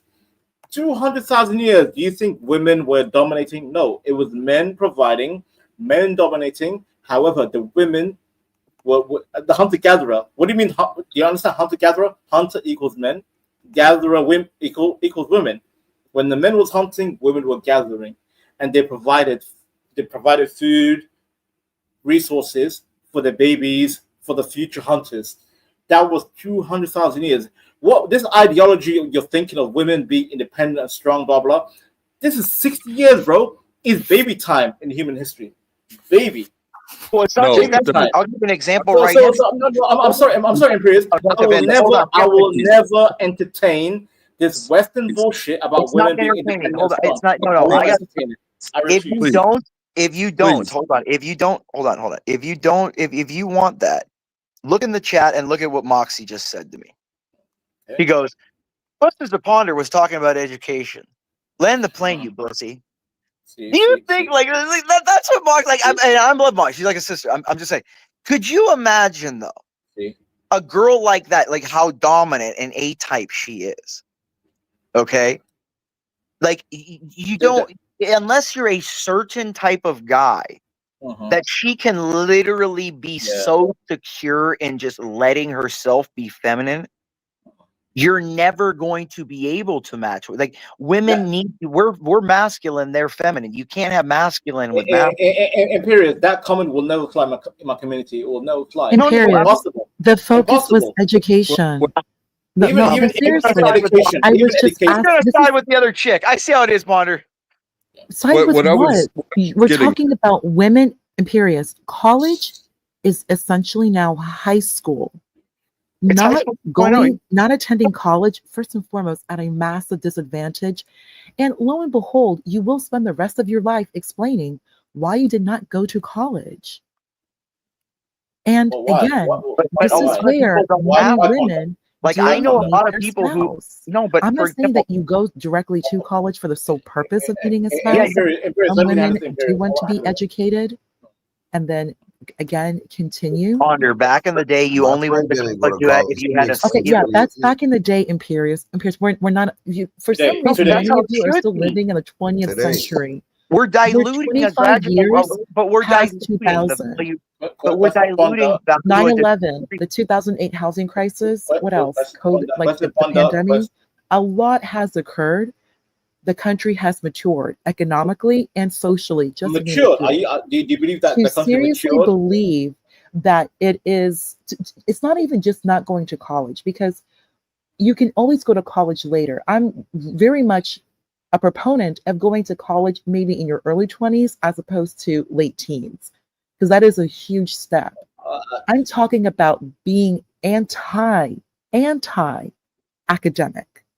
because that's I'm what this person anti-academic in the was. sense of modern And to use and to keep flaunting that I'm a P, it's not a joke. It's discipline.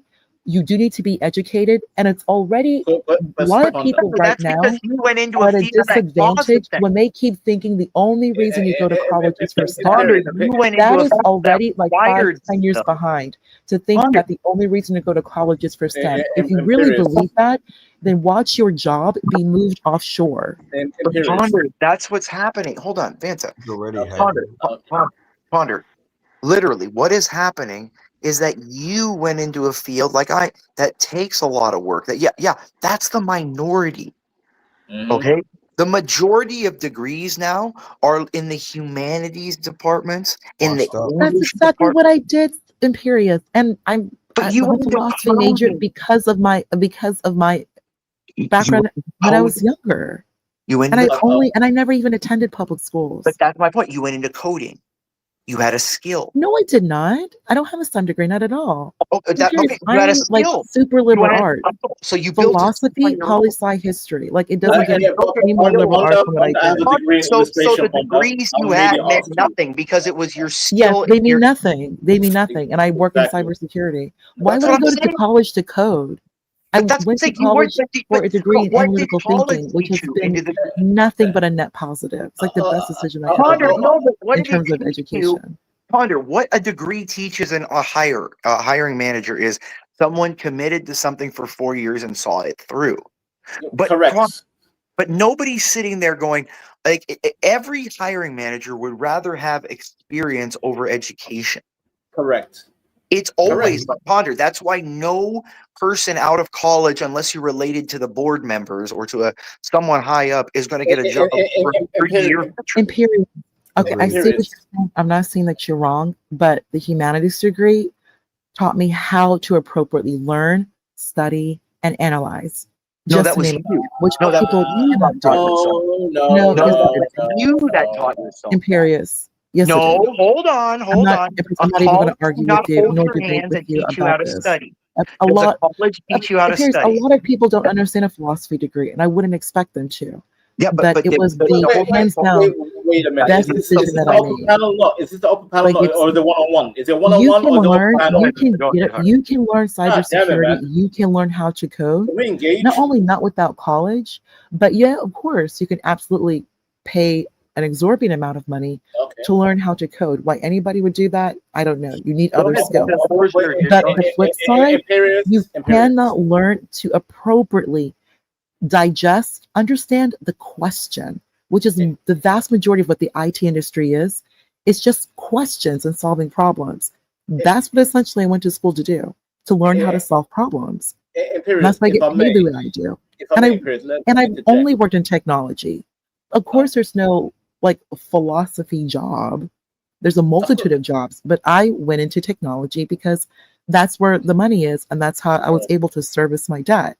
And it paid off. It paid off massively. Like why would I'm not going to go like computer science? Not that it's a bad degree, but even the Asians are noticing that it's just not complete, especially for what is required now in the industry in the United States, which has all the money and provides the leadership. Because if you think that you're just going to code, your job will go offshore. And they already are bringing H-1B. A lot of people are being replaced in Imperious in this industry. I mean, and not only what you do in Imperious, a lot of the work that you do, that's being completely automated.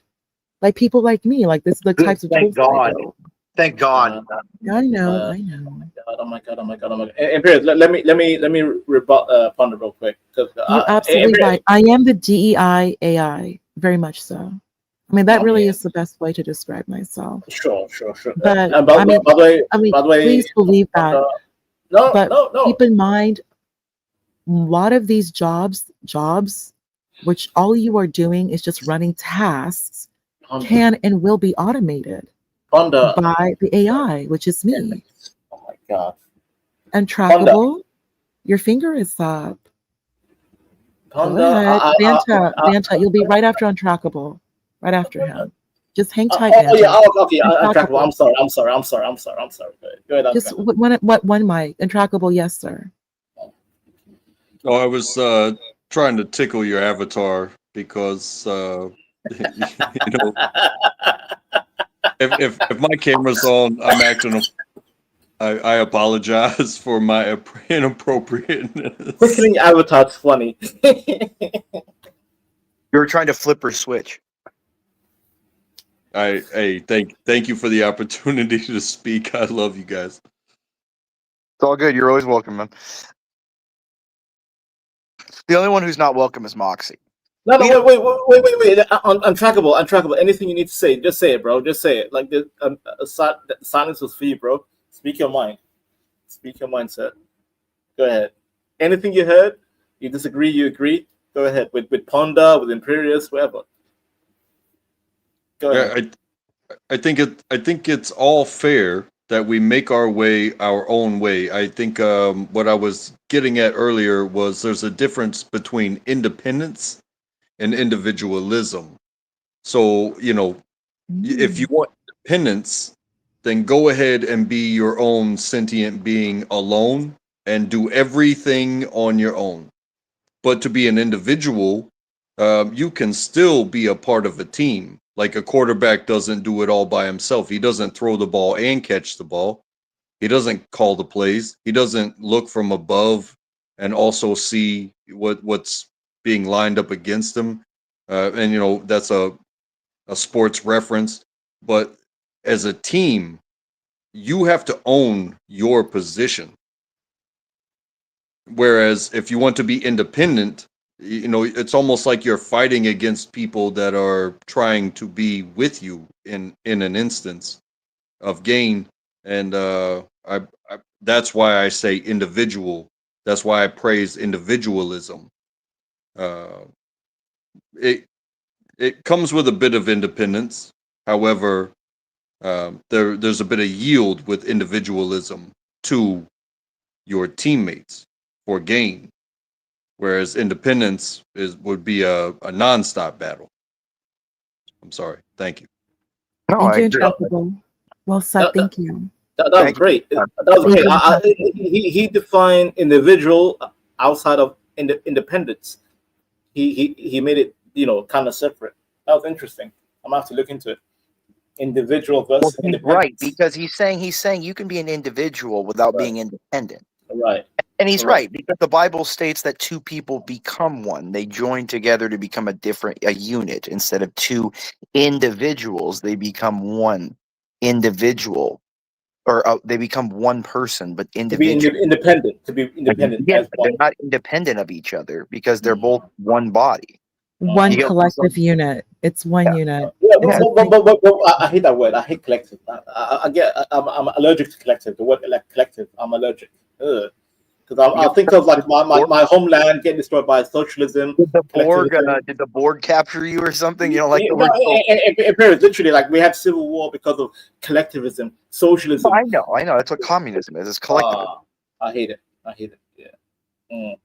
No, I don't. I hate collectivism, but again, I think there's a healthiness in having a collectivism too. Sure. Like you need to have collectivism over your group, your country, your religion, your family. You know what I mean? So I think there is usefulness in having, you know, like that's why men. Wouldn't a corporation be considered a collective? Absolutely. Corporation. Yes. It's a hive mind. Corporatism is a hive mind. Absolutely. You're a Zerg. You're Policy, HR. Alexander Tocqueville spoke about the collective nature of America and its success. Very successful. But that ends up leading to fascism. Tocqueville discussed association. And he's a French speaking about the early America, the colonists, the Puritans, their success using religion, using like Freemason associations, just a collective, a body of people coming together. The United States does it better and it works. But we do it by choice. We choose to come together with our own appropriate like-minded people. And that's how it always worked in the United States since the beginning. United States. Imperius, if I may, I'll be quick. I won't be long. I don't like to babble too long. Question to ponder. The only reason why I don't like collectivism, because when you merge government with corporatism, which is currently happening in the Western world, the left will say, "Oh, fascism." They're so dumb. They don't understand fascism. But I know fascism. Fascism equals government plus corporation, where the government is forcing corporations to submit to the government needs under an ironclad law. That's the problem. And ponder, I prefer private. By the way, the lockdown, we have seen mega corporation destroying small medium businesses. They call it SME. Small medium enterprises have been destroyed between 2019 and 2023 because that whole lockdown BS was the ultimate chance for all these corporations and the government together to dominate and destroy the middle class and the working class. And today I'm seeing there's a big divide between, now it's literally becoming low class and upper class. Literally. The left say, oh fascism. They misunderstand. It's fascism under corporate married with a corporation. Sorry, government married with corporation. And you, me, Imperius, untrackable. We can start our own business, but guess what? We're going to have to pay a hefty tax. Eat us alive. The rule changed, Imperius. The rule changed. They won't let you into the market. How are you going to get into the market? Thank you. Yeah, you're right, Imperius. You're right. Yeah. It's a monopoly. How are you going to compete to even enter the market if their prices are so low by being that big? Look at the prices today, Imperius. Look at the prices. How can he compete? How can he compete? You're right. Like how can like a grocery market store? Oh yeah, the mom compete with a Walmart or a Sam's Club or a Costco or a Imperius, come to London. Have you seen the mom and pop shops in London? Destroyed. Yeah, there's none here either. I mean, I'll see one market here or there but again, that's small towns. If you go to a larger area, there's none. The pound is stronger than the dollar. I'm just saying, Imperius. I don't want to flex. Oh yeah, but that's because of that's because there's a lot more money in the world. We are in the same position, Imperius. We are in the same position. Well, as in all revolutions of change, there will be blood. You can't a lot of people are scared. A lot of people are scared. But England's where it's at right now. I mean, I don't know how. They were talking about and maybe I'm wrong here. Maybe you could correct me. But I was watching some clip that Parliament today they passed a law that states that pedophilia, everything under 13, assault, everything is now a lesser crime. That they just passed that. Oh my God. Wait. Say that again, Imperius. I was just watching a video of today. There was a guy in Parliament arguing against that some bill they were passing today makes it standard so that the time that anybody serves for any kind of like assault on children under 13 pedophile is not as high. They don't serve as much. Is that the UK, Imperius? Is that the UK? Yeah, that was the UK. Yeah. That's I'll look into it. You gotta look it up because I was looking at this today. Oh my. Nah, Imperius, I might have to leave the UK, bro. I'm tired. I can't do this, man. I can't. It makes me sick.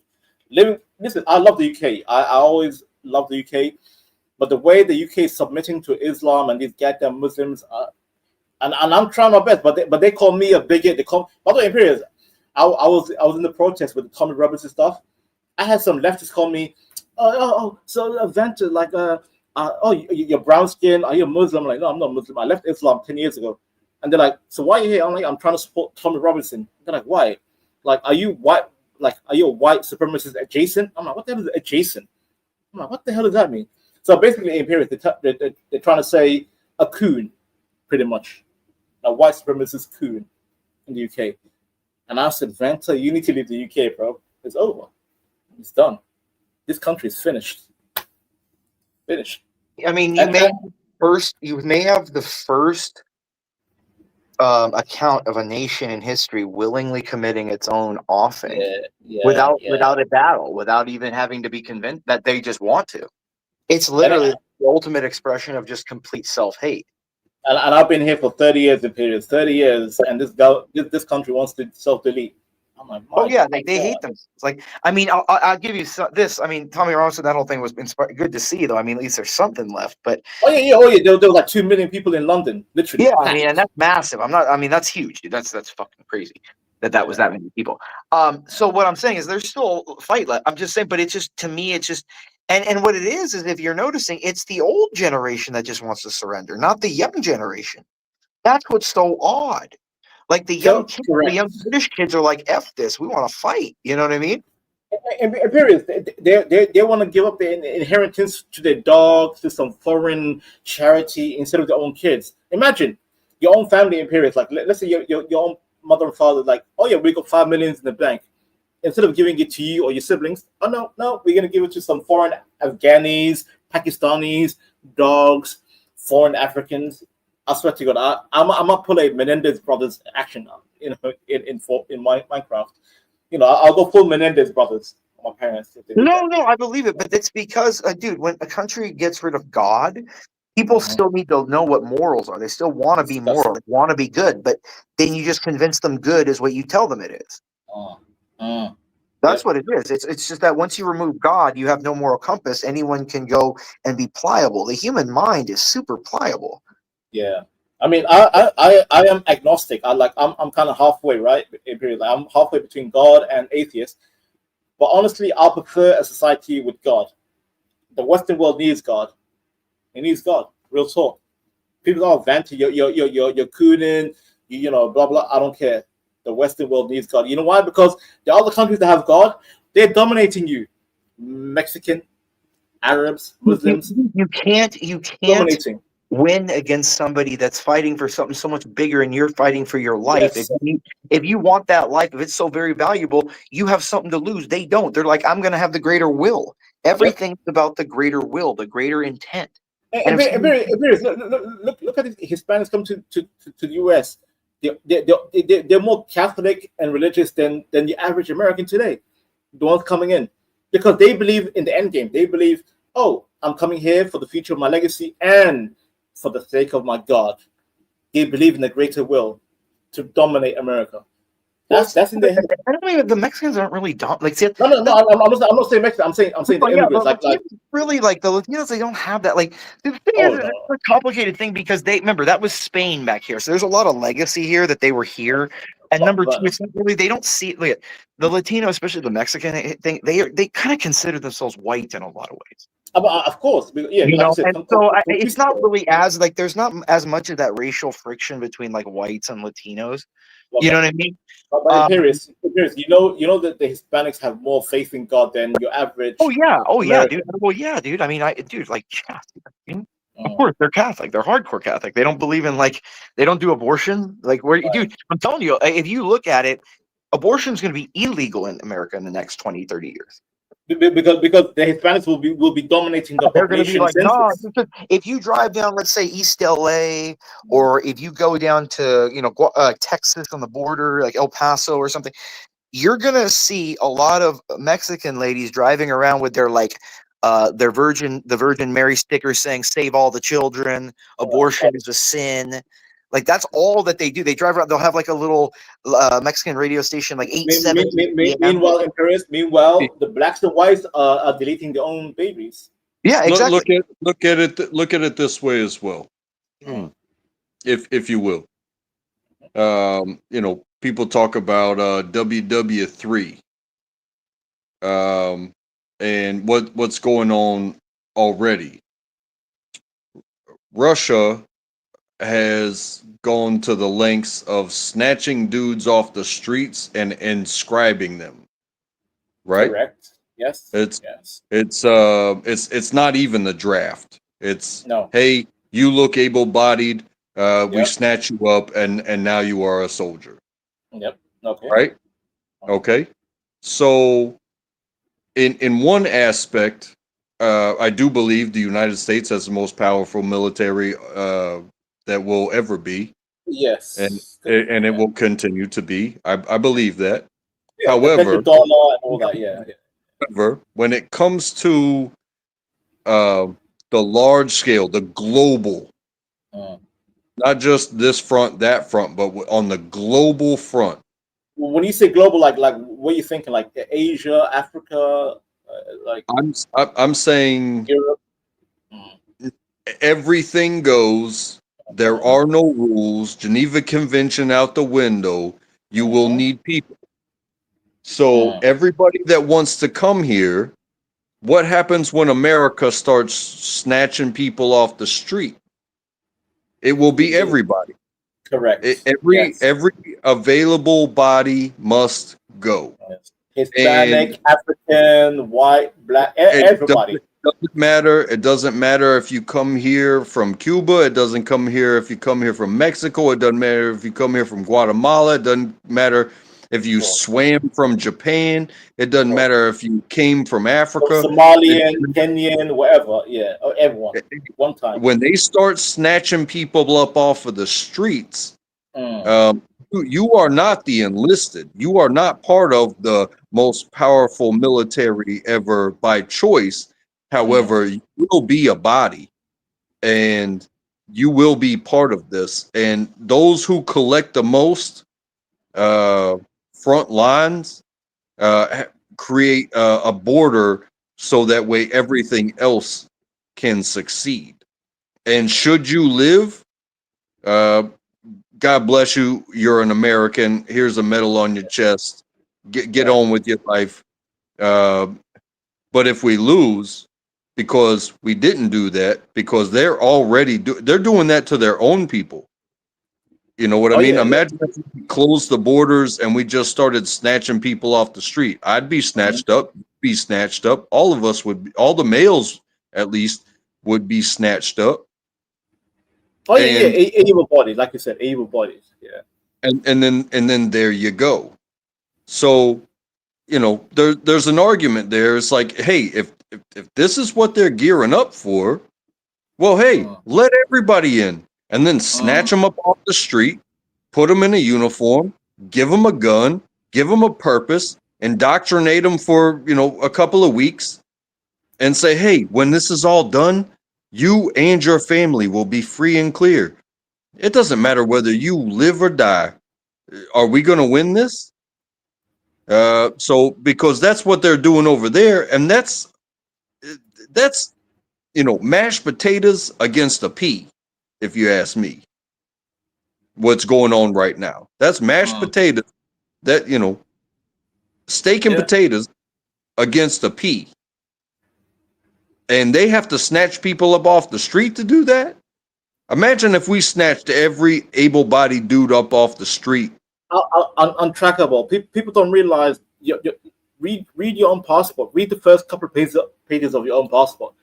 You are subjected to serve the government, or like in the UK, subjected to serve the royal family, the crown, etc.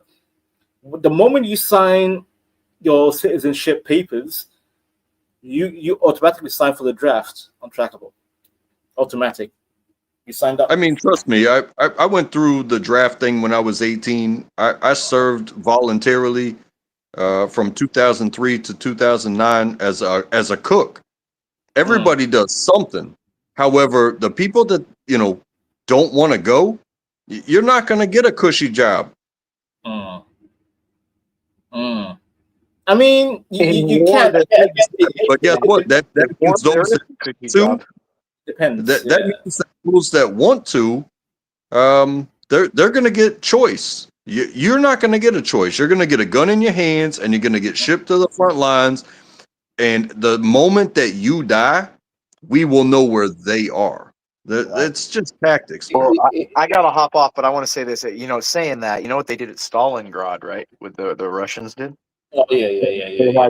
They would give one guy the gun, the other guy the backup clip. So when the guy with the gun died, the other guy could pick it up and shoot.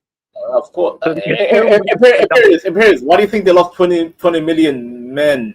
20 million men.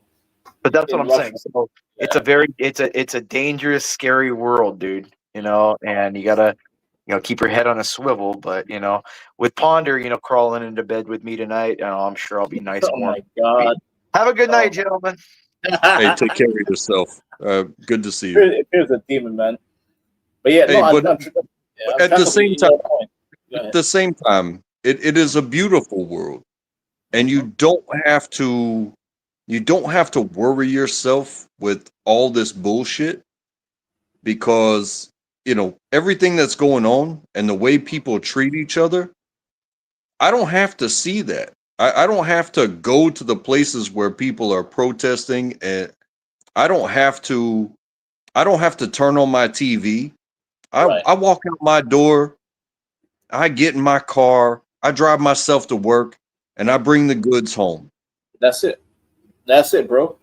Easy. Because I believe in this system that I live in, and I hate the fact that the prices keep going up. But you know what? If I believe in it enough, you literally have to come to my door. See, my only problem with your statement is belief. You should not believe in the system. Just ride with it. Ride with the system. Like I hate. Listen, this is untrackable. I hate the system. I hate the system. Like, yes, we have inflation. Living costs. Like everything bullshit. Rent, mortgage. It's all effed up, right? But I will never say I'll believe the system. But I will say I'll play along. That's the word I like to use the term. Play along. I'll play along. But the moment the system tries to destroy my family, it's game on. It's on site. Am I wrong? Untrackable. When the system comes from family, it's on site. Activate. Because now you come from a family. You're trying to kill my family.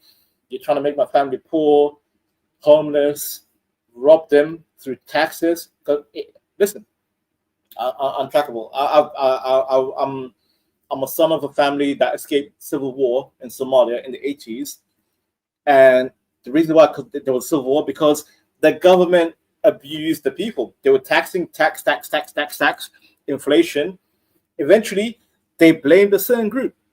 Like, they blame my tribe, but America, they're gonna blame right-wingers. That's their narrative right now. Oh, the right-wingers, the far right. And guess who got deleted the other day? Someone who was moderate, but they called him far right for so long, he got deleted because some crazy went out there. Okay. So that's what I'm scared of. When you look at the superpower countries, because Somalia it was never that. No, Somalia was that. Somalia had the second strongest army in Africa, behind Egypt. We were strong. Okay. But now, today is nothing. However, we had the British Empire. They helped us back in the day. Listen. When you talk about superpowers, who are the superpowers today, sir? Who is the superpower?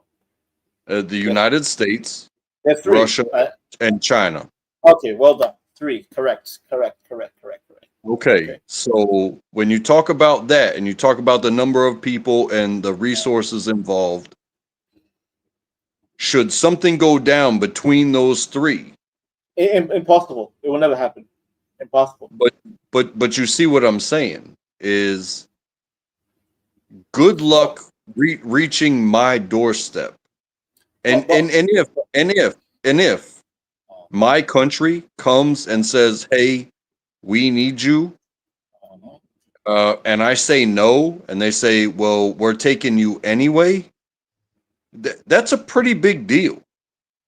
And I would say to my family, "Hey, I've been down this road before. kiss them goodbye, because you either win or you lose at that point, because those three have the capabilities to basically destroy the entire world. On track of every society says It's a goodbye regardless. If I stay, I mean, imagine an old man that they're not gonna come and snatch him up, and we lose. He's going to die. I mean, we all die anyway. However, if it comes to that, I mean, imagine a three country free for all. No allies. There's just the super three. Yeah. Okay. Mm-hmm. So it's 1v1v1. Everybody's against each other. We have a pretty solid position because we don't have a border with each other like Russia and China do. Yeah. So this would take up a lot of their time. However, for the distance of bombs currently, we are still in danger. However, I think we do have that would protect us, but we have no front lines with our position. We are independent. I'll track up, but you're seeing.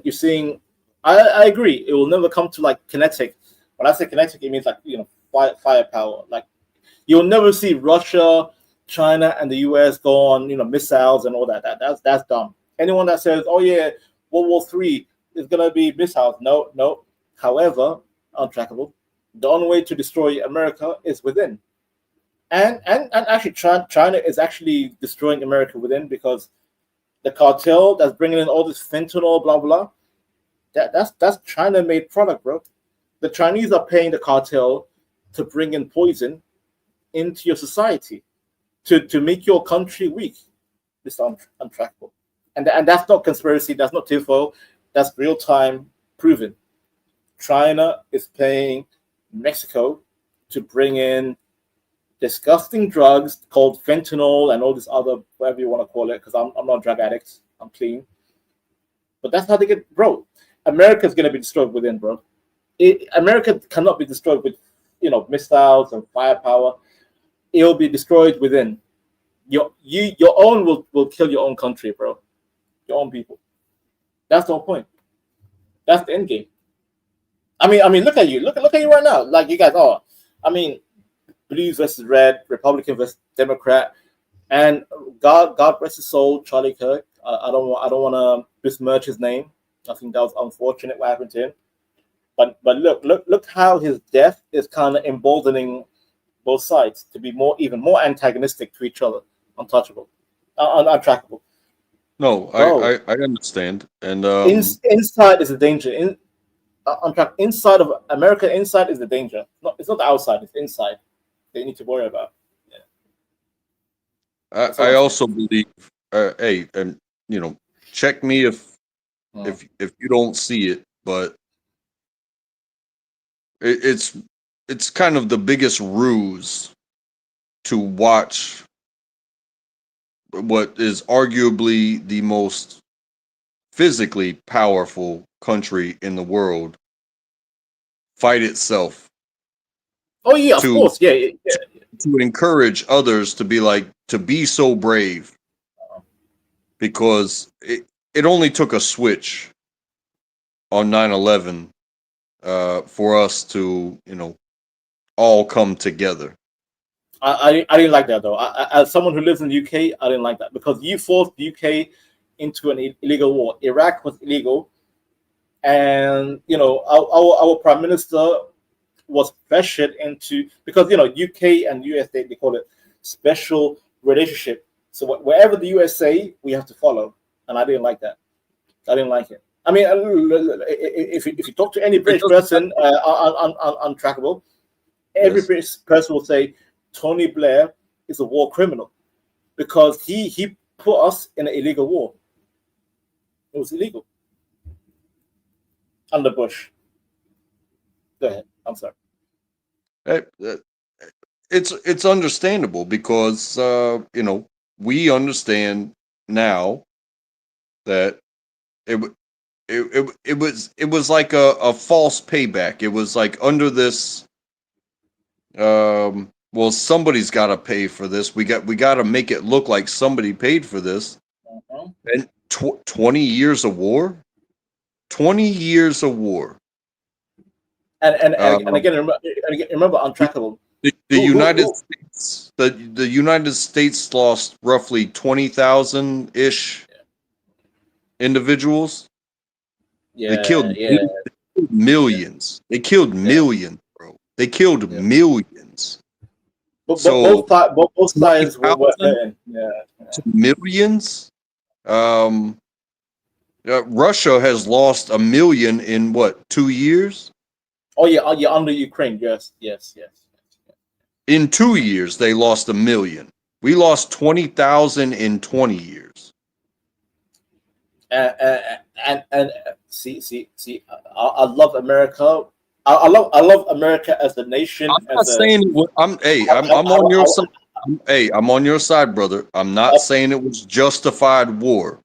No, I don't. Looking back, and that's all we can do. No, that should not have happened. Yeah. It was more of like crimes against humanity. It is what it turned out to be as the only possible justification for Saddam Hussein's rulership. It had nothing to do with 9/11, Afghanistan. Yeah. Weapons of mass destruction. Yeah, you're correct. And by the way, Saddam Hussein, he was a demon. He was a demon because again, I lived in the Middle East in the 90s. My family, we witnessed the Kuwait War because I lived in the UAE. Kuwait was around the corner. Luckily, we didn't get attacked, but we were witnessing Kuwait getting attacked by Iraq under Saddam. And then luckily, Bush Senior, he handled it. But then 9/11, I didn't like seeing that whole bullshit happen. I didn't like it. That was horrible. Well, and I can tell you that was horrible firsthand. I was a cook, man, in the army. I didn't join the army to save the world or stop the war or to kill the bad guys. I joined the army for a job because at the time it was the only job I could get. Sure.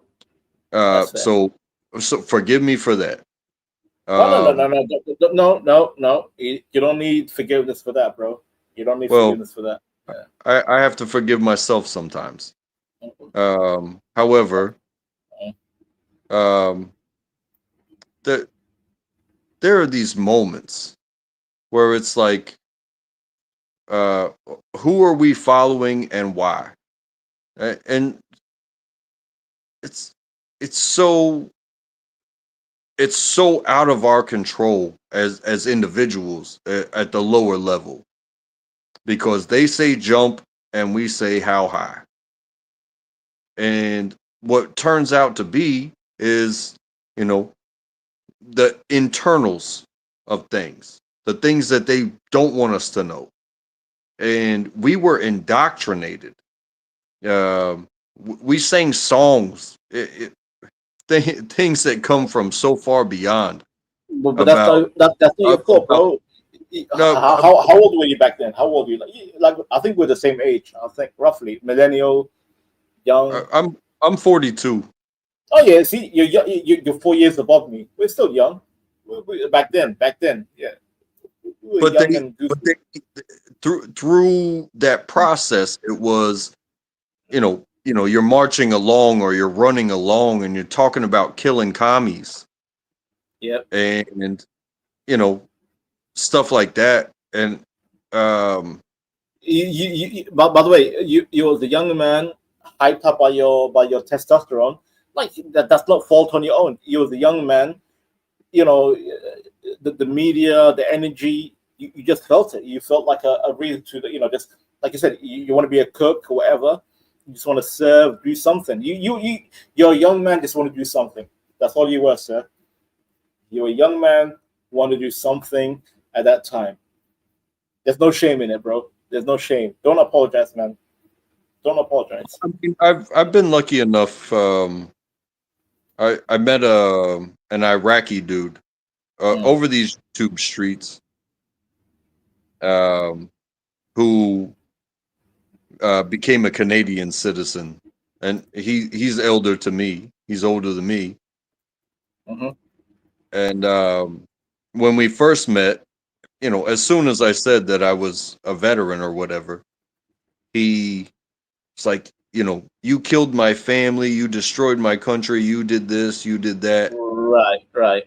Yeah. But for like a year of arguments and conversations, and it always starts out nice, but then it always ends in you. Yeah.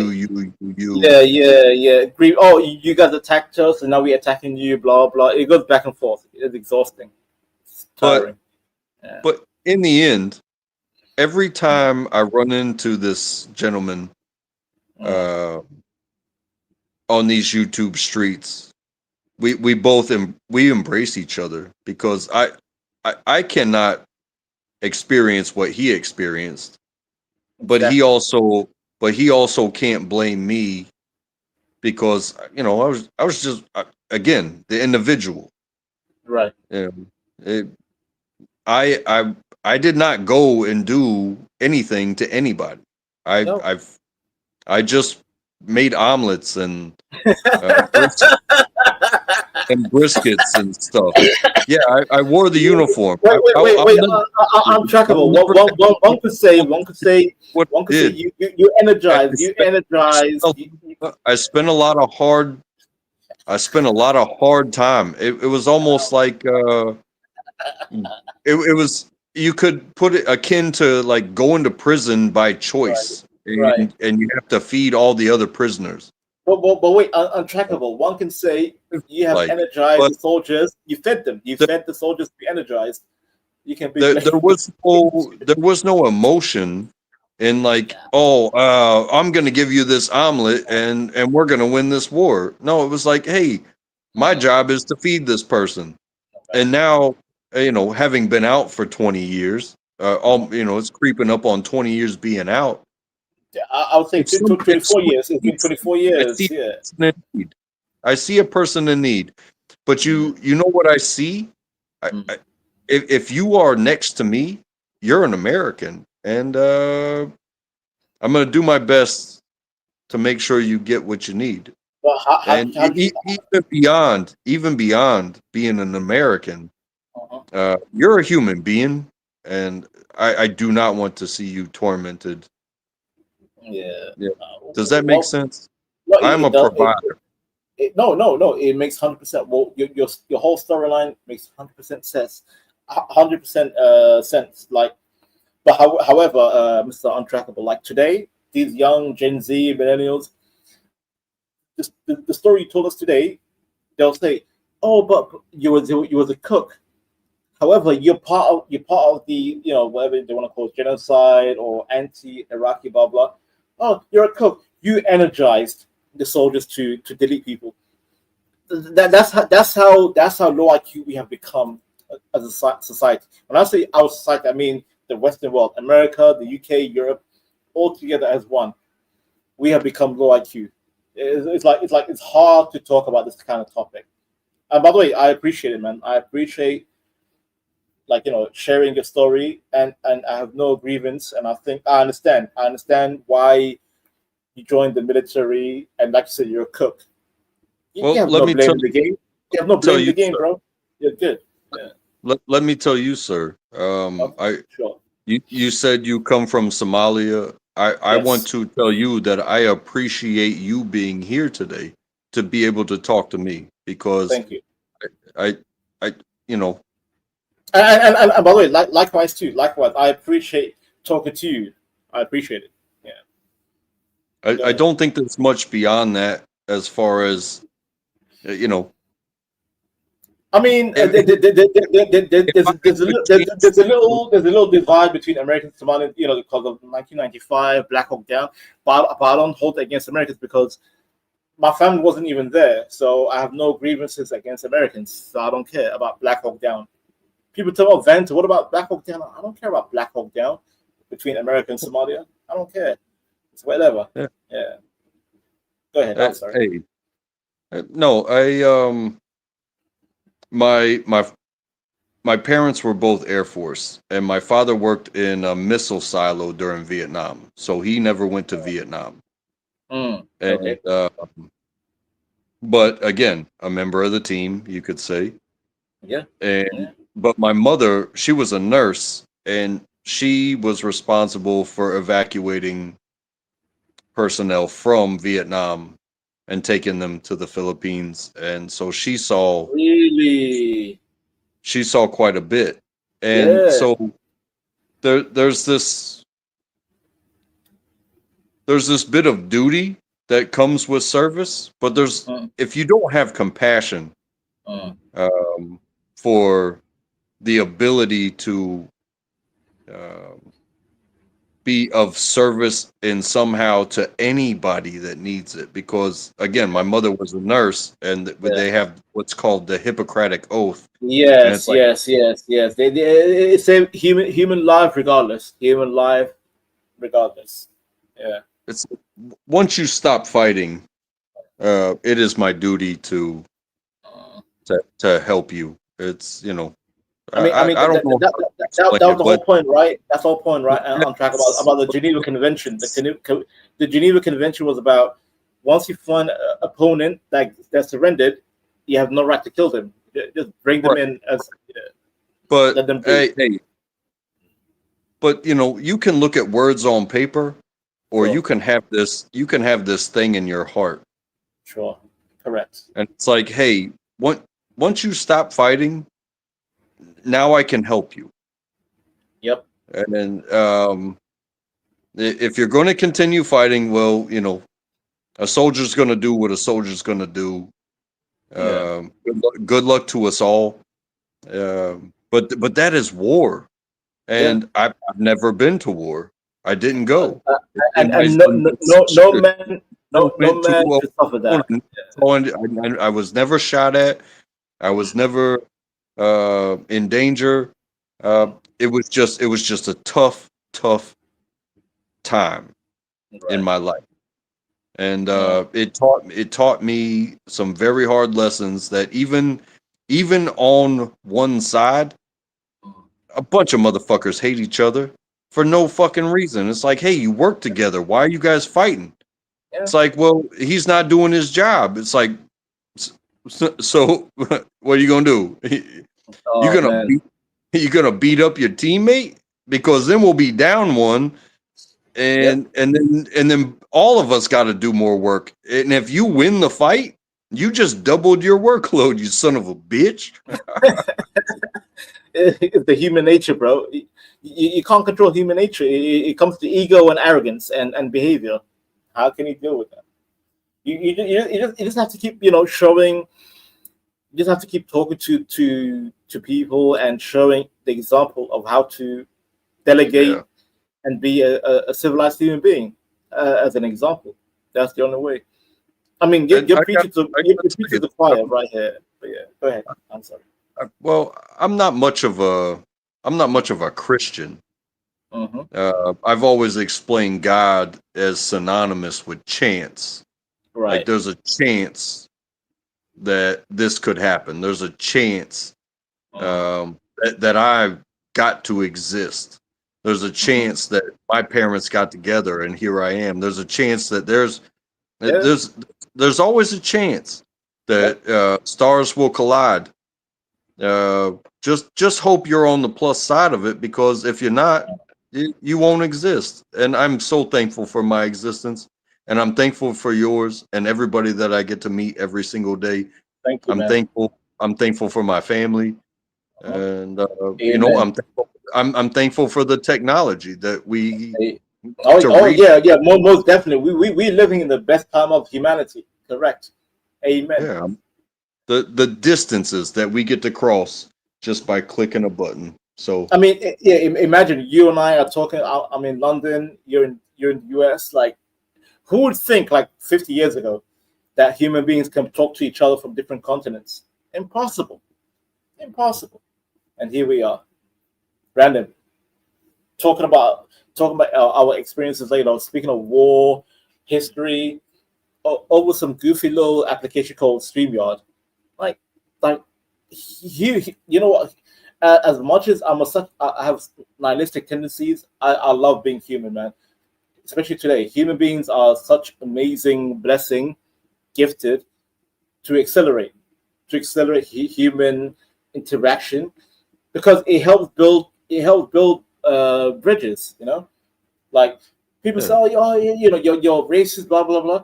But today, the African can speak to the European can speak to the Asian can speak to whoever in Australia. Like, we can build bridges, we can mend a lot of problems between our own races. Like, we can get over history. Well, like, look at this as well. Look at this as well. It's like what is it? The journalistic principles or the investigative principles, like who, what, when, where, why, and how. Yeah, but the media, the mainstream media is garbage. Like, I prefer. Yeah, I'm sorry. Go ahead.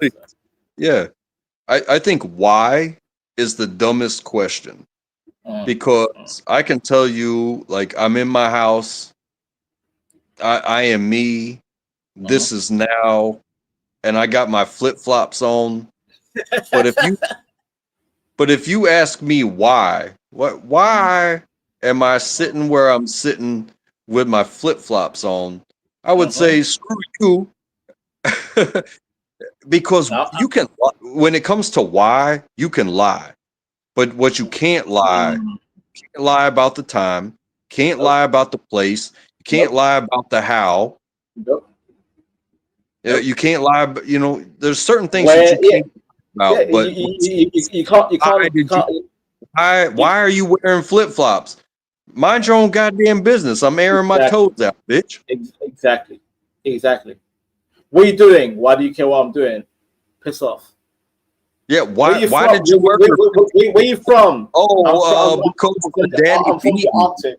Yeah, I'm from the Arctic. I can use a VPN. Why do you care? Go away. Shoot.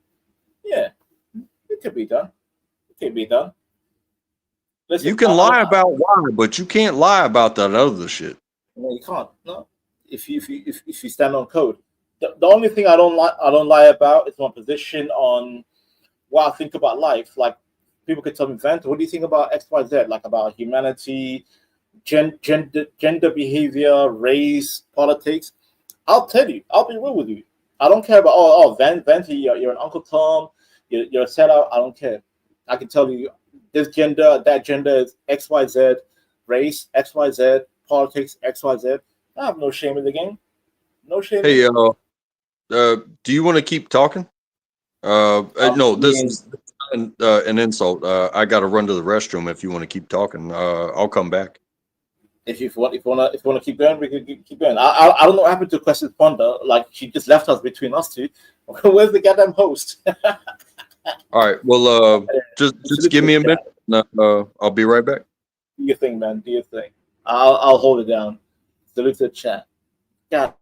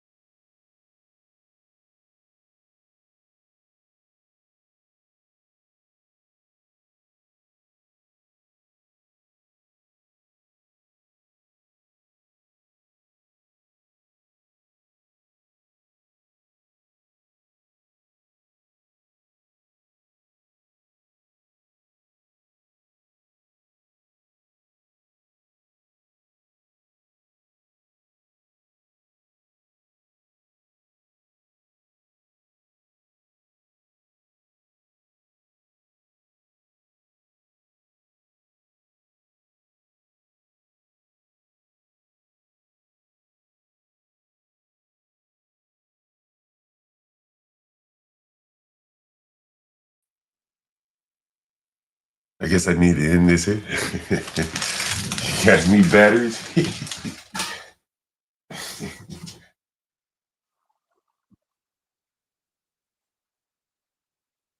vehicle.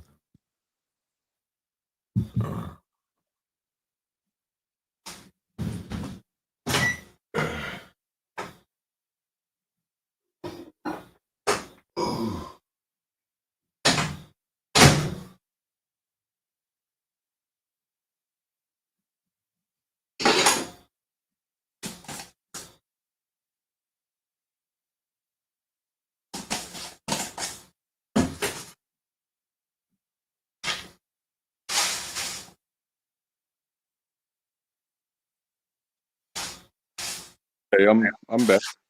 I thought everybody fell asleep here. No, I just wanted to make sure that I make something clear. Is that when I speak facts, they are my facts. But when I say if you ask, what do you think about this? What do you think about that?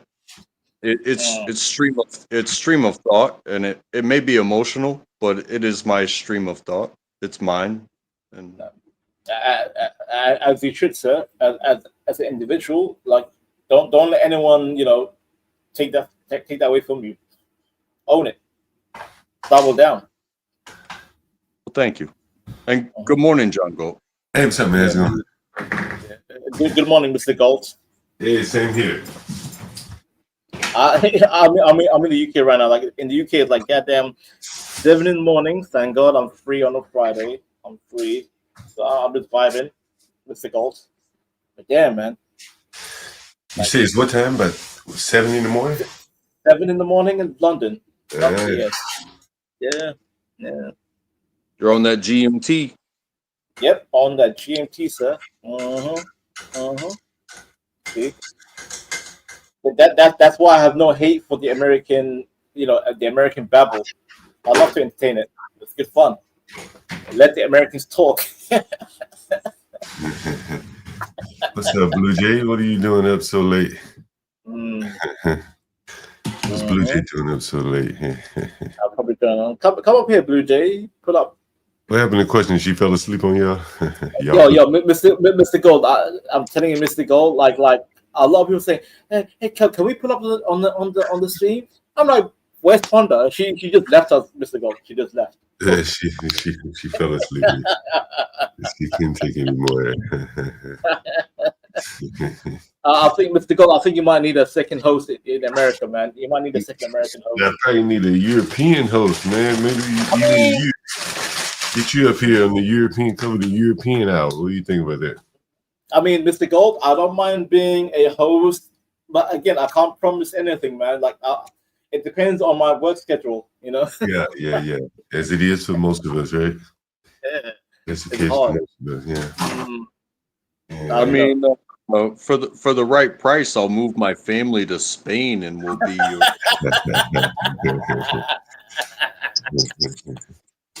Where do you live now, Chuck? You seem like a Midwest guy. What's that? Where do you live now? You seem like a Midwest guy. Well, I'm a military brat, but I'm in North Carolina. Oh, really? Okay. Yeah.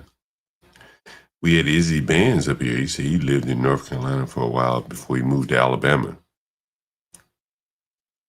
Yeah, I span the states. I was born in California, then we lived in Florida, then we lived in Ohio, then my mother retired into North Carolina, and I went and did my own military thing. So I've speaking English is hey, be understandable, I guess, was the key that my dad said. You're right. Be understandable. Wise words.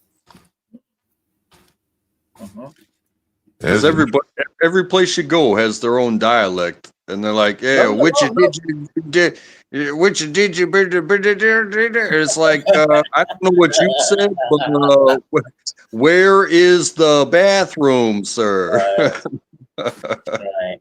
No, I can relate, sir. I can relate. Like I've traveled a little bit. Like I can speak Arabic. I can speak Somalian, English, Turkish, French. Like I could actually wherever I go, I just learn. Like give me a day or two, quick time. I adapt. I wish I could pick up languages like that. With the goal is easy, bro. It's easy. Like Yeah, I bet. You just have to be willing to do it. see, God, the secret to language, you have to engage with the locals, or else you forget the language. Yeah, you have to use it quick time.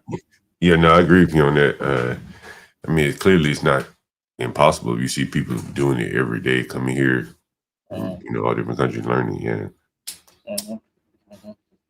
But go ahead, Untrackable. I'm sorry. Go ahead. No, I was gonna say, if I was trying to learn a foreign language, definitely there would have to be, the book and the phonics involved. But having somebody actually speak to you about things that you could understand in that language, I know they've got like Rosetta Stone and stuff like that, but I've never tried it. But bro, try it because I go free meals in foreign countries when I speak. Like I go to a cafe, I speak the language, and they know I'm a tourist. When I pay the bill, they're like, "Oh, one second," and they give me like a free food. I'm like, "God damn, free munchies, nice." I remember being somewhere in Europe, like Paris somewhere, and going to like a little grocery store, neighborhood grocery store. Mm-hmm. And the cashiers would speak like 4 languages. You're like, damn, it's just a grocery store cashier. And I ain't even talking about a big grocery store. I'm talking about and so many different people may come through northern France or something. Maybe a little German, a little Swedish or whatever. They would speak multiple languages. Yeah, at a low level. Hey, I'll tell you like this.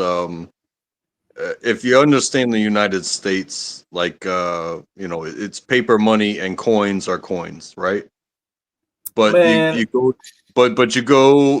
to Europe, and me and my buddy we did some time in London, and then we spent several days in Amsterdam, and I got all these coins in my pocket, and this dude, he looked like he was homeless, and he come up. And he was like, "Hey, could you spare something?" And I grabbed like a handful of coins out of my pocket. Oh my god! I must have gave the dude like $30. Please tell me you didn't give him the pounds, because the pound is king, bro. Please don't tell me you gave him the pounds. Oh my god! No, I think I probably gave him like 30 euros. The euros, yeah. Get rid of the euros. Get rid of it. Well, okay, I'm just saying. I didn't give him 50 cents American, because like in America, 50 cents is like enough for a gumball. But he perked up and he was like, "Hey, you guys want to know where the best pizza place in Amsterdam is?"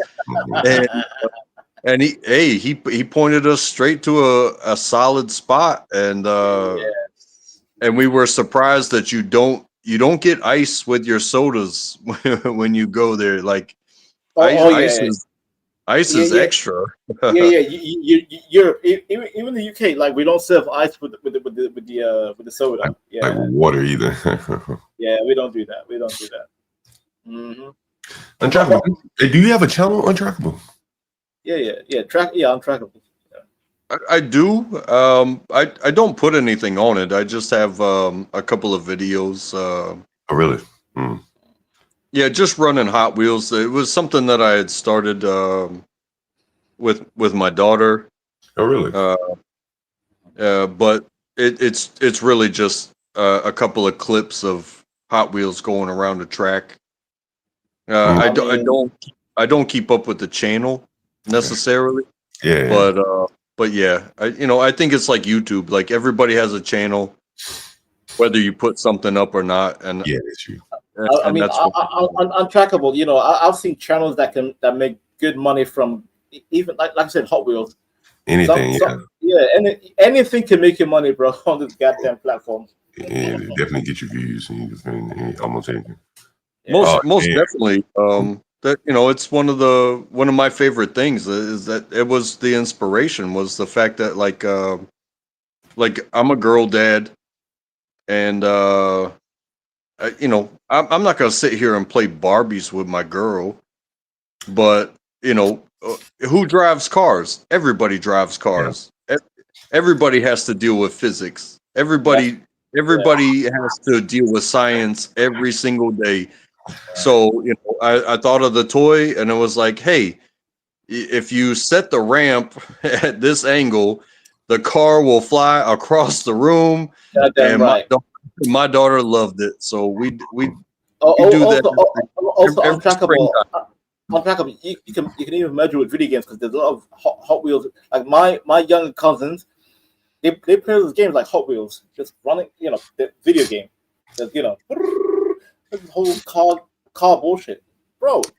The money is there, bro. The money is there. That's what I'm saying. Hey, Dan man, I think I've beat them all up real good. I had a point I was trying to make when I was, I guess if you want to call it beefing with people, but I think I made a point. To be fair, Mr. Gold, I think you proved a point on CT's panel where you remained silent, and all these guys were talking about you, and they made themselves look stupid while you were silent, Mr. Gold. You was quiet.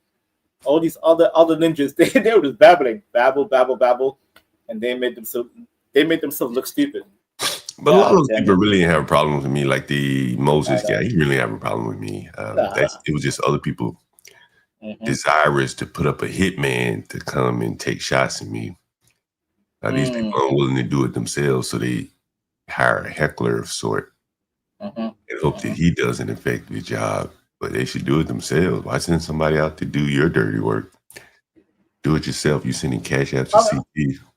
I mean, go like look at your age, and even me. I'm in my 30s. Like, why would you? Apologies. Why would you attack someone and say I'm gonna find you and attack you? Like, what kind of childish behavior is that? Like, I'm gonna go all the way to someone across the whole continent of a nation just to look for someone. Come on, Mr. Gold. That's childish, man. That's childish. Well, one of the things I think by me engaging with those people, I think it showed how blacks, and maybe all people, but definitely those, there's a group of blacks that are very clannish or tribalish. And just like the group of blacks that beat up that girl for no reason. Oh, yeah. One may have had a good reason in his mind to beat her up, but what about the other three that joined in? Right.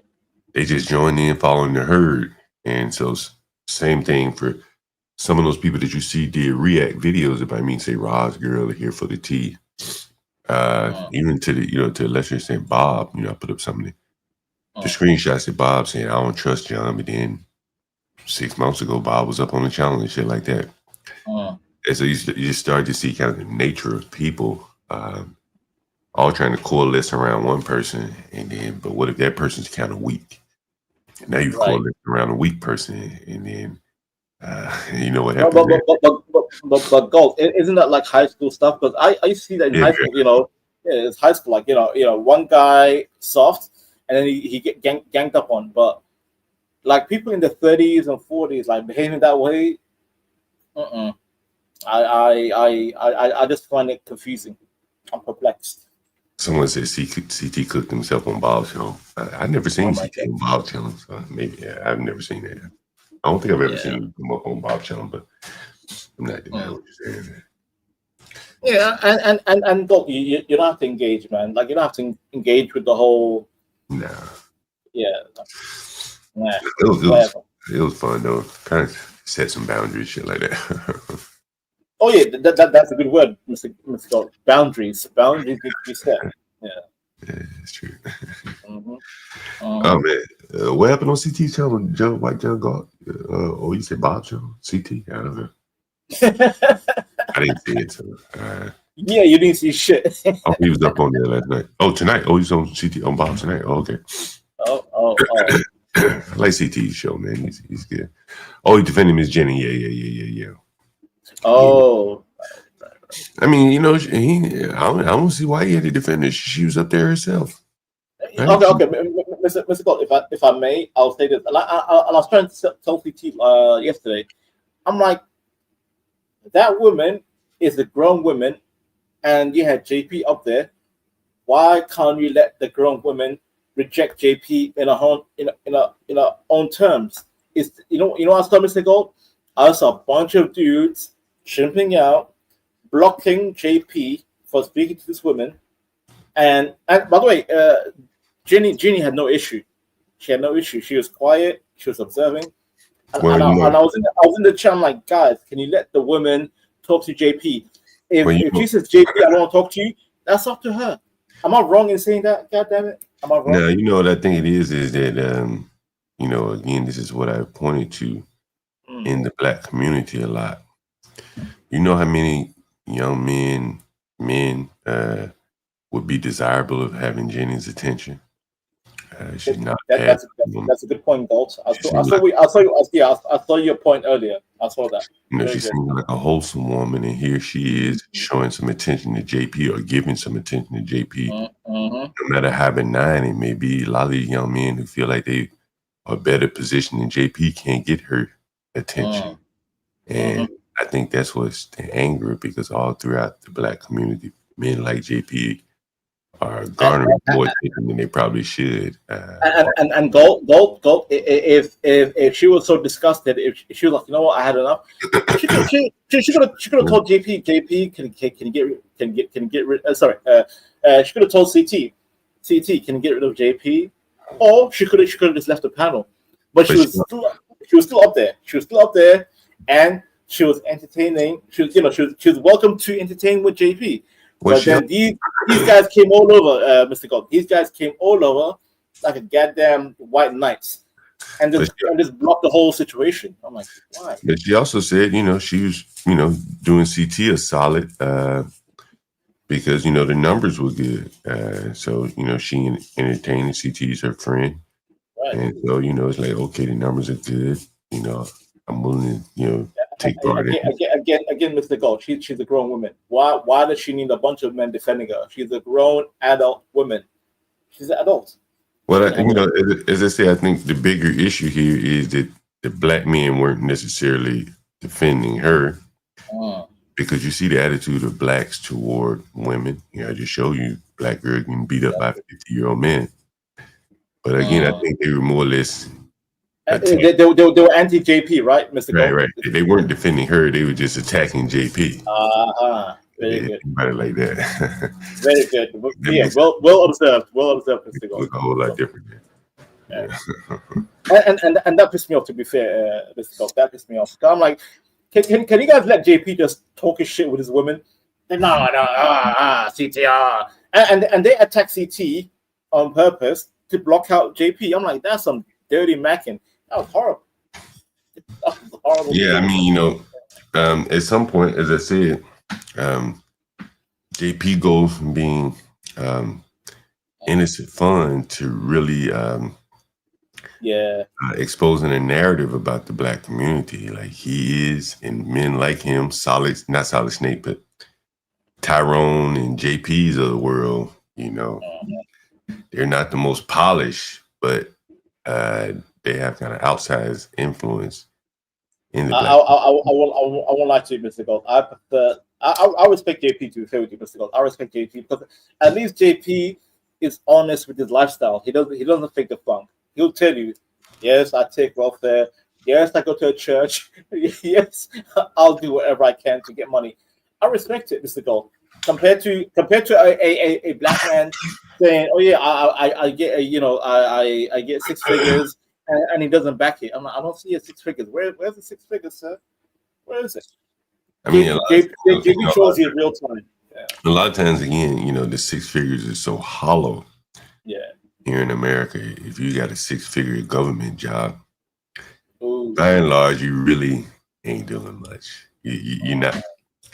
It's not a signal per se that you're smart or you did. Is that due to taxes and, you know, whatever state you live in, and then it was something. No, it's due to, you know, the you know, the government has done a good job of hiring a lot of marginal blacks, and the government pays a lot. So it pulls a lot of people up. You know, it's a rising tide lifts all boats, and some of these folks would be naked otherwise. Yeah, some of the people would be naked otherwise. Yeah.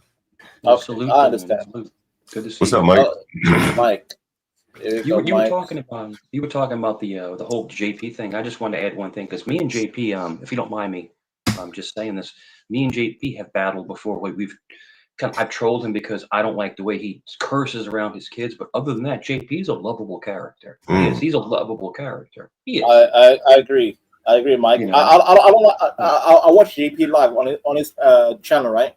I don't like the way he talks in front of his kids. However, JP as a solo man, he's very funny, entertaining. He's freaking hilarious. He's comedy gold, man. You know, I'll say this. I'm gonna say this. And I think, and John and Vanta and salute to everyone. But the whole thing is that I think for some reason, because Ginny lost her husband, I think CT almost feels like a kind of like an older brother. So when JP was kind of being a little bit weird, I think possibly. I don't know. I can't think of that, man. I can't think of CT. Mike, I have to intervene real quick, Mike. I understand CT's position. I understand. But however, Mike, that's a grown woman. She's not a child. That's a grown adult woman. Why are you infantilizing this woman? She can speak for herself. She can say, JP, get away from me. I'm like JP. Hold on, you guys are really overthinking it again. I'm sorry. I'm sorry. I mean, I think you guys are really overthinking it, honestly. Oh yeah. I'm sorry.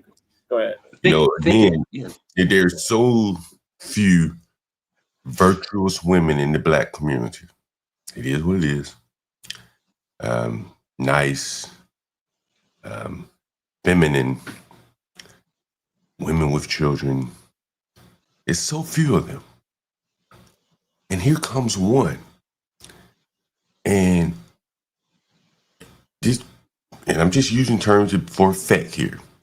This big black welfare king comes up and CT allows her to talk to our queen.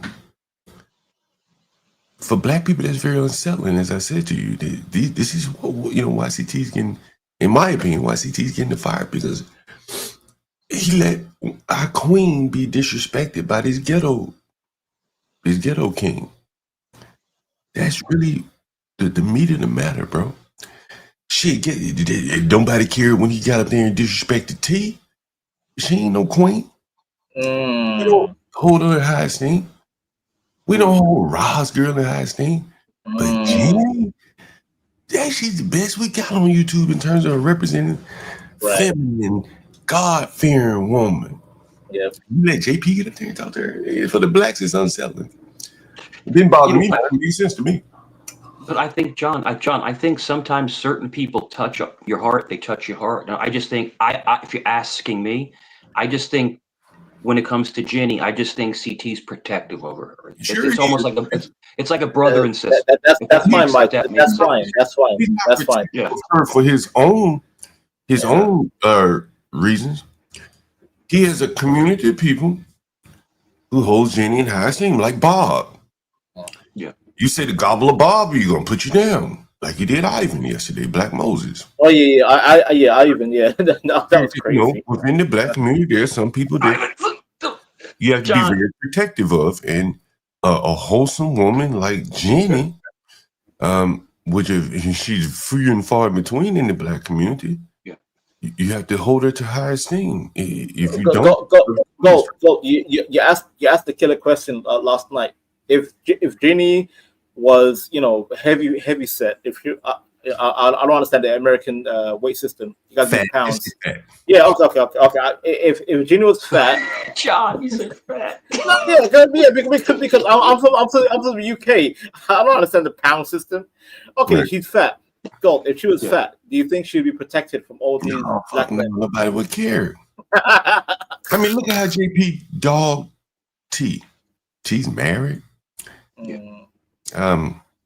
Just dogged her.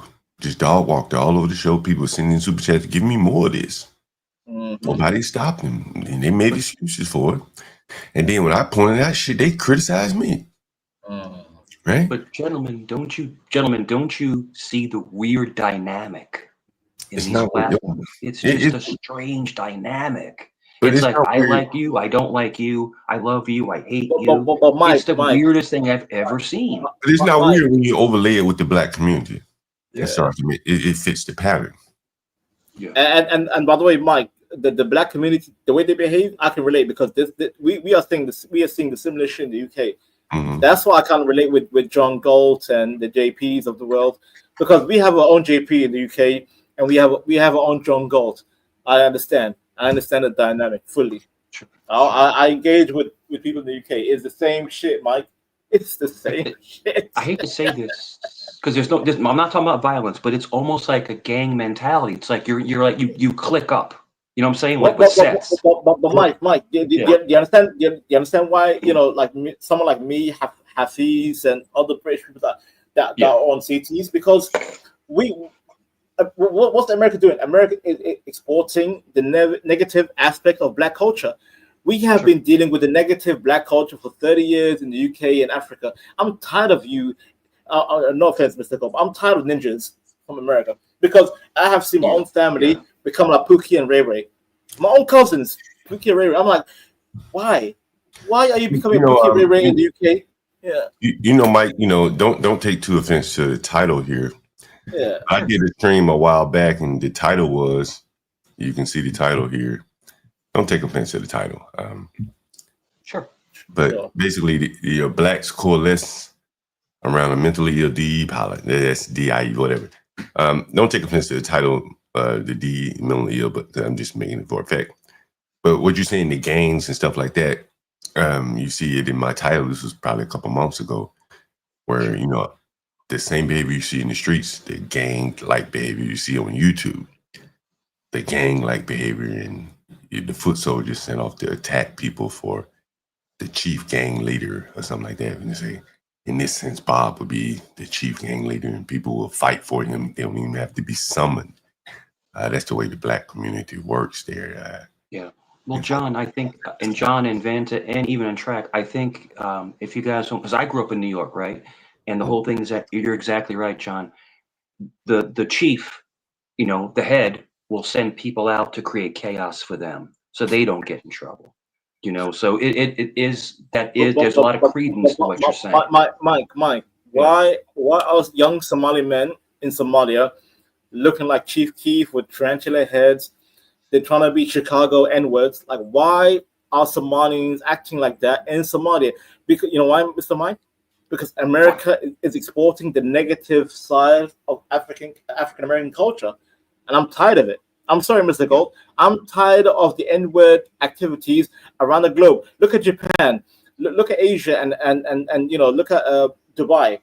They're all copying the negative black man culture. Why, Mike? Why? Maybe, but they copy it so well. Maybe it's somewhere deep down in them. Like, I can't copy a white man. I can only copy a white man up until about 85%.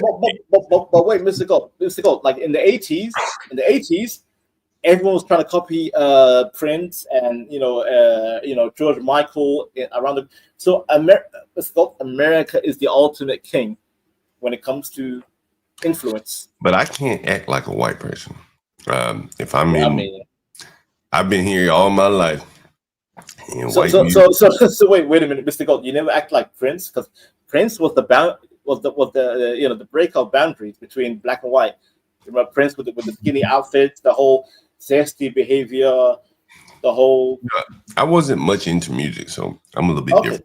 Okay. Because music was the barrier back then. But I'll say this though, I listened to a little. Was it Hall & Oates? Hall & Oates, yes, Hall & Oates, yeah.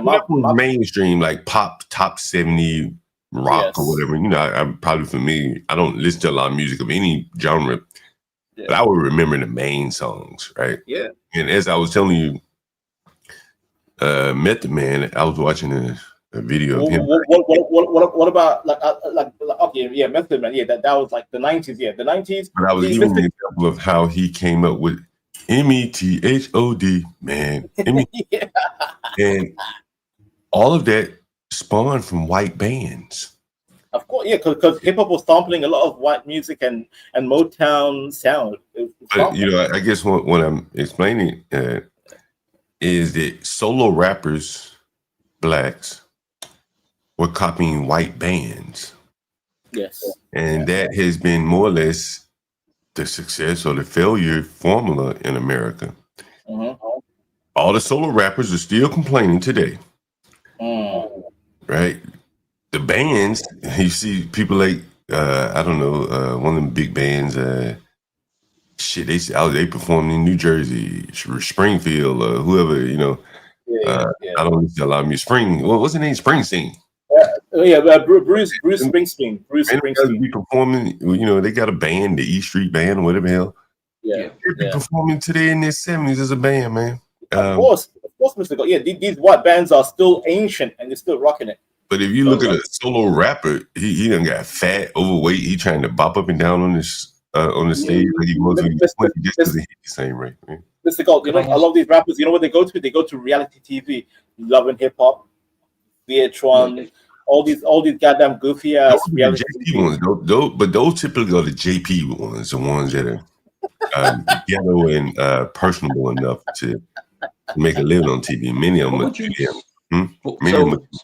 What would you guys say that your favorite band is? I'd love to hear from Track, Banter, John. What is your favorite band of all time? Okay, I'll let John answer first. I'll go after John. Go ahead, John. I used to like this band, Tony.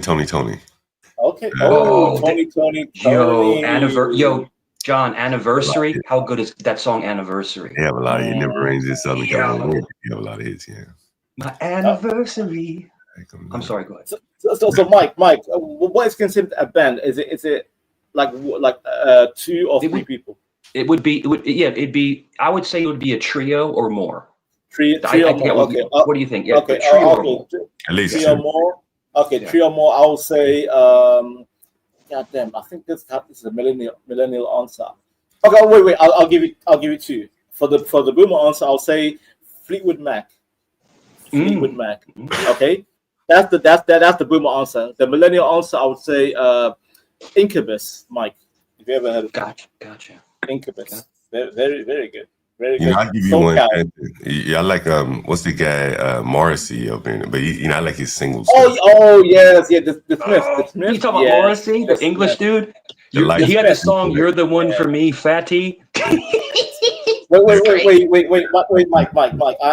I know what John goes talking about. The Smith with Morrissey. Yeah, there's a light that never goes out. You ever heard that song? Very good, very good stuff. Me and Vanta, we love Oasis. So yeah, Oasis. Yeah.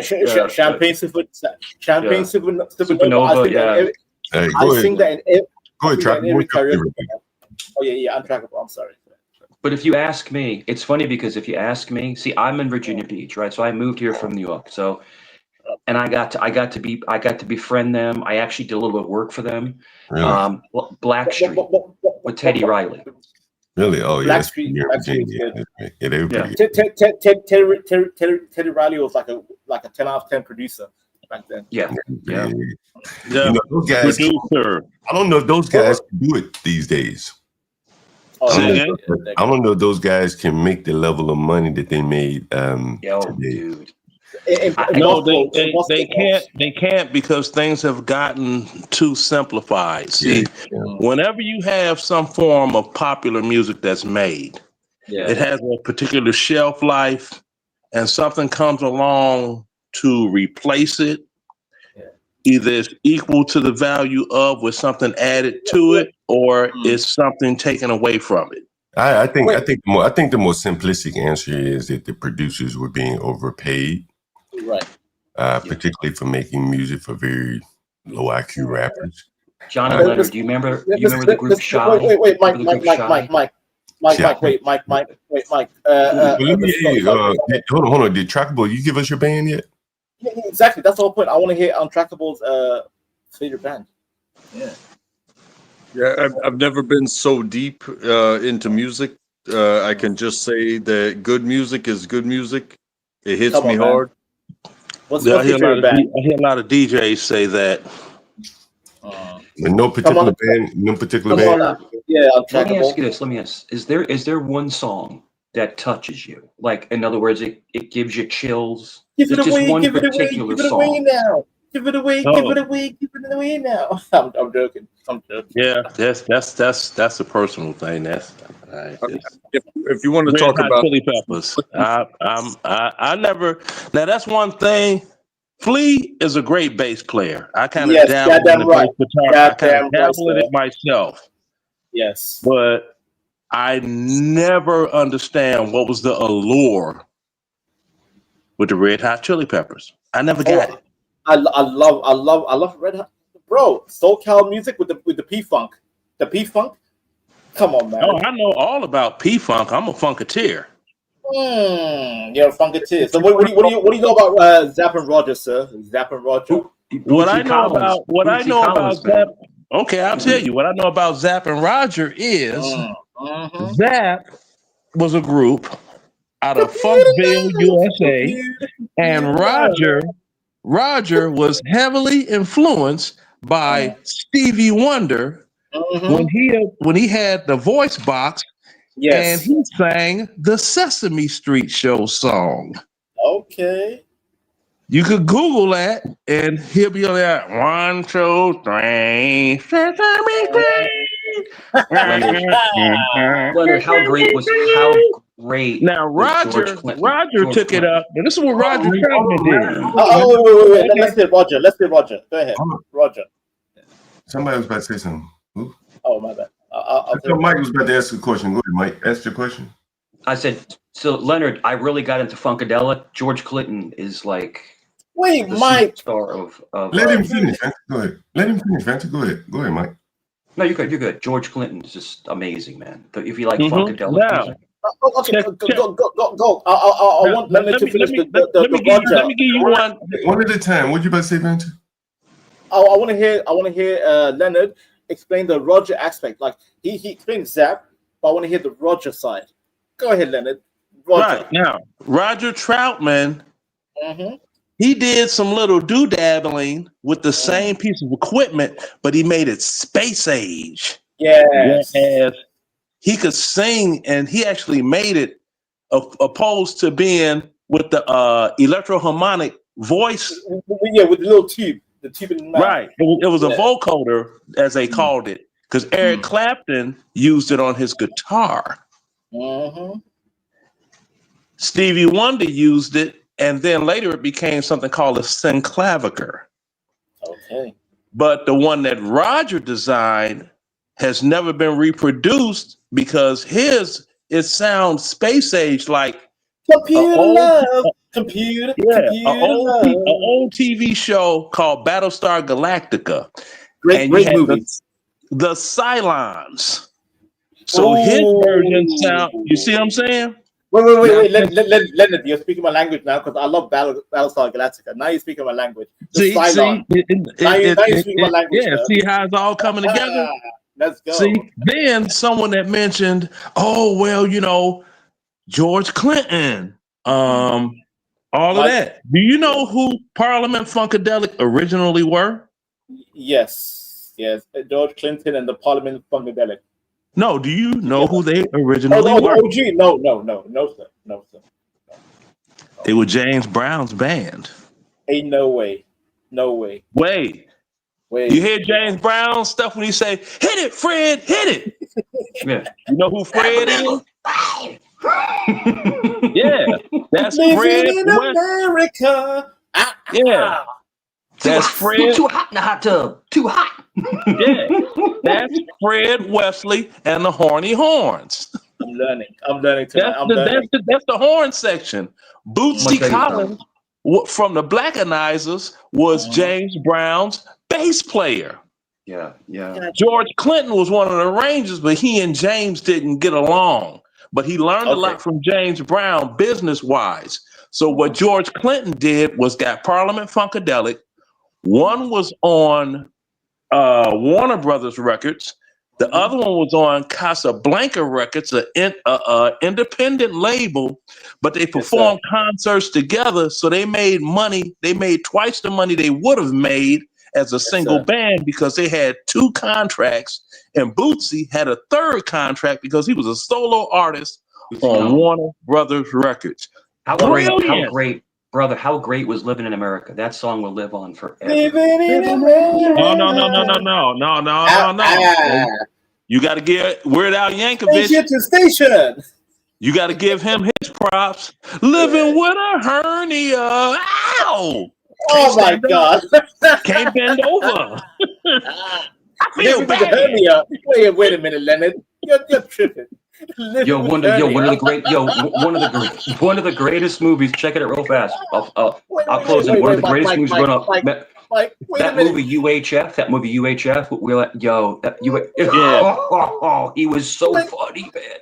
Wait, Mike. This man said living with hernia. Leonard, you're stupid, Leonard. No, that's a real song. He did that. Remember he did. Instead of beat it, he'd eat it. And he was like a big fat Michael Jackson. Remember the other one? Weird Al Yankovic. Yeah. I lost on Jeopardy, baby. You know, the thing is that, cinema, because I love movies, right? Cinema really moves you, right? There's so many, I can't even list the movies that are just touching. But I think music is really therapy for your soul. I think when you hear certain songs, it brings you up. Yeah, I mean, Mike, I want to ask Leonard. I have a question for Leonard. So I'm my favorite singer of all time is Prince. Have you seen Purple Rain, the movie? I saw it at the movie theaters. Yes. Yeah, I saw. What do you think about Purple Rain and Morris Day? By the way, Morris Day also had a band too. Morris Day. Yes. Morris Day and The Time. The Time. Yeah. Morris Day is the reason I have a cashmere coat. Oh shit! Morris Day and Prince they were like best friends. They were best friends. Yeah, but I mean, Morris Day, he had the Stacey Adams wingtip shoes. He had the cashmere coat. He was flexing, bro. He was flexing like a mother. Jerome, such nastiness. Morris Day became a prototype for a lot of guys to be cool. Yes, Leonard, he was bougie. He was a bougie black man. Like he had style. He had grace. You know what I'm trying to say? No. He was the coolest. He had a song titled "Cool." Yeah. Well, Leonard, what's that song? The bird song. What's it called? The bird song. Remember? When he doing the bird. Yeah. Because he couldn't dance, so he just did whatever he did because he couldn't actually dance. He relied on back dancers. Like the back dancers were helping him to boost his energy. Yeah, Jerome Benton. But when they were doing that one song, the final song in the movie Purple Rain. Oh yeah, and they were all out there, and he said chili sauce, and all of them slid across stage like James Brown. Oh, the theater went bonkers. It was like, really? Oh! On the bird. He had the bird. Oh, we. Yeah, he's like, yo. We're talking about old school legends. I mean, absolute legends. I'm gonna tell you this. In the last 10 years, I think someone who is very James Brown-esque is Bruno Mars. Bruno, yeah. No, Bruno Mars. This is it. Bruno Mars actually incorporated the best that he could of James Brown and Jackie Wilson. But Leonard, he's getting sued, right? He's getting sued for a lot of copyright because he was stealing a lot of samples. Bruno Mars was stealing the whole Motown sound, man. That's why I don't like Bruno Mars. Jackie Wilson. Look at an old video of Jackie Wilson performing "Lonely Teardrops," and then look at Bruno Mars. Yes. You'd be like, God damn. Yeah, he stole all Jackie Wilson's moves. Yes, sir. He did, but you can't admit, you can't deny that guy he puts on a great show. Mike, you know what? You know who's like the earliest level of that kind of energy, like the genuine energy? It's Justin Timberlake. Justin Timberlake was not faking the funk. He can sing, he can dance. I like Timberlake. Yeah, he's talented. And he was real. Oh shit! I'm sorry. We're talking too much music. No, I like Timberlake. I'll tell you who could have been a command player in the game, but I don't know what happened with their contract. Mm-hmm. He could play. Miguel. Really, I mean, he could sing, and he could dance his ass off. I mean, Miguel. he was close to James Brown. Chris Brown. Nope. What's the place? The Weeknd. Nope. He's from across the pond. From the UK. My side. My side. Wait, let me think. Close to James Brown. God damn. Sam Smith. No. Come on now, dance, little sister. I'm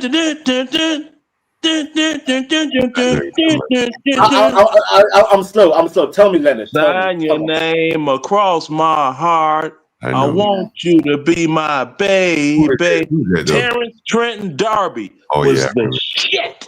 Was he the one that did the lip syncing? Was he the one that got caught lip syncing? No, that's Melly Melly. That's Milli Vanilli. Milli Vanilli. That's Milli Vanilli. Yeah, they were over from Stuttgart. Wait a minute. When you say Terrence Trenton D'Arby. I remember him. It's from the UK. Are you talking about the UK, Leonard? The UK. Terrence Trenton D'Arby.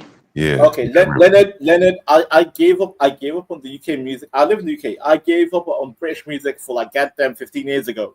I gave up. British music has been horrible for 15 years. I gave up. Disgusting. Yeah, but I'm just saying, Terrence Trenton D'Arby. I never heard of him. He was the across the pond. He was the across the pond version of Prince without a guitar. Terrence Trenton D'Arby. Man, you can't take nothing from him. I don't know what happened to his career. He had some hits. Leonard, when you hear me talking, man, come here at the politics here. That damn Bob must have been a stop streaming because Wall Street Willie over here. You know, blame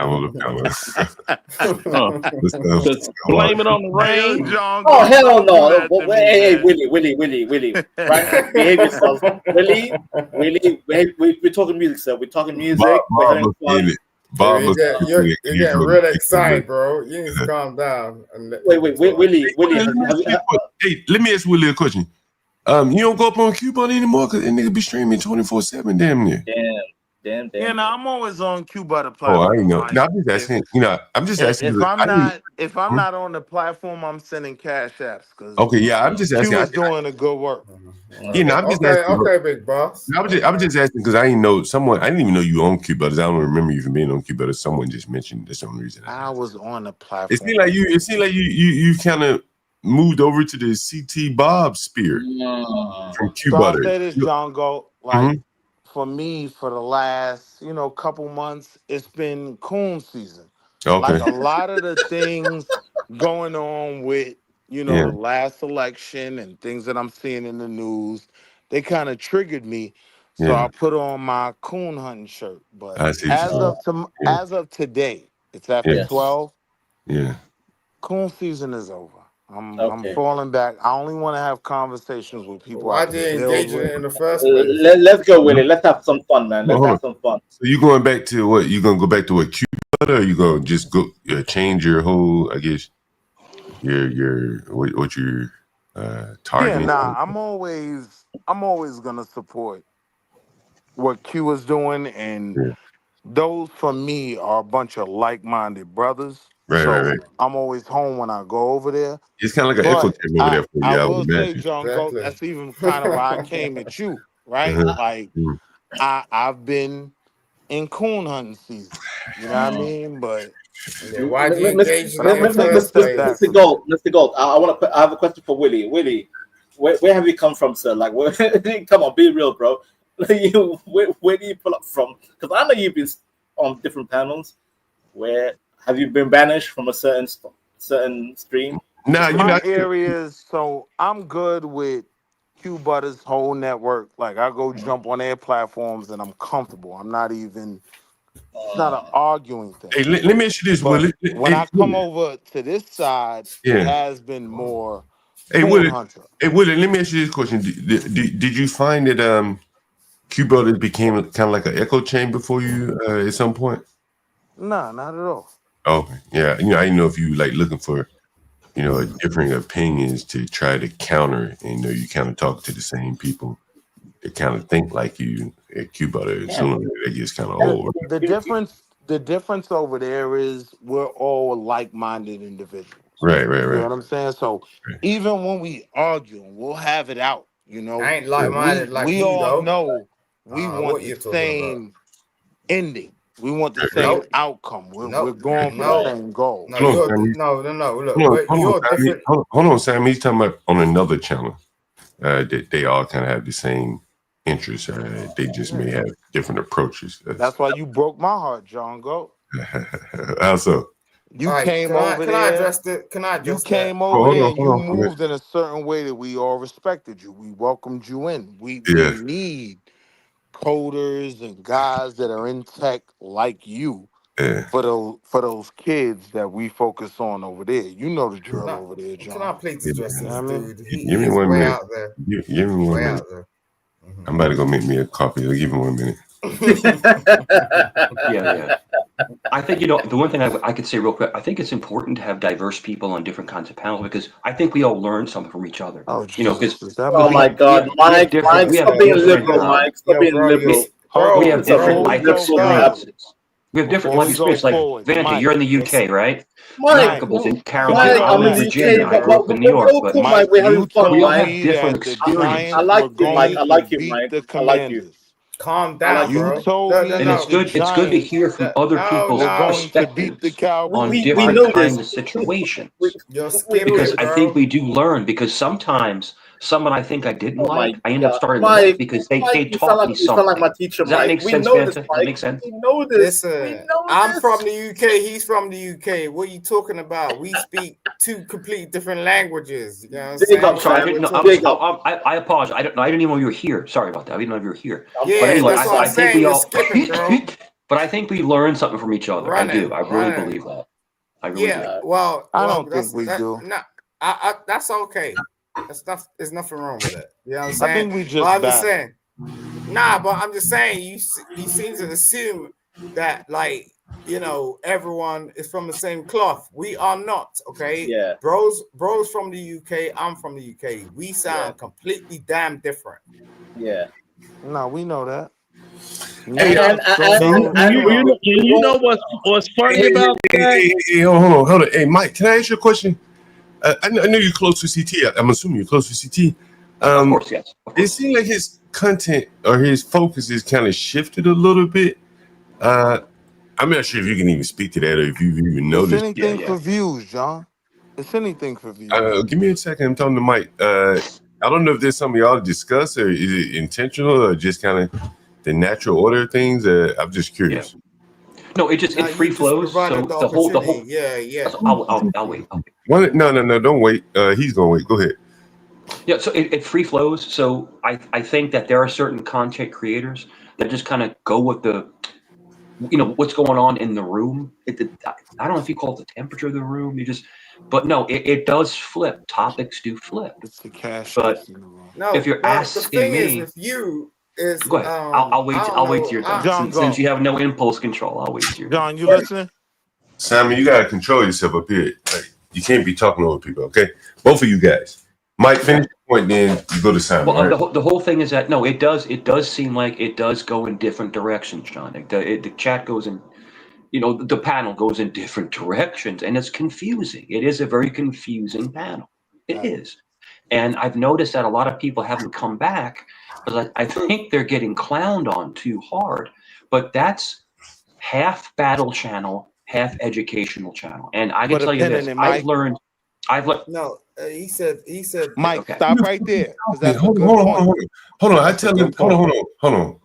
I say when we go to the next person. Go ahead, Mike. Finish your point. The problem, John, I've learned a lot from everyone that's up there. I've learned from you to be more calm. I've learned from CT to be more compassionate at times. I've learned a lot up there. Vant is my guy. What did you learn from Willie? I'm just saying, but no, John, it does go in different directions. It's very confusing sometimes. Go ahead, guys. Yeah. I will stop. Go ahead, Simon. Yeah, that was good. Simon, go ahead. All right, thank you, John. Look, you sound like a very articulate, very intelligent man, but sometimes, when you're talking, it's like you sound like you live in your mother's basement. You know what I'm saying? I mean, what's the point of throwing insults? Do you have something productive to say? You just want to Oh, you just want to insult somebody? Come on, man. No. It's not that. I mean, Let me go it's next, y'all. Hey, it's just gonna add. So, like, I know what I'm saying. Don't worry about it. Like, it's not that thing. I'm not trying to insult this dude. I'm just saying. Well, just make your point without insults. Just get it out. Come on. All right. I think John has a really productive platform over here, and to keep it straight, it's just like if you could have the conversation, and like we as men can actually sort of like get something out of it, then that'll make it productive. You know what I'm saying? Well, what's the point you're making though? Do you have some response? So, John, here's the reality. Yeah, go ahead with it. All right. Here's the reality. Like, CT isn't really that smart, right? He surrounds himself with bottom feeders so he can have a leadership image, right? But he's not willing to have the difficult conversations, right? Like look at a Candace Owens, for instance. She's willing to have the difficult debates, right? Like, CT's not willing to do that. You don't think so? Nah, absolutely not. What do you want to talk about? Absolutely not. All right, fair enough. That's your opinion. I know I could come over here with you on a late night and we could dive into some of those topics way more serious than any panel that JP will ever be on. Well, of course, JP, right? but CT's running a different panel. You may not be. That's his monkey. But I'm saying, like, he has, but hold on. In fairness, he has 300 people in the audience. Sometimes you can't necessarily do a deep dive with me and you. And if you got 8 people on the panel, it's a little bit different business model there. That's my point, though, John Galt. Like, there's no different in Cuba. Even keep it though. But there's like 8 people on the panel. Nah, I get what you're saying, Galt. But even your panel, right? Mm-hmm. Even your panel, you do at least entertain the uncomfortable conversations, right? You don't think CT does that? No, he's not looking to do that. He is a master. He is a master grifter. Willie, I like coming back to you, but I like to stop you at a point and then come back to you. I promise you. Mm-hmm. To me, CT touches the controversial topics. What do you guys think? Just around the horn here. Yay, nay. What do you think? He's a grifter. Hold on.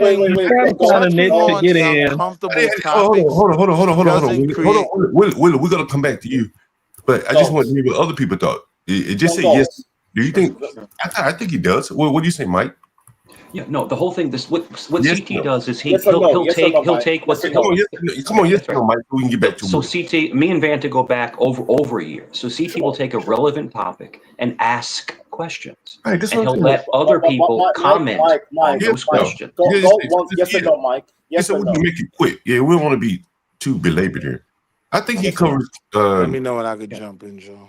We're coming back to you, but I think so. When you say so, yes, no, going around the panel. Mr. Galt, one more time. What's the question, Mr. Galt? For me to say yes or no? What was the question? Doesn't CT cover in-depth, controversial type topics? And topics that maybe not necessarily. He goes a little bit deeper in the news, though. I'll give you my answer, John. I think. Oh, okay, you know what? I'll remain. I'll remain silent. All right, go ahead. What's your thoughts, then, Willie? There's nobody else answering.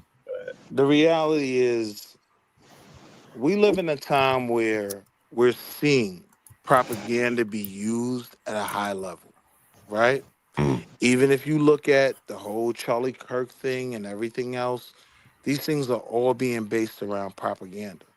What low-tier guys will do, right, is feed into the bottom feeders, but they won't create an environment where the real conversations can be had. Okay. One thing I do rock with you for is, no matter how much I disagree with you or might call you a coon, you'll question me. We'll have the conversation. CT's not capable of doing that because he's only as smart as the people around him.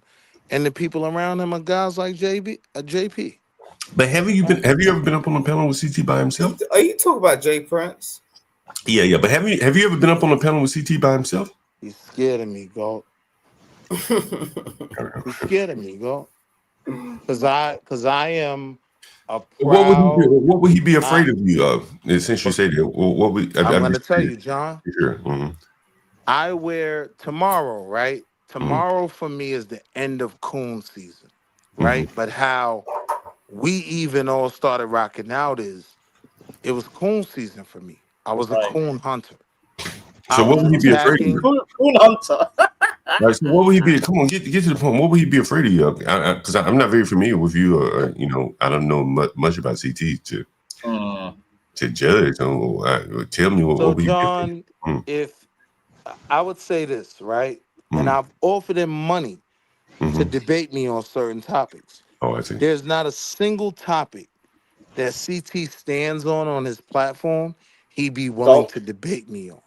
Galt, if I may, Galt, I want to interact with Willie real quick because I understand Willie. I can't understand Willie. So I understand, bro. So you feel like your topics and your position feels underheard, right? Like no one wants to listen to you. You feel kind of like no one wants to listen to you. You feel they chat shit, right? They chat shit, Willie. They chat shit. That's not how I feel. Do you feel undermined? Do you feel undermined? Really want it? You feel like you can expose? Speak to a man like that, bro. John knows me. Hold on, I don't know you, but knows me. I'm guessing you thinking that you can expose the truth or the grift. That's what I guess you're correct, John. I got you. Okay. I feel like if you gave me the same time you give this ignorant welfare receiving monkey, right? If you gave me the same time you gave him, I would cook you every time. And I know wait, CT is smart enough that he knows that. CT is smart enough that he knows that. That's why let me ask you this question. Yes, sir. Do you think like for what it's worth, your message, you kind of have to cater your message. I'm not saying that you don't have an effective message to counter a JP and to have CT highlight you more. But at this point, and this is just my opinion, when CT is looking, and not just me, and not just CT, it's even me, when you're looking for someone who can kind of be a good complement to your panel, JP is one of the few people that you can have up on the panel and people will pay to hear more of him. The chat engagement goes up to the casual person that shows up on StreamYard. You just talking and you're having a good time. But when CT, and I'm assuming when he gets offline and he looks at the chat engagement and he sees, damn, JP was here today, chat engagement was very high. Right. No JP tomorrow, chat engagement not as high. And even though you were there, even though you were there, and even though people like me were there, other people have an effect. And I think if you're having a hard time getting your message out, it may not be your message, it's probably just how you deliver it. I think that's really what it is, ultimately in this. So here's the thing, John. I don't have a problem getting out my message. My message is attached to a movement of like-minded blacks that are trying to progress. So it's not so much about getting my message out. I know when I handle him the way I do, these videos will be reviewed. Same way you review Bob's videos, right? And I'm on the outs with them too, right? But these things will be reviewed. People will have opinions. And I'm confident I'll always end up on the right side of history. Exactly. I'm willing to talk about any topic. Sure. Well, the whole thing is with John, he's a mediator. He knows how to maneuver through the streets, right? The whole thing is that, but the problem is that you come up, just hear me out. Will, hear me out. You come up and you try to be combative with everybody on panel, and you can't combat the channel owner that's actually letting you have a platform. But I do it all the time. Yeah, that's all. But I do it all the time, though. Right? Here's the thing, Mike. CT's channel was a grift of angry whites like yourself. Exactly. Right? There you go. Well, I'm not angry. I'm not angry. Well, Hold on, me out, Mike. I'm here. The reason why I'm here is for John, because John is a good guy and he's a level-headed man. He's a good level-headed guy.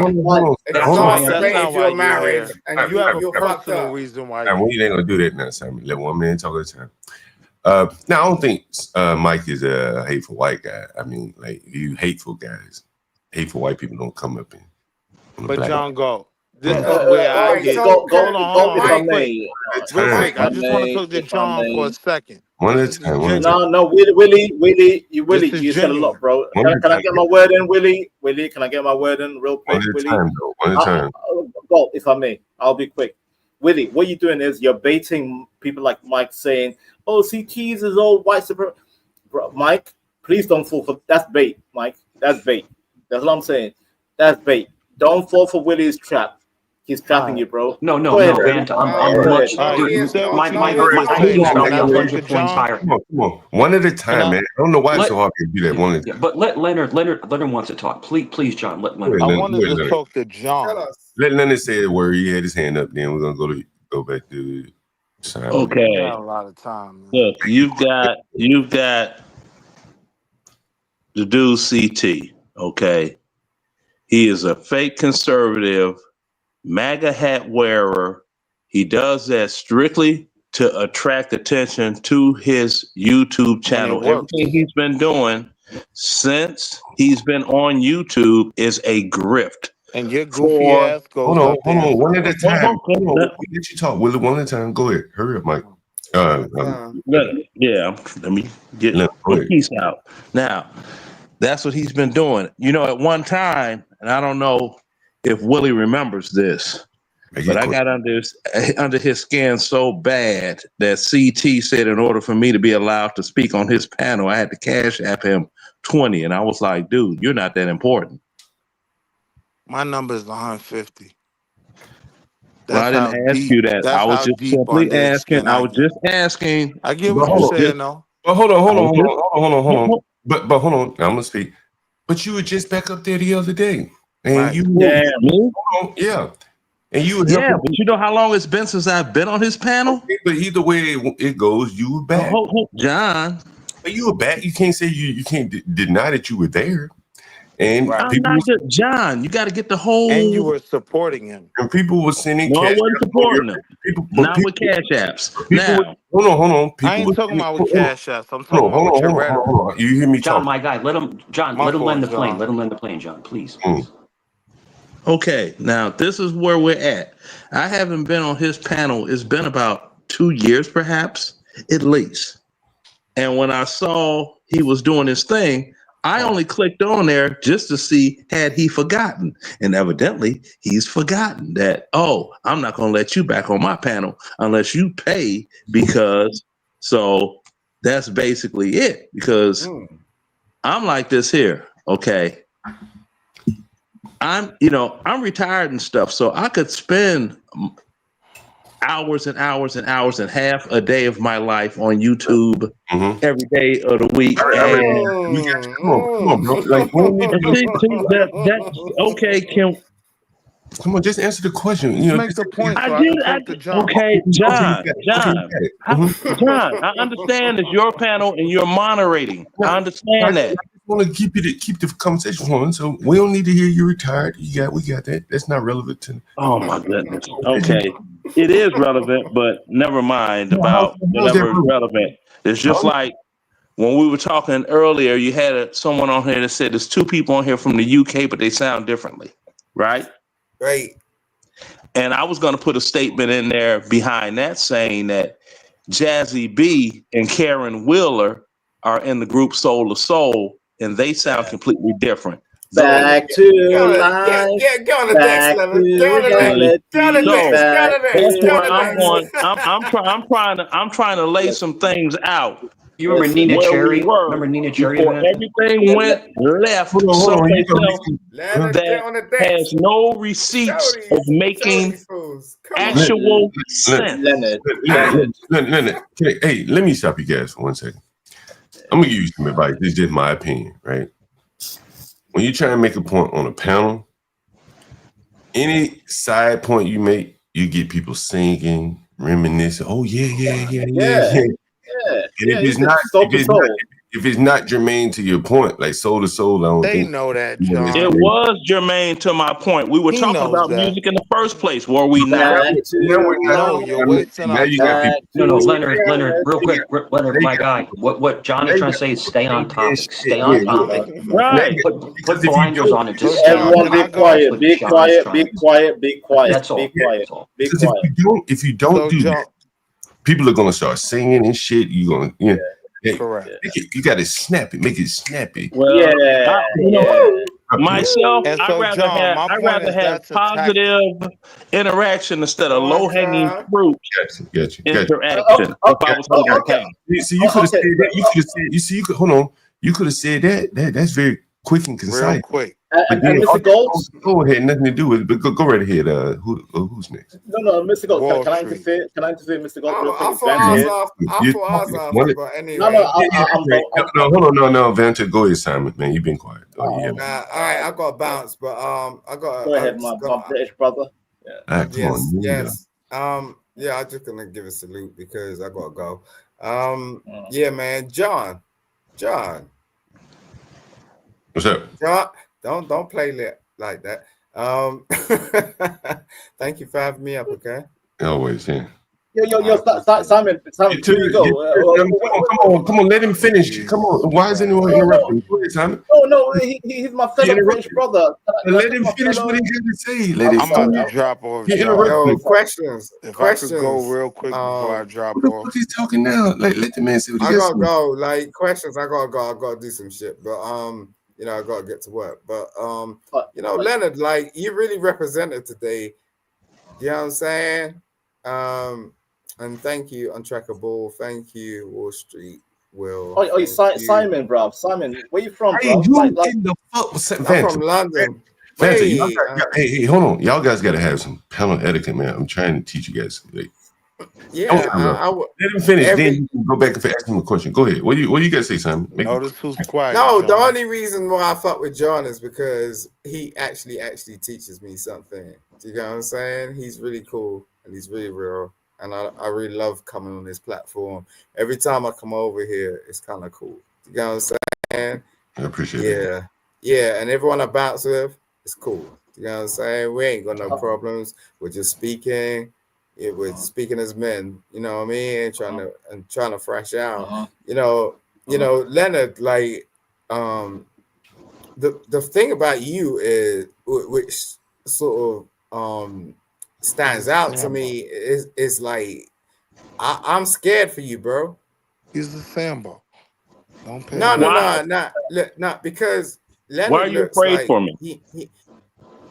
Because you look like you're about to pass away, bro.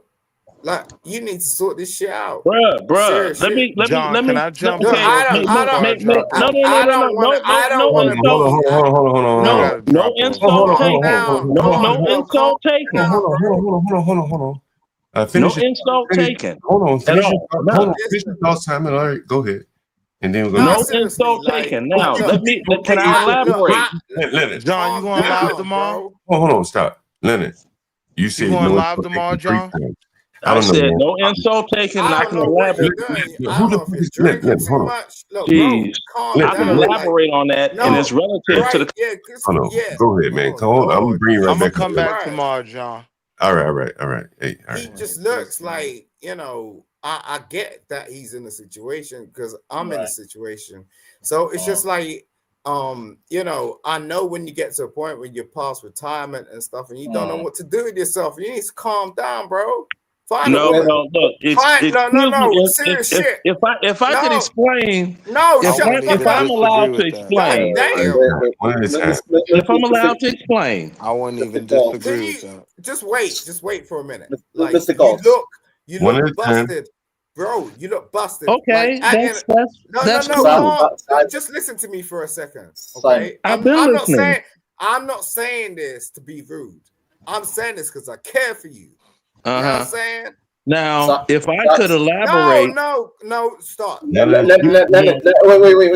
if I may. Simon. No. Simon, you done, man. Okay, you got a criticism out of Leonard. No, John, can I jump in I'm for gonna a say second? something to bounce out. I'm gonna Samuel, say something to bounce out. Okay, what Why? is the Why? Wait. no, you hear me talking. You hear me talking. What is the point of the criticism other than just criticizing, man? I'm just curious to know. Right. Now, this is the All I'm deal. saying. Oh my goodness. Go ahead, Still just not done. you got 15 seconds to finish it. Go to work, Simon. Go to work. Lock off. Look, Leonard. If you need help, give me a call, okay? I'll drop my email in the back. Serious shit. All right, is that it? We appreciate it. Yeah, that's it. Lock off. Go to work, Simon. So, Go John, to I work. wanted to say something real quick. Okay. Now, if I could, respond to that. All right. Why do you want to respond to that? Because it's some reality behind what he was saying. Okay. Now, I'm 62 years old, the oldest living male for generations in my family. Only lived to be 64 years old. So him saying, well, you're looking like you're about to pass away. It's like, well, you're not telling me, you're not telling me anything that I haven't already been looking at due to the age that men have been passing away in my family in general. So I don't take it as an insult. And then you have to look at other things. If we want to be on all of that, it's like, you're getting up to do what? You're getting up to go to work, something that I haven't done in almost 15 years. I've been sitting on my ass.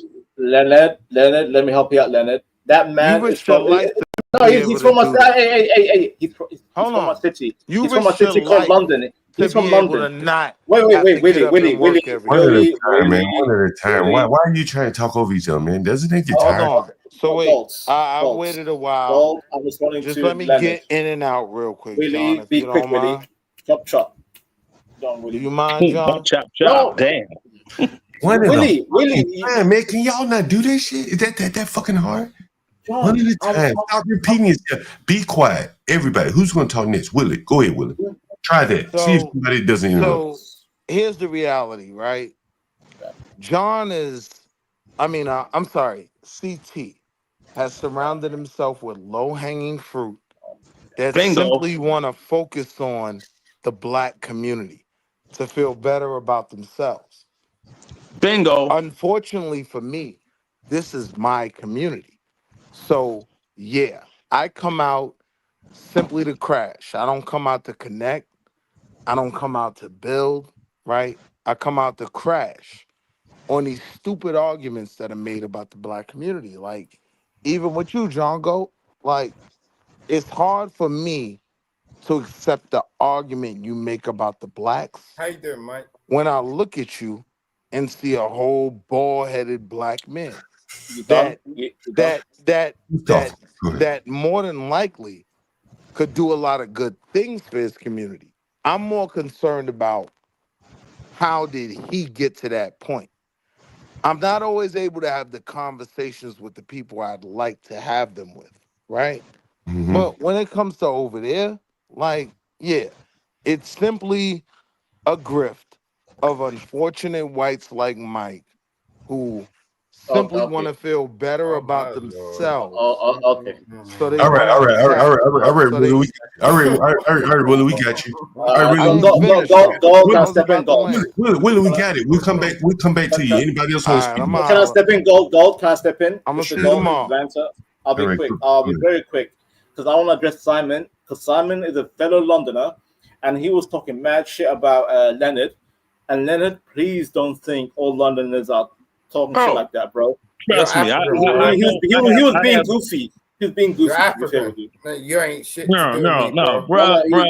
People in London are cool. Trust me. I know. But that. Wait. Why are you talking over me, bro? Why are you talking over me? I'm focused on Leonard. Because you're stupid. Like everyone. Stupid. Be quiet. Look.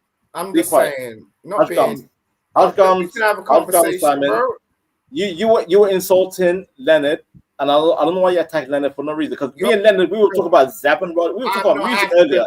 We were talking music, and then you low IQ bastards interfered when me and Leonard were talking about music. We were having a good time with music, and then you come up with your ignorance. I don't like people interfering with that low IQ mindset. Please don't be low IQ. Come correct. And with that, Mr. Galt, I yield. Go ahead. All right, cool. I mean, All it's right, like if there's a party and Carl Cox is DJing over there, and I walked in, he saw me as a distance. He would know who I am and be like, "Hey." No, what I was saying about Leonard was, In fact, I'm at that point as well. It doesn't, but bruh, it doesn't matter what you say. Listen, do you see my how reality is my reality. No, you got bags under your eyes, bro. Yeah, and I got now you sound bags like a of woman. money That's in woman the behavior. bank to That's leave feminine. behind. Hold on. You hear So me? what's your point? Hold on. You hear me talking, Simon? Why do you care about how Willie looks? Do you Because really I care about him. There is You so don't many care people about him, that man? died over I there. think he may care be. about him. I think he might be interested in my sexy Stop body. that, man. Like, stop He that may be shit. interested in my sexy body. No, Yo, Leonard, that's funny, I don't Leonard. want to hear that punk ass shit either. Last time you was up here, I just remember you was up here fucking dancing and shit. I don't like that shit. But I think, but John, my friend John, I think it's okay for someone to ask. Go ahead. I think it's okay to ask somebody, "Hey, how you doing? How's your health?" That's okay. But to make fun of someone's health issues, that's messed up. That's all I'm trying to say. That's all. Go ahead, John. Yeah, well, I don't have any health issues. I just got a complete screening earlier today. Can you elaborate on that?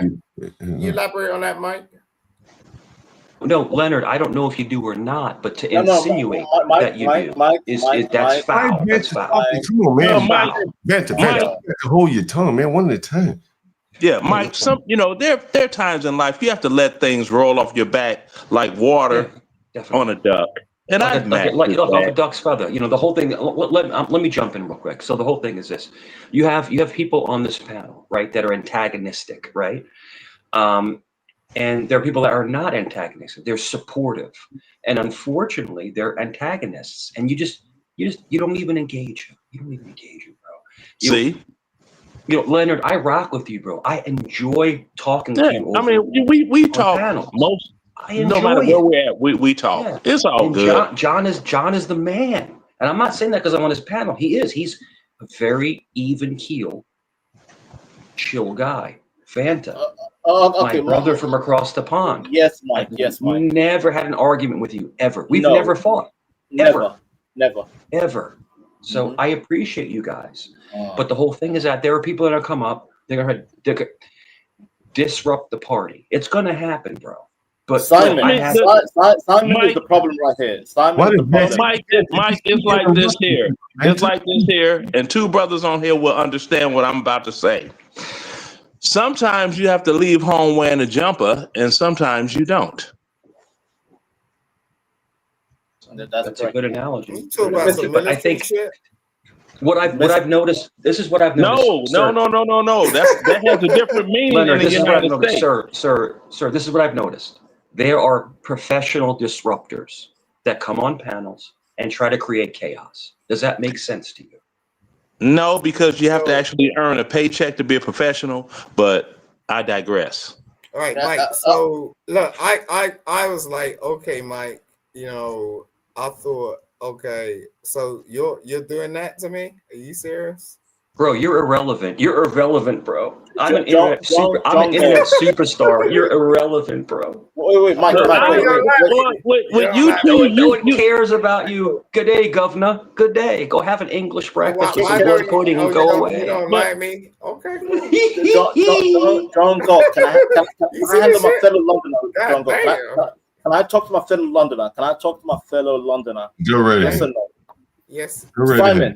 Simon, what's wrong with you, bro? Like what time is it? What time is it, Simon? What time is it right now? We can never disagree, okay? Because so why are you antagonizing these Americans, man? Come on, man. Why, Simon? Wait. Hey, Leonard, let me handle this Londoner. No, I'm gonna say he can sing a song of sixpence. Okay, that's fine. They're never gonna understand what that means. You know that, right, babe? So it's just like no. Go ahead, Simon. No, talk to me because you said you want to. Are you in London right now, Simon? Are you going? Are you off to work? You're off to work, right? Understandable. I'm about to get to work. Okay, I took a day off. I'm having a 3-day weekend, Simon. I'm taking a 3-day weekend. Oh, those are always great. Right. Exactly. We're privileged. Do you know how much a house is in London?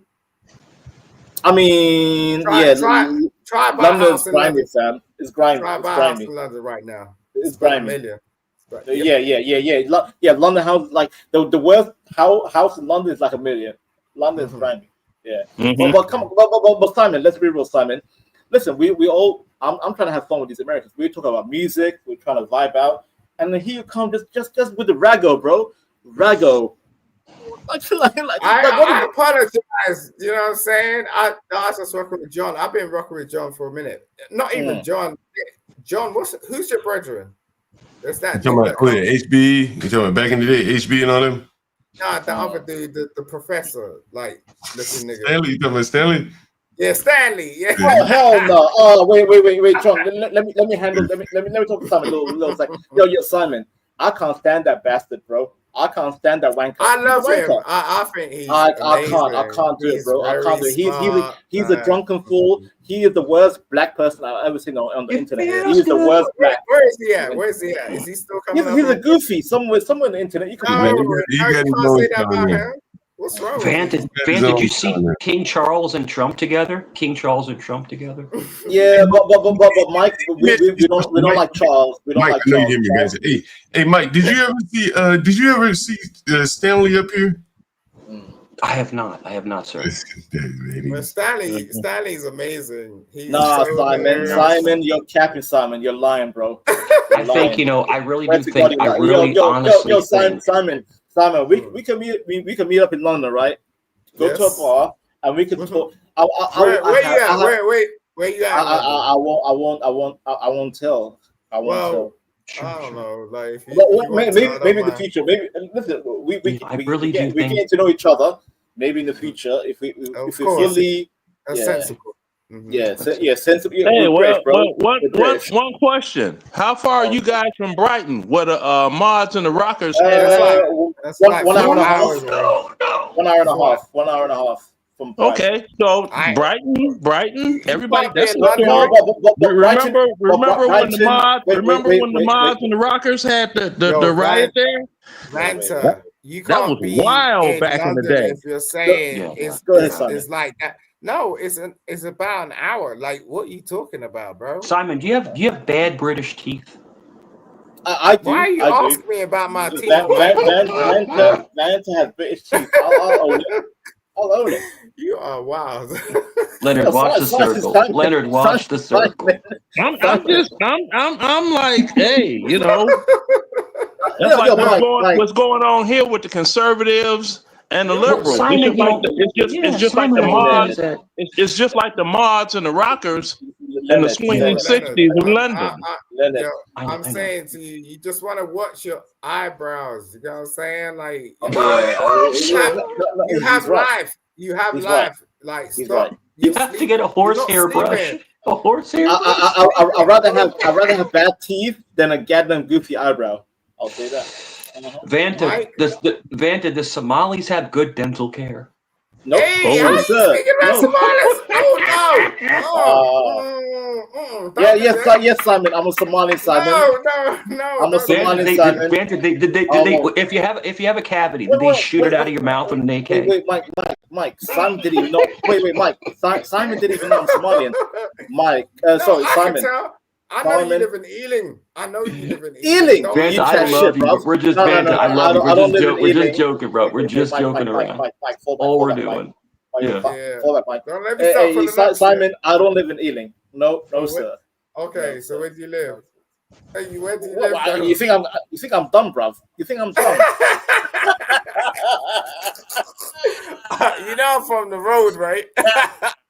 No, I'm not roadman. No, I'm not roadman, bro. I am. I'm not roadman. I'm a roadman. So you're a roadman. Yeah. What are you trying, bro? Indica. I've heard of a roadman. What is a roadman? A roadman is a man that sells weed in the corner. Yeah.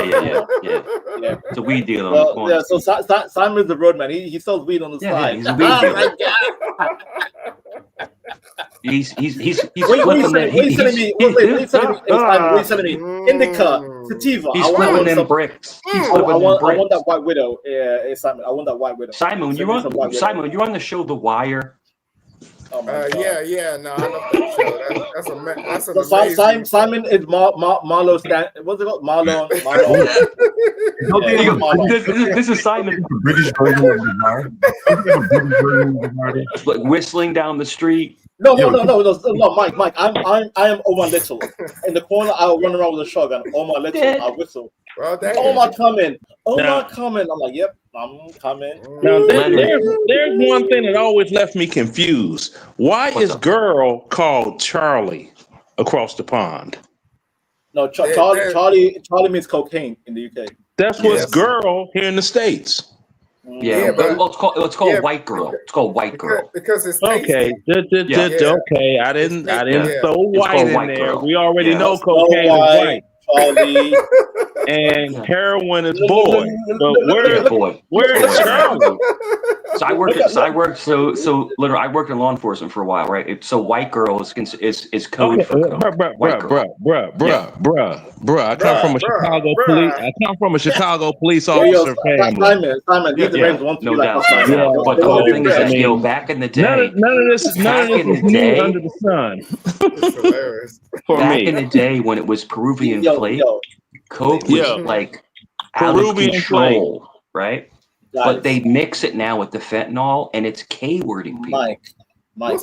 No, Creed, that special K is something that's manufactured in India. It's the new doggone party drug within EDM music scene. You have ketamine and you have the fentanyl. Leonard, you need to go to the dentist, right? Your teeth are No, I don't. Yes, no, I don't.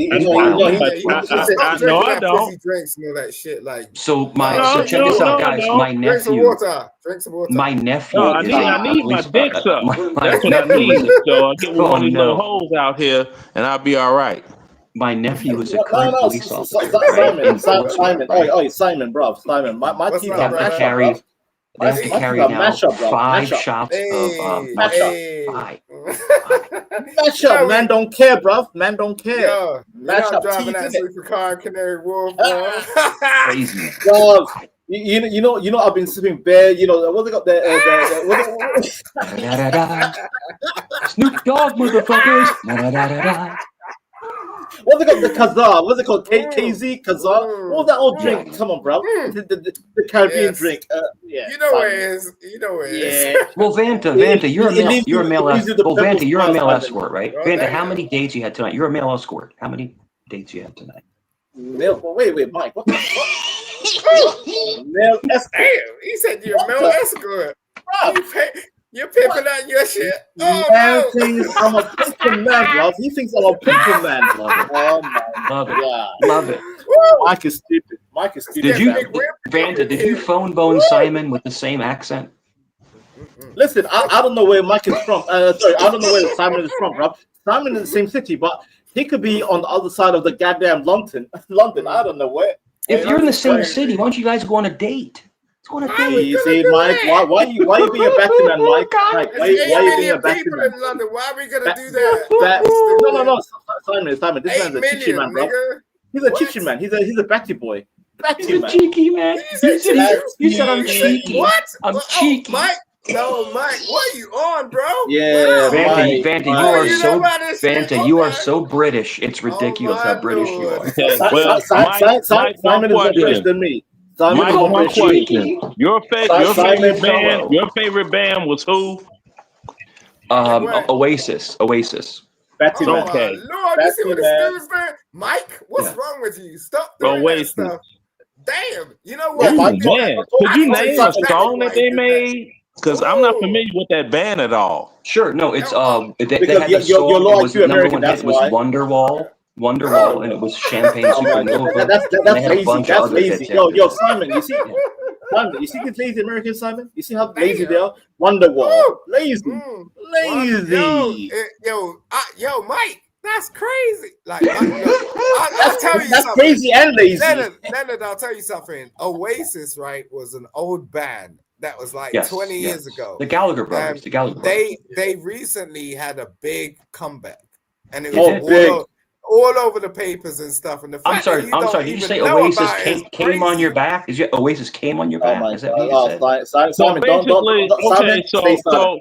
so this is what I'm getting. Oasis I'm defending my London brother. I'm defending my London brother. Okay. Oasis is basically Evanescence. It's like no, the but Beatles. no. It's the new Beatles. No. Evanescence was a one-hit wonder too. The only problem I have with Oasis is Liam Gallagher said that they were going to be bigger than the Beatles, and that pissed me off because the Beatles, I think, are one of the greatest bands of all time.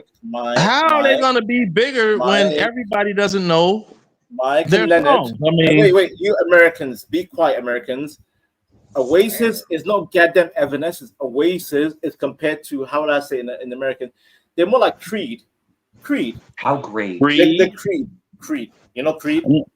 I heard the name, but I'm not familiar with the music. The only thing I'm familiar with when it comes to Oasis, how great? When it comes to Oasis, that's the label that Donna Summer released "Love to Love You, Hate Baby" on with Giorgio Moroder. Leonard, you don't know Creed, Leonard? You don't know Creed? I heard the name. I'm not familiar with their music. Well, how could he be American and you don't know Creed?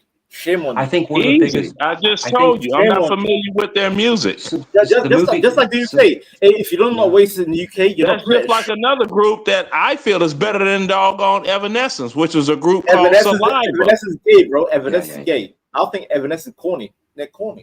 I think one of the best songs ever produced is "Yesterday," sung by all my dreams are far and it's only away. 2 minutes and like 14 seconds long. Mike, you're so gay, the way Mike. he sang it, that's a gay ass song. The way he sang it, and the second best song ever produced, I think, is check it out. Gay. There were much better songs that came out from across the pond. Because it makes you think about your past. Naturally, about your life. Think about your life. Much better. I remember Mike being gay. Another one.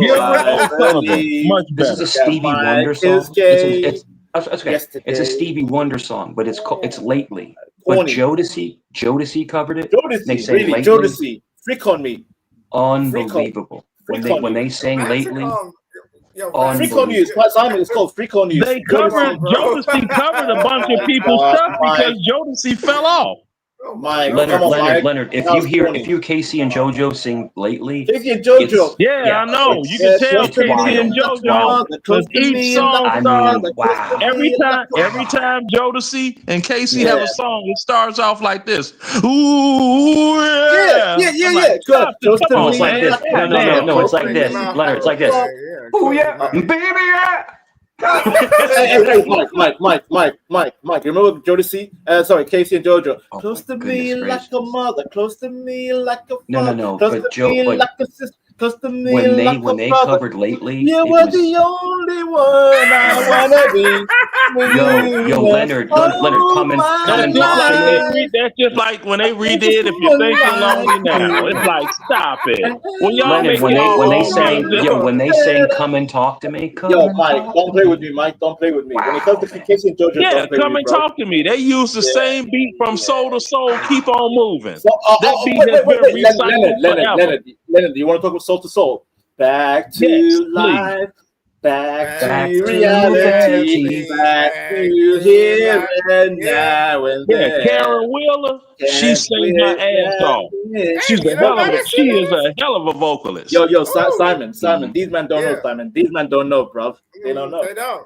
And I have all the 12 inches. What do you know about Soul to Soul? Can I tell you something? I was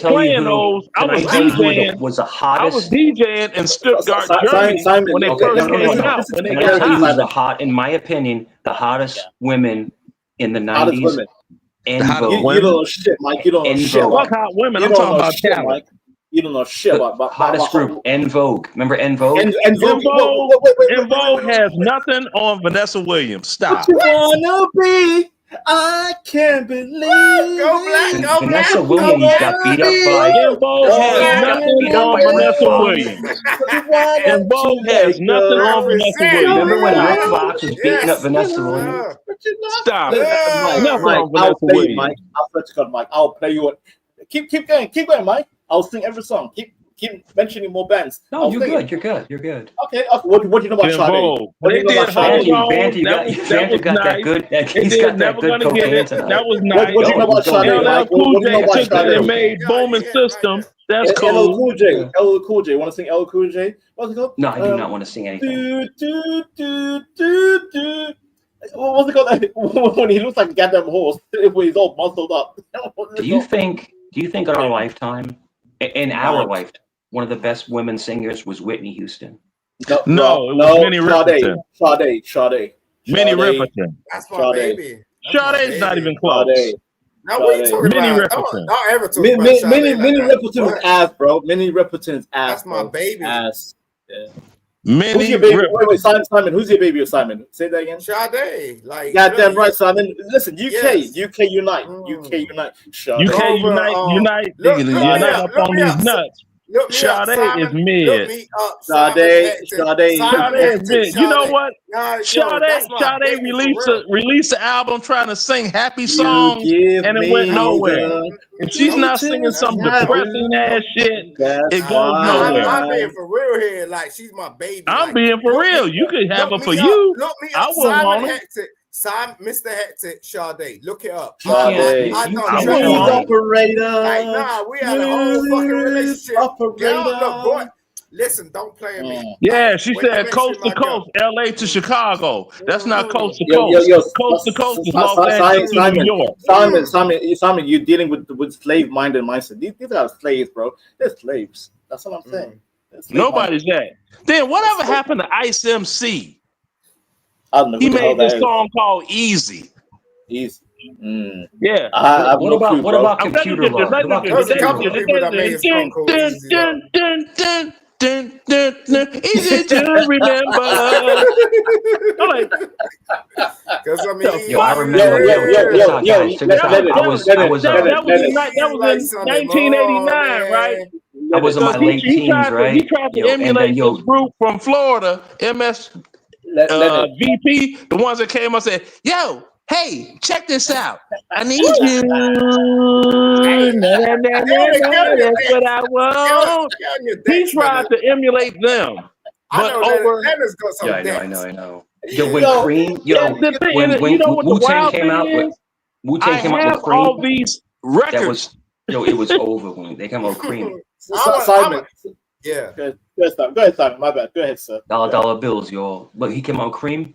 The Wu-Tang, I love the Wu-Tang. Wu-Tang. Yeah, but Mike. Wu-Tang. I fought with RZA like big time. He came I'm over. still trying to figure out why Wu-Tang is even popular. That's got to be some New York shit.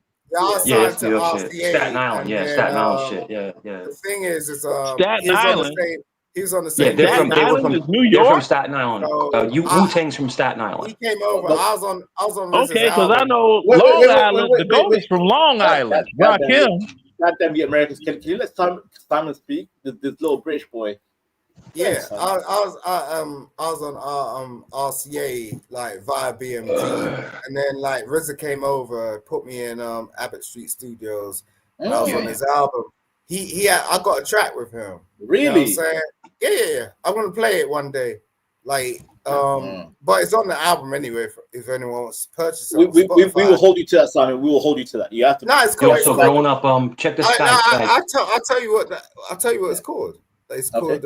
He done a whole fucking tour like around the world. It's cool. Speaking of around the world, Lisa Stansfield. Being around the world, yeah.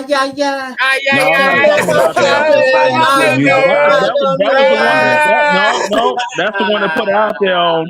Yeah,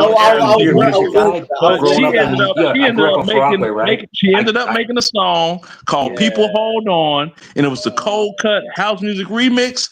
Woo, that's bad to the bone. I still play that song today when I DJ. Simon. So growing up in Rockaway, Queens, right off Vermont Avenue, off by the Auburn Projects. I actually knew MC Surge, Third Base. Oh, the gas Third Base. Yeah. I fought with Nas, right? To the AM. Third Base. Yeah, I knew him personally. Let's say Simon. Remember Third Base? Yeah. And also Father MC. He had like one or two hits, but Third Base. Father MC, the one that had the haircut like. Yeah. MC Surge and Pete Nice. Yeah. Real interesting. Let's say Simon. But they would drive around. Yo, they would drive around Rockaway like in a nice car. Now hold on. Now, I'm not trying to discount anything. I'm from Chicago. We are all about house music. Chicagoans don't give a damn about Pete Rock, Scott LaRock, and any other job. We don't fuck with hip hop like that. Listen to Simon. I was fucking with Search. Search was the first one to get involved with Nas. He was in the project, and then like we came up with this plot, right? Because at the time the industry was already fucked up. So it was like, yo, Nas was about to do it, right? He turned around and he paid all of these motherfuckers. You're not listening, bro. In this like, song? Q-Tip, Pete Rock, all of them. Like, you know how much we paid for that shit to go off? I used to ride the train. Simon. I used to ride the train, and Q-Tip would ride the train into Manhattan, and you could see him on the train. It's wild. This is like, remember, I'm like 16 years old. This is 34 years ago, 35 years ago. He talked to me about some shit about he's definitely but he was just, I didn't know him. I will say this though. Q-Tip has the best. Wait. So Simon, hang tight. Q-Tip has the best flow in hip hop. He has the coldest flow. He did. The flow is 10 out of 10. Yo, check the rhyme. Yo, I'm sorry, but I don't play. Check the rhyme is one of the best songs ever flowed. Check the rhyme. Hey, Mark, do you remember a Top Coquest song? Hey, sucker nigga. Hey, sucker nigga. Hey, but check the rhyme. Check the rhyme was filmed in Jamaica, Queens. They were all from Queens. LL Cool J is from Queens. We're all from Queens. The Queens had the best flow. I can't lie. Yeah. The Queens. No, but I mean, let me tell it all that's cute. But if it wasn't for sampling technology, hip hop would have died a long time ago. That's right. He's right. 100%. 100%. We used to do tape to tape. We used to do that 7-inch tape thing. We was in the studio hanging out, pressing buttons. No. Like all that sort of technology stuff is here and there. 7-inch. Like, No, man, I'm not gonna get exact. I'm not gonna go there. Bro, I'm gonna bounce, bro. I gotta go. Salute to you, Simon, bro. Salute to you, bro. Thank you. Look, hit me up. You're talking about 7-inch tape. Simon, come back, such man. animal. Come back again, Simon. Come back again. Take care, comb your hair. All right, thank you. All right, big up. Yeah, Simon. There's no such animal as 7-inch tape, but that's all right. I think I'm gonna show you because I got DAT tapes, I got cassettes, I got VHSs, I got all that shit. Come on. Back. You know what? And I can turn my camera on and show all the same shit right now. Simon, you're dealing with some bunch of low IQ Americans. I'm joking. Leonard, who do you think, in your opinion, who do you think had the best flow of any rapper in your lifetime? The best flow, just the best flow. Okay, I'm the wrong person to ask that because in my book, rap sucks. Amen. So you can't ask me that. I didn't like rap since to the hip, the hop, the hippie, the hippie to the hip, hip hop. Like, that's good times. They ruined good times. I got you. But Leonard, I didn't like rap music from the get-go game. Leonard, hip hop started from a good position because it was meant to be like a party fun for the block, right? That was in New York. I'm from Chicago. We wasn't on there. Okay, fair enough. One of the best rap songs I've ever heard was, you remember Eric B and Rakim? Rakim, Don't Sweat the Technique. John, Don't Sweat the Technique. No. Rakim, come on, man. Don't sweat the technique. I mean, come on, man. Wait. That's commercial garbage. Wait, Leonard, wait. Now, if you're going to talk about Rakim, you got to go to microphone theme before you go to Don't Sweat the Technique. Stop. Leonard, let me check Mike. I can sing that sample by heart because that sample came from a Jewish song, and that song came from my parents loved that. It was from Jewish women who sang that in the 70s, and that song is meant to be like a Jewish what you call faith. It's a faith music, and Rakim and Eric B You used sure that. you're not talking about Paid in Full? No. I'm gonna tell you. Wait, Mike. Are you talking about the one that's like? No, that's Paid in Full. He's not talking about that. He's talking about. Don't sweat the technique. Yeah. And Yeah, I'll tell you another song. I'm gonna tell you something. Listen. I want you to do me a favor, Banter. Do me a favor. Listen to this song when you log off tonight. Listen to this song. It's Duick from Gangstar. Guru. Oh, Gangstar was like DJ Premier, right? DJ Premier, Gangstar. Thank you. And that's enough. DJ Premier. What did he premiere? That's like doggone. What's that one that looked like? He looked like Harpo from the Marx Brothers. What's that dude's name? Kid Capri. The way. I'm sorry, but the way Guru flowed was unbelievable. The way he flowed. On the East Coast. Now we're not talking about rap battles. We're just talking about flow. We're just talking about how flow. You flow on the East Coast. Yeah. If you're talking about battle rappers, you're talking about people like Eminem, people like that. Like they can battle rap. You know? No, I'm not. I'm not talking. Look, Chicago. This is what we were doing. I want to play it right now. Sweet dreams are made of these. Yeah, To disagree. Travel the world and the seven seas. Everybody looking for something. Yeah. Yeah, that's Chicago. That's how we were getting down. So, no doubt. Yeah. Yo, when Gas Face came out, and what the hell is a Gas Face? Gas Face. That's third base. It was third base. Right? Oh my God, third base. And they're Wait from. They live. I know Ace of Base. I Is never that heard of dude third that base. used to walk with the cane? Yeah. That was Pete Nice. Yeah. Oh, those but were the other guy was in MC hip-hop. Serge. MC Serge was the guy who rapped and danced. Mike. You know what? At least the Beastie Boys. At least the Beastie Boys had enough. Was fire. They had enough respect to not fake the funk. Third base was funk faking.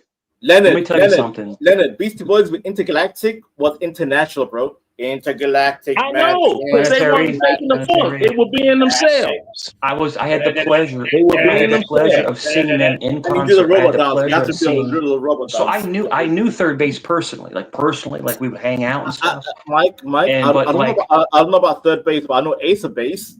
Oh, Ace of Base. I saw the sign. I saw the sign. I saw the sign. Come on, bro. I never heard of third base. Who the hell is a third base?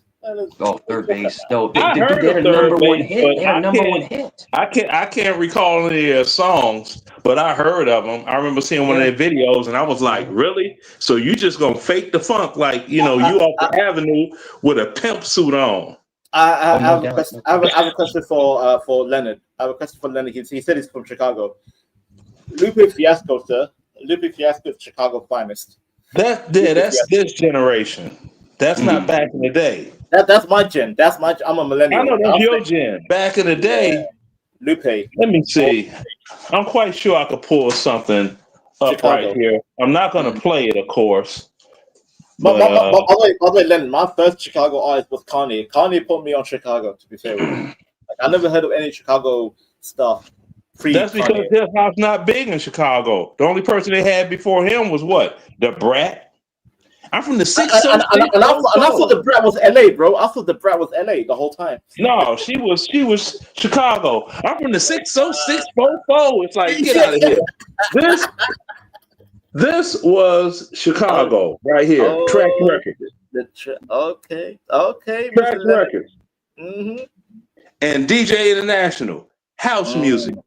That's Chicago. Okay. Rap. House. Mm-hmm.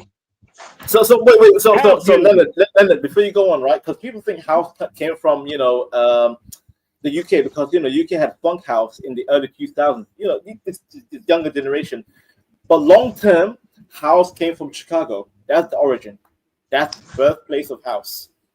I know this because Frankie Knuckles did an interview and he drove past this place that had a sign in the window that said, "We play house music." And who was the DJ? Me. Salute to you, sir. Salute. Yeah. So I'm like, it comes to house music, I'm one of the founding fathers. So, you know, I got my tribute on the 40th anniversary of house music in Chicago at Millennial Park, the largest band shell there. And everybody went back to DJ and this and that. And it was a great time and all of that. And you even got Marshall Jefferson. He lives in Manchester. You know, the guy that made Move Your Body, Move Your Body. Oh, yeah. Okay. Wait. I think about Manchester, UK. Music all night long. Come on, bro. He lives in Manchester. He lives in Manchester. Now, the thing about it is this. The lead singer, he can't travel outside of the United States because his passport is revoked for back child support. Let me show you something. I have. So he can't even go and perform that one-hit staple song out of the United States, and it's like, dude, crazy, really? You know, that's crazy. I want to show you a shirt. That's over 30 years old. But Mike, wait, because I'm learning the origins of house music in the UK because Leonard is teaching me house in the UK was born from Chicago, and he's right. He's like a certain DJ. Say that again, Mike. Who's that DJ that couldn't pay back the child support? What's his name again? If you don't mind. It was Curtis McLean. He was the vocalist on "Move Your Body." Move Your Body, and at a certain point in the UK, Marshall Jefferson is the artist. That was fire, and that inspired a lot of UK DJs to learn the rhythm, the DJ mixing, in the clubs, right? And then that's when the UK end up being the prominent house of house music, funky house. Right. Well, the thing is with the UK, Frankie Knuckles was the first Black American DJ. Yes. DJing in the UK playing house music. Farley Jackmaster Funk was DJing in London. I was DJing in Stuttgart, Germany. This was all 1986 and 1987. And Leonard, the Germans love house music, bro. The European, I know. Check it out. They love it. Bruh. I see the Beastie Boys, all that. I've had this shirt for 30 years. I wrote a book on the origins of house music. There's only 4 authors that actually wrote a book on the origin of house music. I just keep it in one.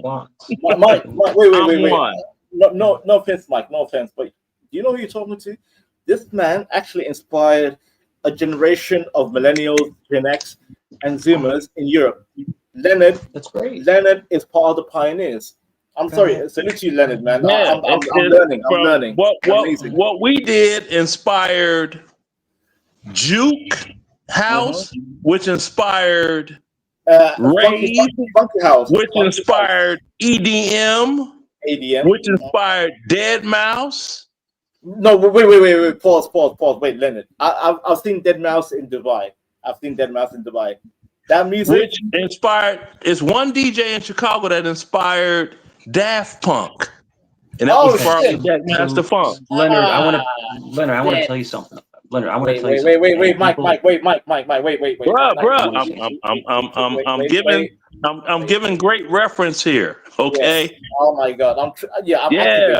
I'm active. Around the World was inspired by Farley Jackmaster Funk. If you listen to that song, now if you take that song and you put more of a rhythmic drum section with congas and all of that, it's disco. But just with the 4/4. You're right, bro. That's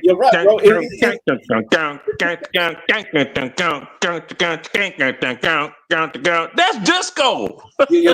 See, now you're talking to me. See, the thing is this. Okay, let me tell you what happened. Okay. Oh, Jesus. Disco had a baby. Yes. And it was called house music. Yes. Because you had the disco died in 79 situation that happened in Chicago. A radio DJ named Steve Dahl blew up a bunch of disco and R&B songs at Comiskey Park at a baseball field to actually, it was for this thing called the Disco Sucks movement. Oh yeah, yes. My father told me about that. My father told me, yeah. So we weren't ready to let it go. So what did we end up calling it was house music? And that was on a whim because I was doing edits, cutting up tape and pause and this and that. I was doing all that. So I'm playing this particular music at the club, the Bitter End, 7300 South, Cottage Grove in Chicago. And the owner, Lowell Tuff, he was like, what the hell they like what you're doing, but you only take one part of the song? And I'm like, that's the good part. Well, what do you call that? And I was like, house music. Really? Okay. So he went and wrote it on a cardboard flap of a beer box and taped it to the window. We play house music. Now, how that came about was my mother, she was like, why don't you get some of that old music from the basement of the house? Right. And redo that what you're doing and see if your young friends like it. Up. Yeah, mix up the old tracks. Mix it up. So that oh my God. Yeah. And that, all right, so Leonard. So that's Sicilians, especially Italians, but especially Sicilians, when Bensonhurst, we love house music, and we always say house music all night long. That was the term, house music all night long. We'd have that's from the song. Yeah, and the whole thing is that we love George Lamond. Remember George Lamond? Affair of the Heart? No. George Lamond was a huge house music guy. He was like in New Jersey where he lives, like New York, wherever. George Lamond. Hold on. Now, hold on. And not to discount you, Mike, if George Lamond was that huge as of house music from the beginning, trust me, I would know. Yeah, I'm telling you. He wasn't. He couldn't have been. Affair of the Heart. Oh my God, that song was crazy. Affair of the Heart. Yeah, Affair of the Heart. I wish that it was 4 in the afternoon instead of 4 in the morning because I would start getting on wild, the phone. But the whole thing is like Italians, we love house music, and we would drive with a foot out the window. Bruh, it's not house music. House music is universal. You can't can't attach house music to a particular demographic of people. No, we love it. We love it. Italians love house music. The first actual house music song was made by a guy's name is Jesse Saunders, and it's called On and On. And sure. That song was a bootleg of an already bootleg by this group called Mock. That was Space Invaders. What they did was they took Funky Town and they took Bad Girls by Donna Summer and they did an edit of it, right? On wax. And it was like, toot toot, hey, beep beep. And it was a bootleg. Right. So what Saunders did was... Wait, Leonard, I remember that song. I remember that song. Toot toot. Yeah. Hey, beep beep. And you go to like a roller skate. You have to go to roller skate. It was all laid out. My father put me on that song. Yeah, it was a bootleg. So Jesse Saunders took it and electrified it with Vince Lawrence. I said Lamond, but it's Lamond. My bad. It's Lamond. Okay, bruh. I'm not trying to be flaky, but I don't have any clue who you're talking about. Affair of the Heart. It was a very, very high. No, wait, Mike. Bruh, you and Leonard can link up. I got it. The video. Now, the thing with this, you had that came out, right? Okay. All of that was going on. You had Fantasy and you had Fast Cars. That's Vince Lawrence and Jesse Saunders. Fast Cars. And after that, you had Chip E that came out with Time to Jack and It's House. Now, Chip E made the first song that actually said house in it. Because see, the original, he was like, it's house, it's house, it's house. It's house. What was that song? Was it Fake Lines? Fake Lines? Was that a house song? Fake Lines. That wasn't Fake Lines. That was White Lines. White and Lines. That was a hip hop record that got taken from another group, a new wave group that had cash. One side of the song was what was it called? It was by a group called Liquid is Liquid. I'll have to look on the record to find. Right, Matter of fact, Leonard, like you don't have to be, focused on the hard details. Like, I just want to learn the evolution because, like I said, I'm the UK. I grew up in funky house music, so I want to learn the origin of house, like from Chicago. Like yeah, that's it. Like he's talking about the record he was talking about. You've got the Liquid. Yeah, right here. Oh damn, he right here. Liquid. It's Optimo and Cavern. There you go, Mike. Liquid. Grandmaster Melly Mel? No, that's Liquid. That's the name of the group. And Grandmaster Melly Mel sampled it for White Lines. Yeah. Gotcha. White Lines. Yeah, I got you. Yeah. Grandmaster Flash and Melly Mel, White Lines. I got you. I'm They looking at it right sampled. now. It was a new wave group, just like ESG. They made this song. They made this song called Moody, What a great and that song. got sampled. And what year was that, Leonard? What year roughly? Do you remember? That was 1983. 83. That's a long time ago. Yeah, I was there. So there's no problem with the memory of it. Then you've got old as fuck. Jack I was like Track. 9 years old. You got Jack Tracks. I wasn't even born then. I was born in 88. Oh my God. Yeah, you got Jack Tracks, that platter there, and that's the one that had Time to Jack, and his house was on that one. Then after that, Marshall Jefferson came out with Move Your Body, and then you had a bunch of other songs that came out after that by various Leonard, when you start DJing in Europe, like what year you start DJing in Europe and other places? Oh, 1987. 87. Okay, so 1 year before I was born. God damn, you was balling out. You was having a good time in Europe. Oh man, a good time. I defiled myself. What does that mean? Oh my God. What that means is when you're like 20 something, and you could doggone have sex 5 times a day, damn near, and you have a lot of willing participants. The Wilt Chamberlain levels of coochie, like No, all of us were doing the same thing. All of us. Right. It was the same. Salute to you, man. I'm joking, by the way. Salute to you. Yeah. I mean, it's the same. It's just like you got. I played this in the States. This one here, right? Mm-hmm. And that was Rebel Without a Pause, right? Rebel Without a Pause. Yeah, yes, sir. Yeah, that Public Enemy joint, and also it had a Bananarama mega mix that was on the flip side of this, right? Okay. So they were like, "Man, where you get that song from? Then there's an American artist. Her name is Sybil, and she made a song called "Don't Make Me Over."